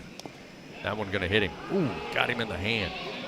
Did he go around? I think they're asking to see if he went around. They're going to say he swung. So not a hit by pitch, but that one's going to hurt on Gregory's arm. Yeah, that's a tough situation because if they did say he swung, and he's taking some equipment off, Chris. They appealed down to first. I didn't get a real indication there from Jeff Beeman, but yeah, they're going to give him first base, say hit by a pitch. I thought he was trying to get out of the way. I didn't see a swing, but everybody kind of paused and looked around. But in the meantime, Jay Johnson making his way out to the mound. He's going to make a pitching change. So a pitching change powered by Sunshine, your hometown John Deere dealer in Louisiana. It's a 16-6 LSU lead. Top of the 6th inning, 1 away. Runner on for the Jags. We'll tell you about the new Tiger pitcher after this on the LSU Sports Radio Network. Some drinks come in a bottle, some in a can. Only one comes in a ball and brings the buzz. We're Buzz Balls, the ready-to-go cocktail that's shaped like a ball. Coincidence? We think not. Big flavor, big buzz, ready to go. Buzz Balls. It's a ball. It's a drink. It's a whole vibe. Please drink responsibly. Buzz Balls. Available in spirit, wine, and malt. 50% alcohol per volume. Buzz Balls, LLC, Carrollton, Texas. Champions don't wait for the perfect pitch. They make their move. With LSU Online, you can step up to the plate for your career, earn your degree, and keep swinging towards your goals. Learn anytime from anywhere and knock your next milestone out of the park. It's time to make your move, Tiger fans. Visit online.lsu.edu. LSU Online. Win where you are. At Sunshine, your hometown John Deere dealer in Louisiana, we know that every great game starts with a perfect field. Our equipment, whether it's a mower or a tractor, we can ensure your grass is always game day ready, so you can focus on making memories. Because at the end of the day, it's more than just a game. It's about the community, the joy, and the LSU traditions. Visit sunequip.com to get the best starting lineup of John Deere equipment. Sunshine is a proud sponsor of LSU Athletics. Here we go. Back to the action of LSU Fighting Tiger Baseball from the LSU Sports Radio Network, powered by People's Health. Coach Jay Johnson calling upon DJ Primo out of the bullpen. The left-hander will come into the game. His Tigers leading 16-6, a runner at first and 1 out here in the top of the 6th inning. Primo, the left-hander out of Baton Rouge, Louisiana, making his 3rd appearance of the year. He's thrown 1 1/3 innings, giving up no hits, 2 runs, 2 walks, and 3 strikeouts. Primo going to be 91-94 with the fastball. He's got a cutter, a slider, and a changeup. He's also going to sink that fastball in the left-handed hitters, and he's got a pretty good one to face here in Ryan Hunter, the leadoff hitter for Southern. Hunter tonight 1 for 3 and an RBI single in the 2nd inning. He's put the ball in play in all 3 at-bats. Had a ground out to the shortstop Milam in the first, lined out to Zach York at first base. And before we get the first pitch, time called. Hunter stepping out.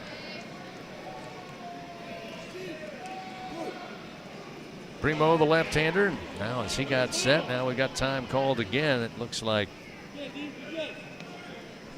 home plate umpire going to have a pitch clock violation against Primo, so it'll be a 1-0 count to Ryan Hunter to get it started.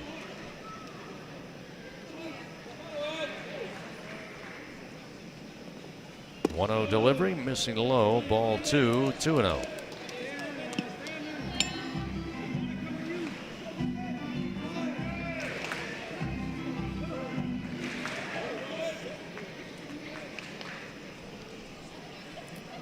Now stepping out again is Ryan Hunter, and called strike. He did not grant timeout. So Ryan Hunter looks a little frustrated down there at the plate. It's the 3rd time he's kind of stepped out. That time Primo was beginning his leg kick, and Hunter just walked out. The pitch was thrown. Home plate umpire ruled it a strike. It's now 2-1. Coach Crenshaw out there arguing with the home plate umpire. Again, with a fairly empty stadium on a late game, you can almost hear them word for word. Yeah, I mean, I don't understand. Why Hunter's not ready to hit. I mean, you're in the box. We got to be ready to go. It looked like he was asking for time, not granted time, and then he just stepped out anyway. The home plate umpire didn't flinch. Here's the 2-1, and that's going to hit him. Oh, Hunter not happy. And now the home plate umpire is going to escort him down the first baseline. Yeah, it's just a lot going on in a 16-6 ball game. I mean, we need let's play baseball. You get in the box, we throw the ball over the plate, and we get ready to hit. That's how I'd look at it. So now runners first and second. And with one out, we'll see K.J. White Jr. So a little bit of frustration now. Try to settle things back down as White stands in. He's 1 for 3 tonight. First pitch from the left-hander Primo is upstairs for ball one. DJ, of course, out of the Baton Rouge area, Central High product, redshirt junior. Had 22 relief appearances a year ago. Finished with a 3.86 ERA. Here's the 1-0. That one is strike. Evens it up 1-1 now to K.J. White Jr. I got double barrel action down in LSU. LSU's bullpen got 2 right-handers. Get you some names and numbers here shortly. The 1-1. That one catching the outside corner from the lefty off speed. 1-2 now, the count to White. Looks like one of the right-handers is number 52, Zion Theophilus. Primo's 1-2 pitch. Hit foul down the first base line. Off the bat of White, keeps it 1-2. The other right-hander down in LSU's bullpen is number 30, Dax Dothy.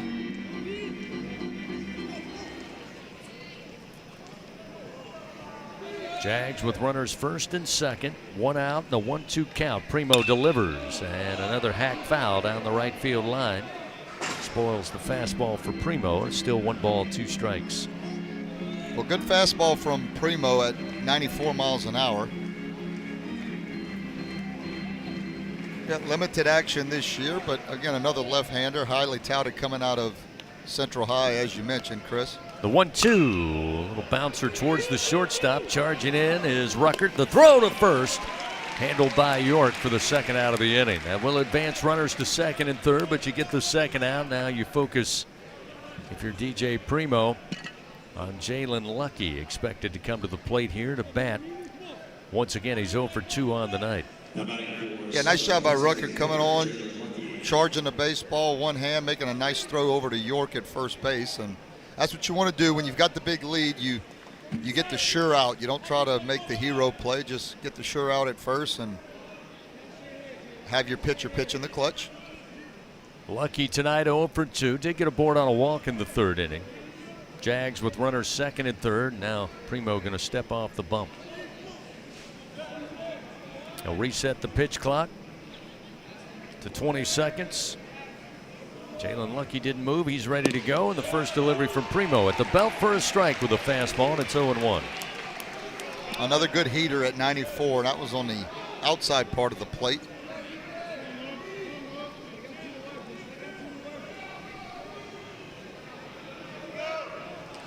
Primo's 0-1 pitch. Missed high. 1 ball, 1 strike. So a couple of fastballs for Lucky to look at. A 1-1 count with 2 down.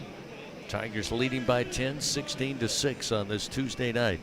Now we got time called again.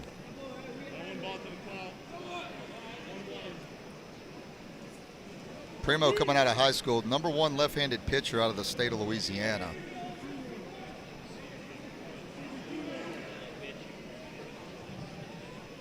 One ball, 1 strike to Lucky. Primo delivers. Nice bender in for a strike at the knees, and it's 1 ball, 2 strikes. Yeah, good all-speed pitch, 82 miles an hour. That thing had a lot of movement and caught Lucky just staring at it. So now with 2 men on, 2 outs, and a 2-2 count. Deuces wild here in the top half of the 6th inning. Primo comes set, the 2-2, and it's fouled off.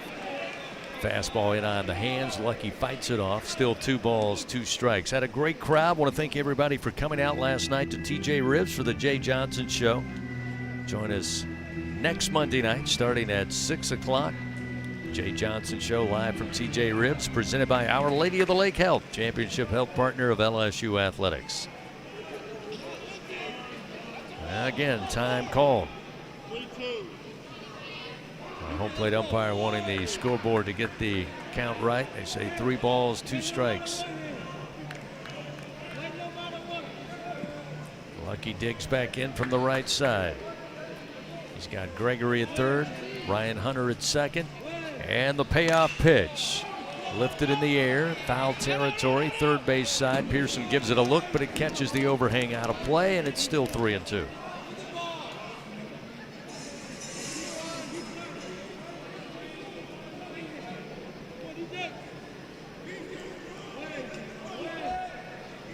And LSU will work out tomorrow, get ready to travel on Thursday, head to Rocky Top, get ready to take on Tennessee Friday, Saturday, and Sunday in a 3-game SEC set.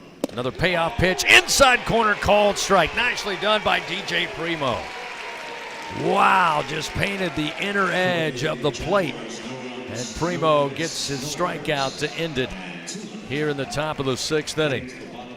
No runs, no hits, but 2 men left on. We go to the bottom of the 6th. It's a 16-6 LSU lead. Tigers coming to the plate when we come back. Stanfield, top of the order, followed by Brown and Cerna on the LSU Sports Radio Network. In Baton Rouge, locals don't just love their home. They love sharing it. Discover a city where culture is abundant. Hospitality comes naturally, and the best spots are never kept secret. With the vibrancy of a big city and the ease of a weekend getaway, Baton Rouge invites you to slow down, savor, or soak it all in. Find your pace at visitbatonrouge.com. In the SEC, it just means more. But what is it exactly? It's the fans, the students, the traditions, the legends. It's passion to celebrate deeper, reach farther, think smarter, make an impact off the field. It's that intangible thing that happens when 16 schools raise the bar as one. Because in the SEC, it just means more.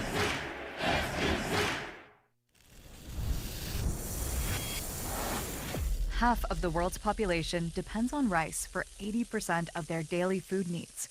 By 2050, population growth could increase rice demand by 30%. But as climate changes, rice output is decreasing. At LSU, we're using genetics, genomics, and AI to create new rice that yields more with less resources. We're not just feeding the hungry, we're growing a better future. Here we go. National champs play here. Fighting Tiger Baseball on the LSU Sports Radio Network, powered by People's Health. Bottom of the 6th inning here on a Tuesday night. 16-6 LSU leading. Tigers going to elect for a pinch hitter here at top of the order. William Patrick going to swing the bat. The right-hander stands in. Stephen Tolbert continues his relief effort for the Jags, and the first pitch going to be fouled off the bat of Patrick. Back to the screen, and it's 0-1. Well, Patrick, the freshman out of Monroe, Louisiana, played his high school ball at St. Frederick's High School.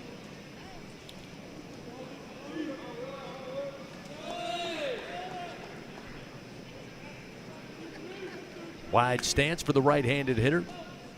Tolbert's 0-1. Missing inside, 1 ball and 1 strike. And Patrick ranked as the #1 outfielder, #2 overall player in the state of Louisiana by perfect game a year ago.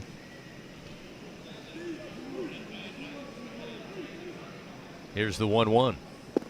Swing and a miss. Breaking ball underneath, and it's 1-2. Yeah, had a heck of a senior season at St. Frederick High School. He hit .472, .607 on base percentage, 5 homers, 13 doubles, 3 triples, had 23 runs driven in, stole 27 bags, so did a little bit of everything. The 1-2 from Tolbert. fouled and fought off that time by Patrick towards the Tiger dugout. Now 1 ball, 2 strikes, the count remains.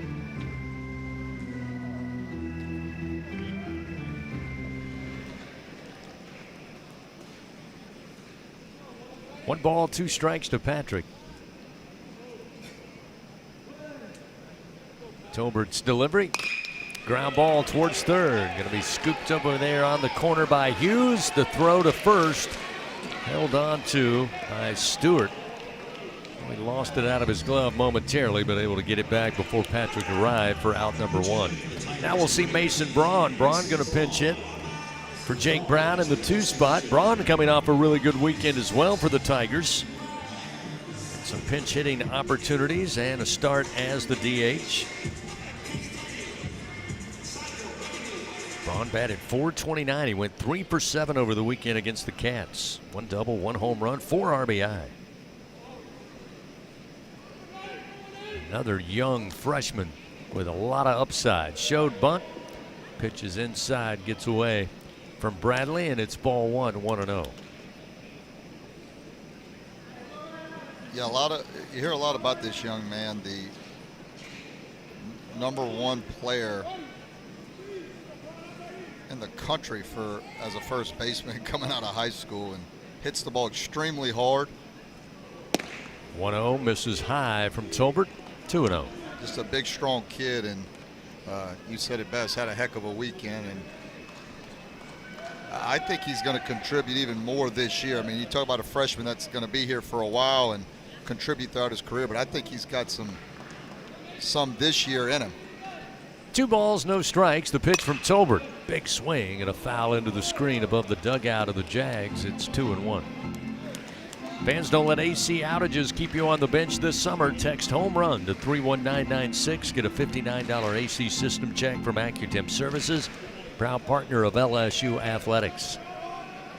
1 out, nobody on. Tigers going to the bench once again. Braun at the plate with a 2-1 count. Tolbert's delivery.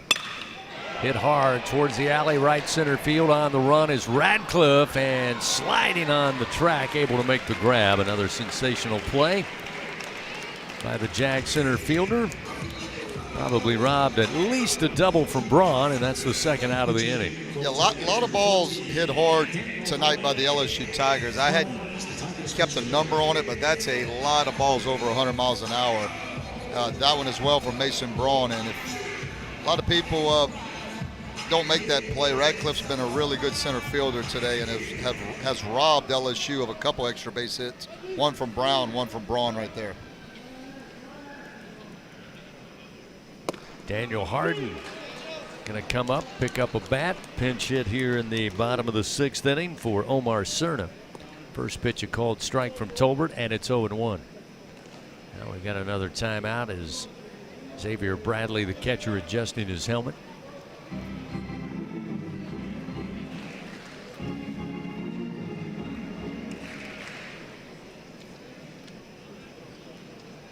Now time called again. It looks like they're having some communication trouble. It appears they're all right. So Tolbert ready to go. He'll come set. The right-hander's 0-1. Looks like that caught a piece of Harden's foot. No, yep, they will say caught the cleat. So Harden hit by a pitch. A 2-out hit by a pitch will send him to first.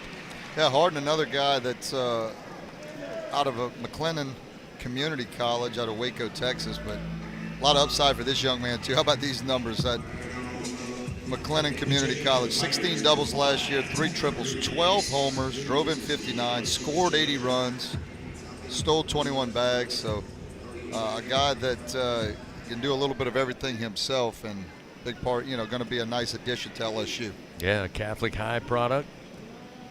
Started his career at McLennan. 2 years there, now right back here in Baton Rouge with the Tigers. See Tanner Reeves get a chance to hit tonight. He'll stand in. The left-hander takes the first pitch off speed for a strike, and it's 0-1. Reeves with his 30th plate appearance of the season, batting .207.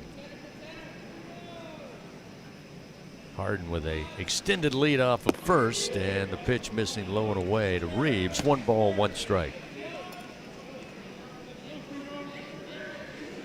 like to see Tanner get into one here.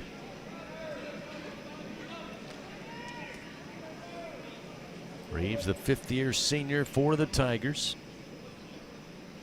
Awaits, swings, high in the air, left center field. Radcliffe on the run. Drexler coming over, and the left fielder will make the play for out number 3. So he played 6 complete tonight on an extended Tuesday night baseball game. It's 16-6, LSU with the lead. We head to the top of the 7th. Jaguars coming to the plate. It'll be 4, 5, and 6 in their order. Stewart, Drexler, and Sondifer. When we return, this is the LSU Sports Radio Network. Albertsons is making shopping and saving easier than ever. Check out Albertsons for you Do we have a 10-run rule in effect? online and save over $300 weekly with digital coupons. Earn reward points every time you shop in-store or online and redeem your points for free groceries. Download the Albertsons app or go to albertsons.com to start saving. Albertsons, fresh foods, local flavors. Ew, it's a roach! Fear not. Champ is here. Your weapon is Bengal Roach Spray. Bengal spray technology is designed to flush out the entire colony, targeting the source of the problem, making sure these pests don't die unseen in your walls, ensuring far-reaching results that prevent infestations from returning. Now that you're all protected, my job here is done. Bengal, the official pest control of LSU athletics. In a region famous for its cuisine, Blue Plate Mayo has been a staple since 1927. From New Orleans to Lafayette, Houma to Baton Rouge, it's the mayo Louisiana reaches for when it's time to make something delicious.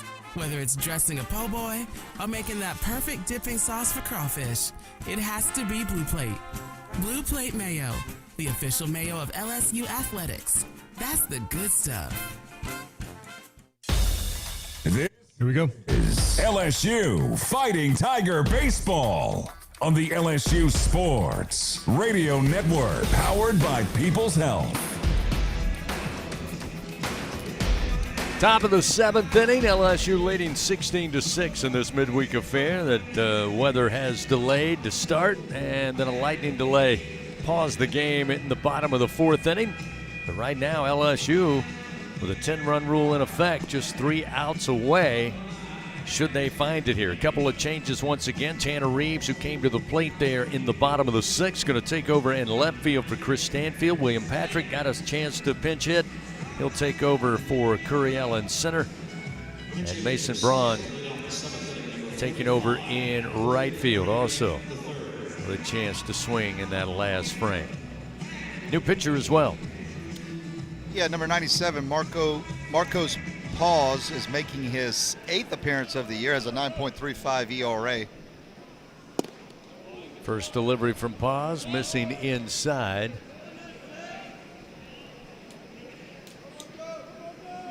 Paz has thrown 8 2/3 innings, given up 8 hits, 9 runs, 10 walks, and 15 strikeouts. Pinch hitter at the plate for Southern, Glenn Green III. Redshirt sophomore out of Tyrone, Georgia, transferred in from the University of Memphis. Big right-hander awaits, and the 2-0. There's a strike from Paz, and it's 2-1. It's a big arm. It's 95 to 99 with the fastball, and there's a curveball, slider, changeup. 19th at bat of the year for Green, and he'll swing at one up near his chin. He went after it, and on the hands and upstairs. It's now 2-2.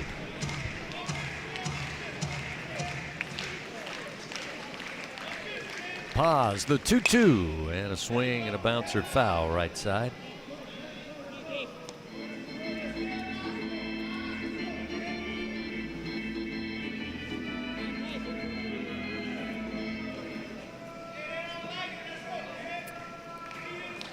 Paz comes set, the right-hander's 2-2 delivery. Called strike 3 on the inside corner. Green down on strikes. Paz with his first punch out, 1 down, 2 to go here in the top of the 7th. Yeah, good with pitch. A 10-run rule. Yeah, good pitch from Paz. And look, this is a guy coming out of Carrollton, Texas, missed his senior year after undergoing Tommy John. So another guy that, you know, with only 8 2/3 innings pitched, he just needs to keep getting that repetition as well. Kennedy Drexler entered the game in left field. He'll bat for the first time tonight in the 5 spot after taking over for Cameron Bird, who started the game. First pitch a ball, second pitch a strike. It's 1-1. Paz working quickly out there.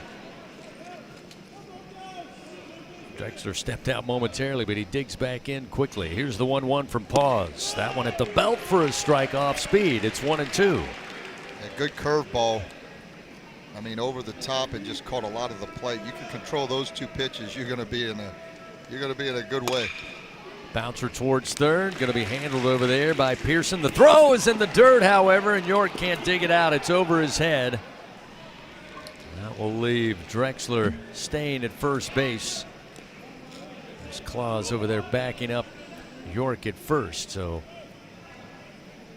throw by Pearson off the mark. Be a throwing error, second error of the game for the Tigers. And it gives Southern some hope here with 1 out and a runner on, down by 10 in the top of the 7th inning. Yeah, just an in-between hop for York at first base. If you get talk about this as an infielder, you try to get the short hop or the big hop, and that was really the in-between hop, so it was a tough one to dig over at first base. Pinch hitter now, a right-hander, Luis Ayala. Takes the first pitch too far inside for ball 1. Ayala batting for the 22nd time of the year. Hitting .381 with his limited at bats, including a double and 4 runs batted in. Here's the 1-0. Paz finds the zone at the thigh, and it's 1-1.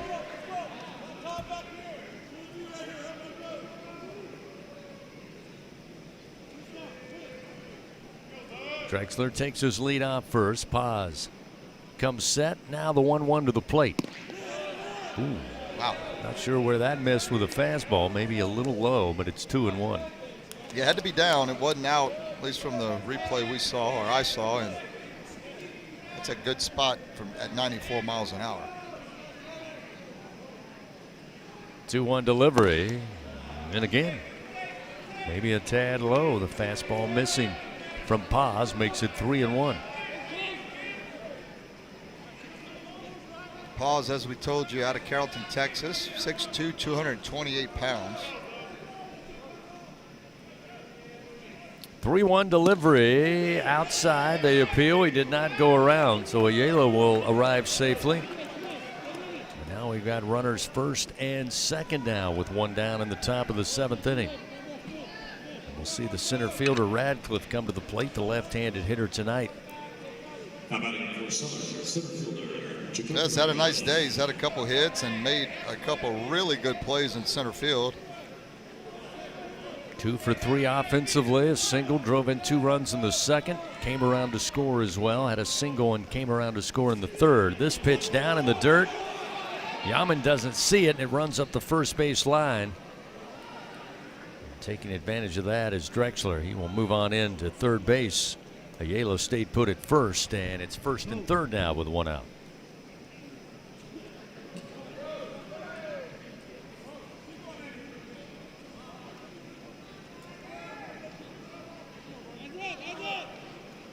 A really tough block from Yaman there. That was that's a curveball in the dirt, a spike me curveball that I don't know if it got 56 feet. The 1-0 delivery, that one is strike down the middle, 1-1. And the Jags with a runner at third, trying to avoid the run rule here in the top of the 7th inning, down 16-6. The 1-1 to the plate, upstairs, missing, 2-1.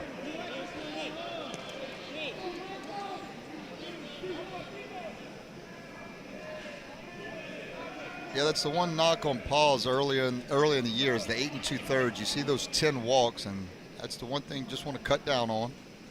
2-1 delivery, too far inside. Now 3-1 to Radcliffe.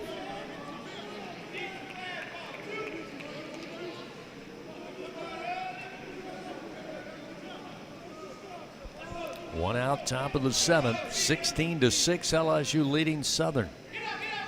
Now the 3-1 pitch to the plate. Miss for ball 4. That'll send Radcliffe down and load the bases for the Jags. And Jay Johnson has seen enough here with 1 out. Gonna make a change for a right-hander out of the bullpen. Well, maybe. It's the quick jog. He did give the quick jog, so maybe not. That's usually a telltale sign that he wants to just talk about it. The slow walk is usually the indication he wants to make the move, but hadn't made a signal just yet. There is action down in LSU's bullpen. Well, as you mentioned, again, Marcos Paz missing all of last year, trying to get back into the groove. As you said, he's given up a few too many free passes, but this is an opportunity here, and it looks like at the moment, Buzz, Coach Johnson's kind of saying, all right, look, wanted to give you an opportunity out here. Now the bases are loaded. We got to find 2 outs. Yeah, let's buckle up a little bit and find that release point. Trust the stuff. Sometimes that can be all the difference for a player who's got some questions in his head, trying to get back to what he knows he can do. If a coach says, I got faith in you, go out there and get us 2 outs. Absolutely. So now with the bases loaded, Kenyon Hughes at the plate tonight. Hughes 0 for 3, did reach base on an error back in the 3rd. The first pitch from Paz is a strike. The fastball makes it 0-1.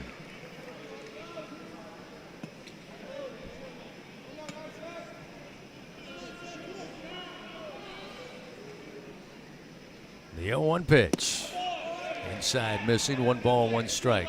Yeah, you say it till we're blue in the face, but you can throw bullpens all you want, throw in scrimmages, but even though the crowd has pretty much gotten out of here, this is a game situation with real people in the crowd. It's a difference. The 1-1, little comebacker to the mound. Paz going to throw home. Yaman with his foot on the plate will record the 2nd out. As Drexler could not arrive safely from 3rd, so they get the 2nd out of the inning. 2 down and 1 to go here in the top of the 7th with the Tigers up by 10. Again, the bases remain loaded with 2 outs, and we'll see Gregory come to the plate, barring a pinch hitter by Southern, and it appears they will stick with Gregory. So the right-hander will come to the plate with 2 down. Down 16-6 with the bases loaded. Paz fires, and the fastball missing outside. 1 ball, no strikes.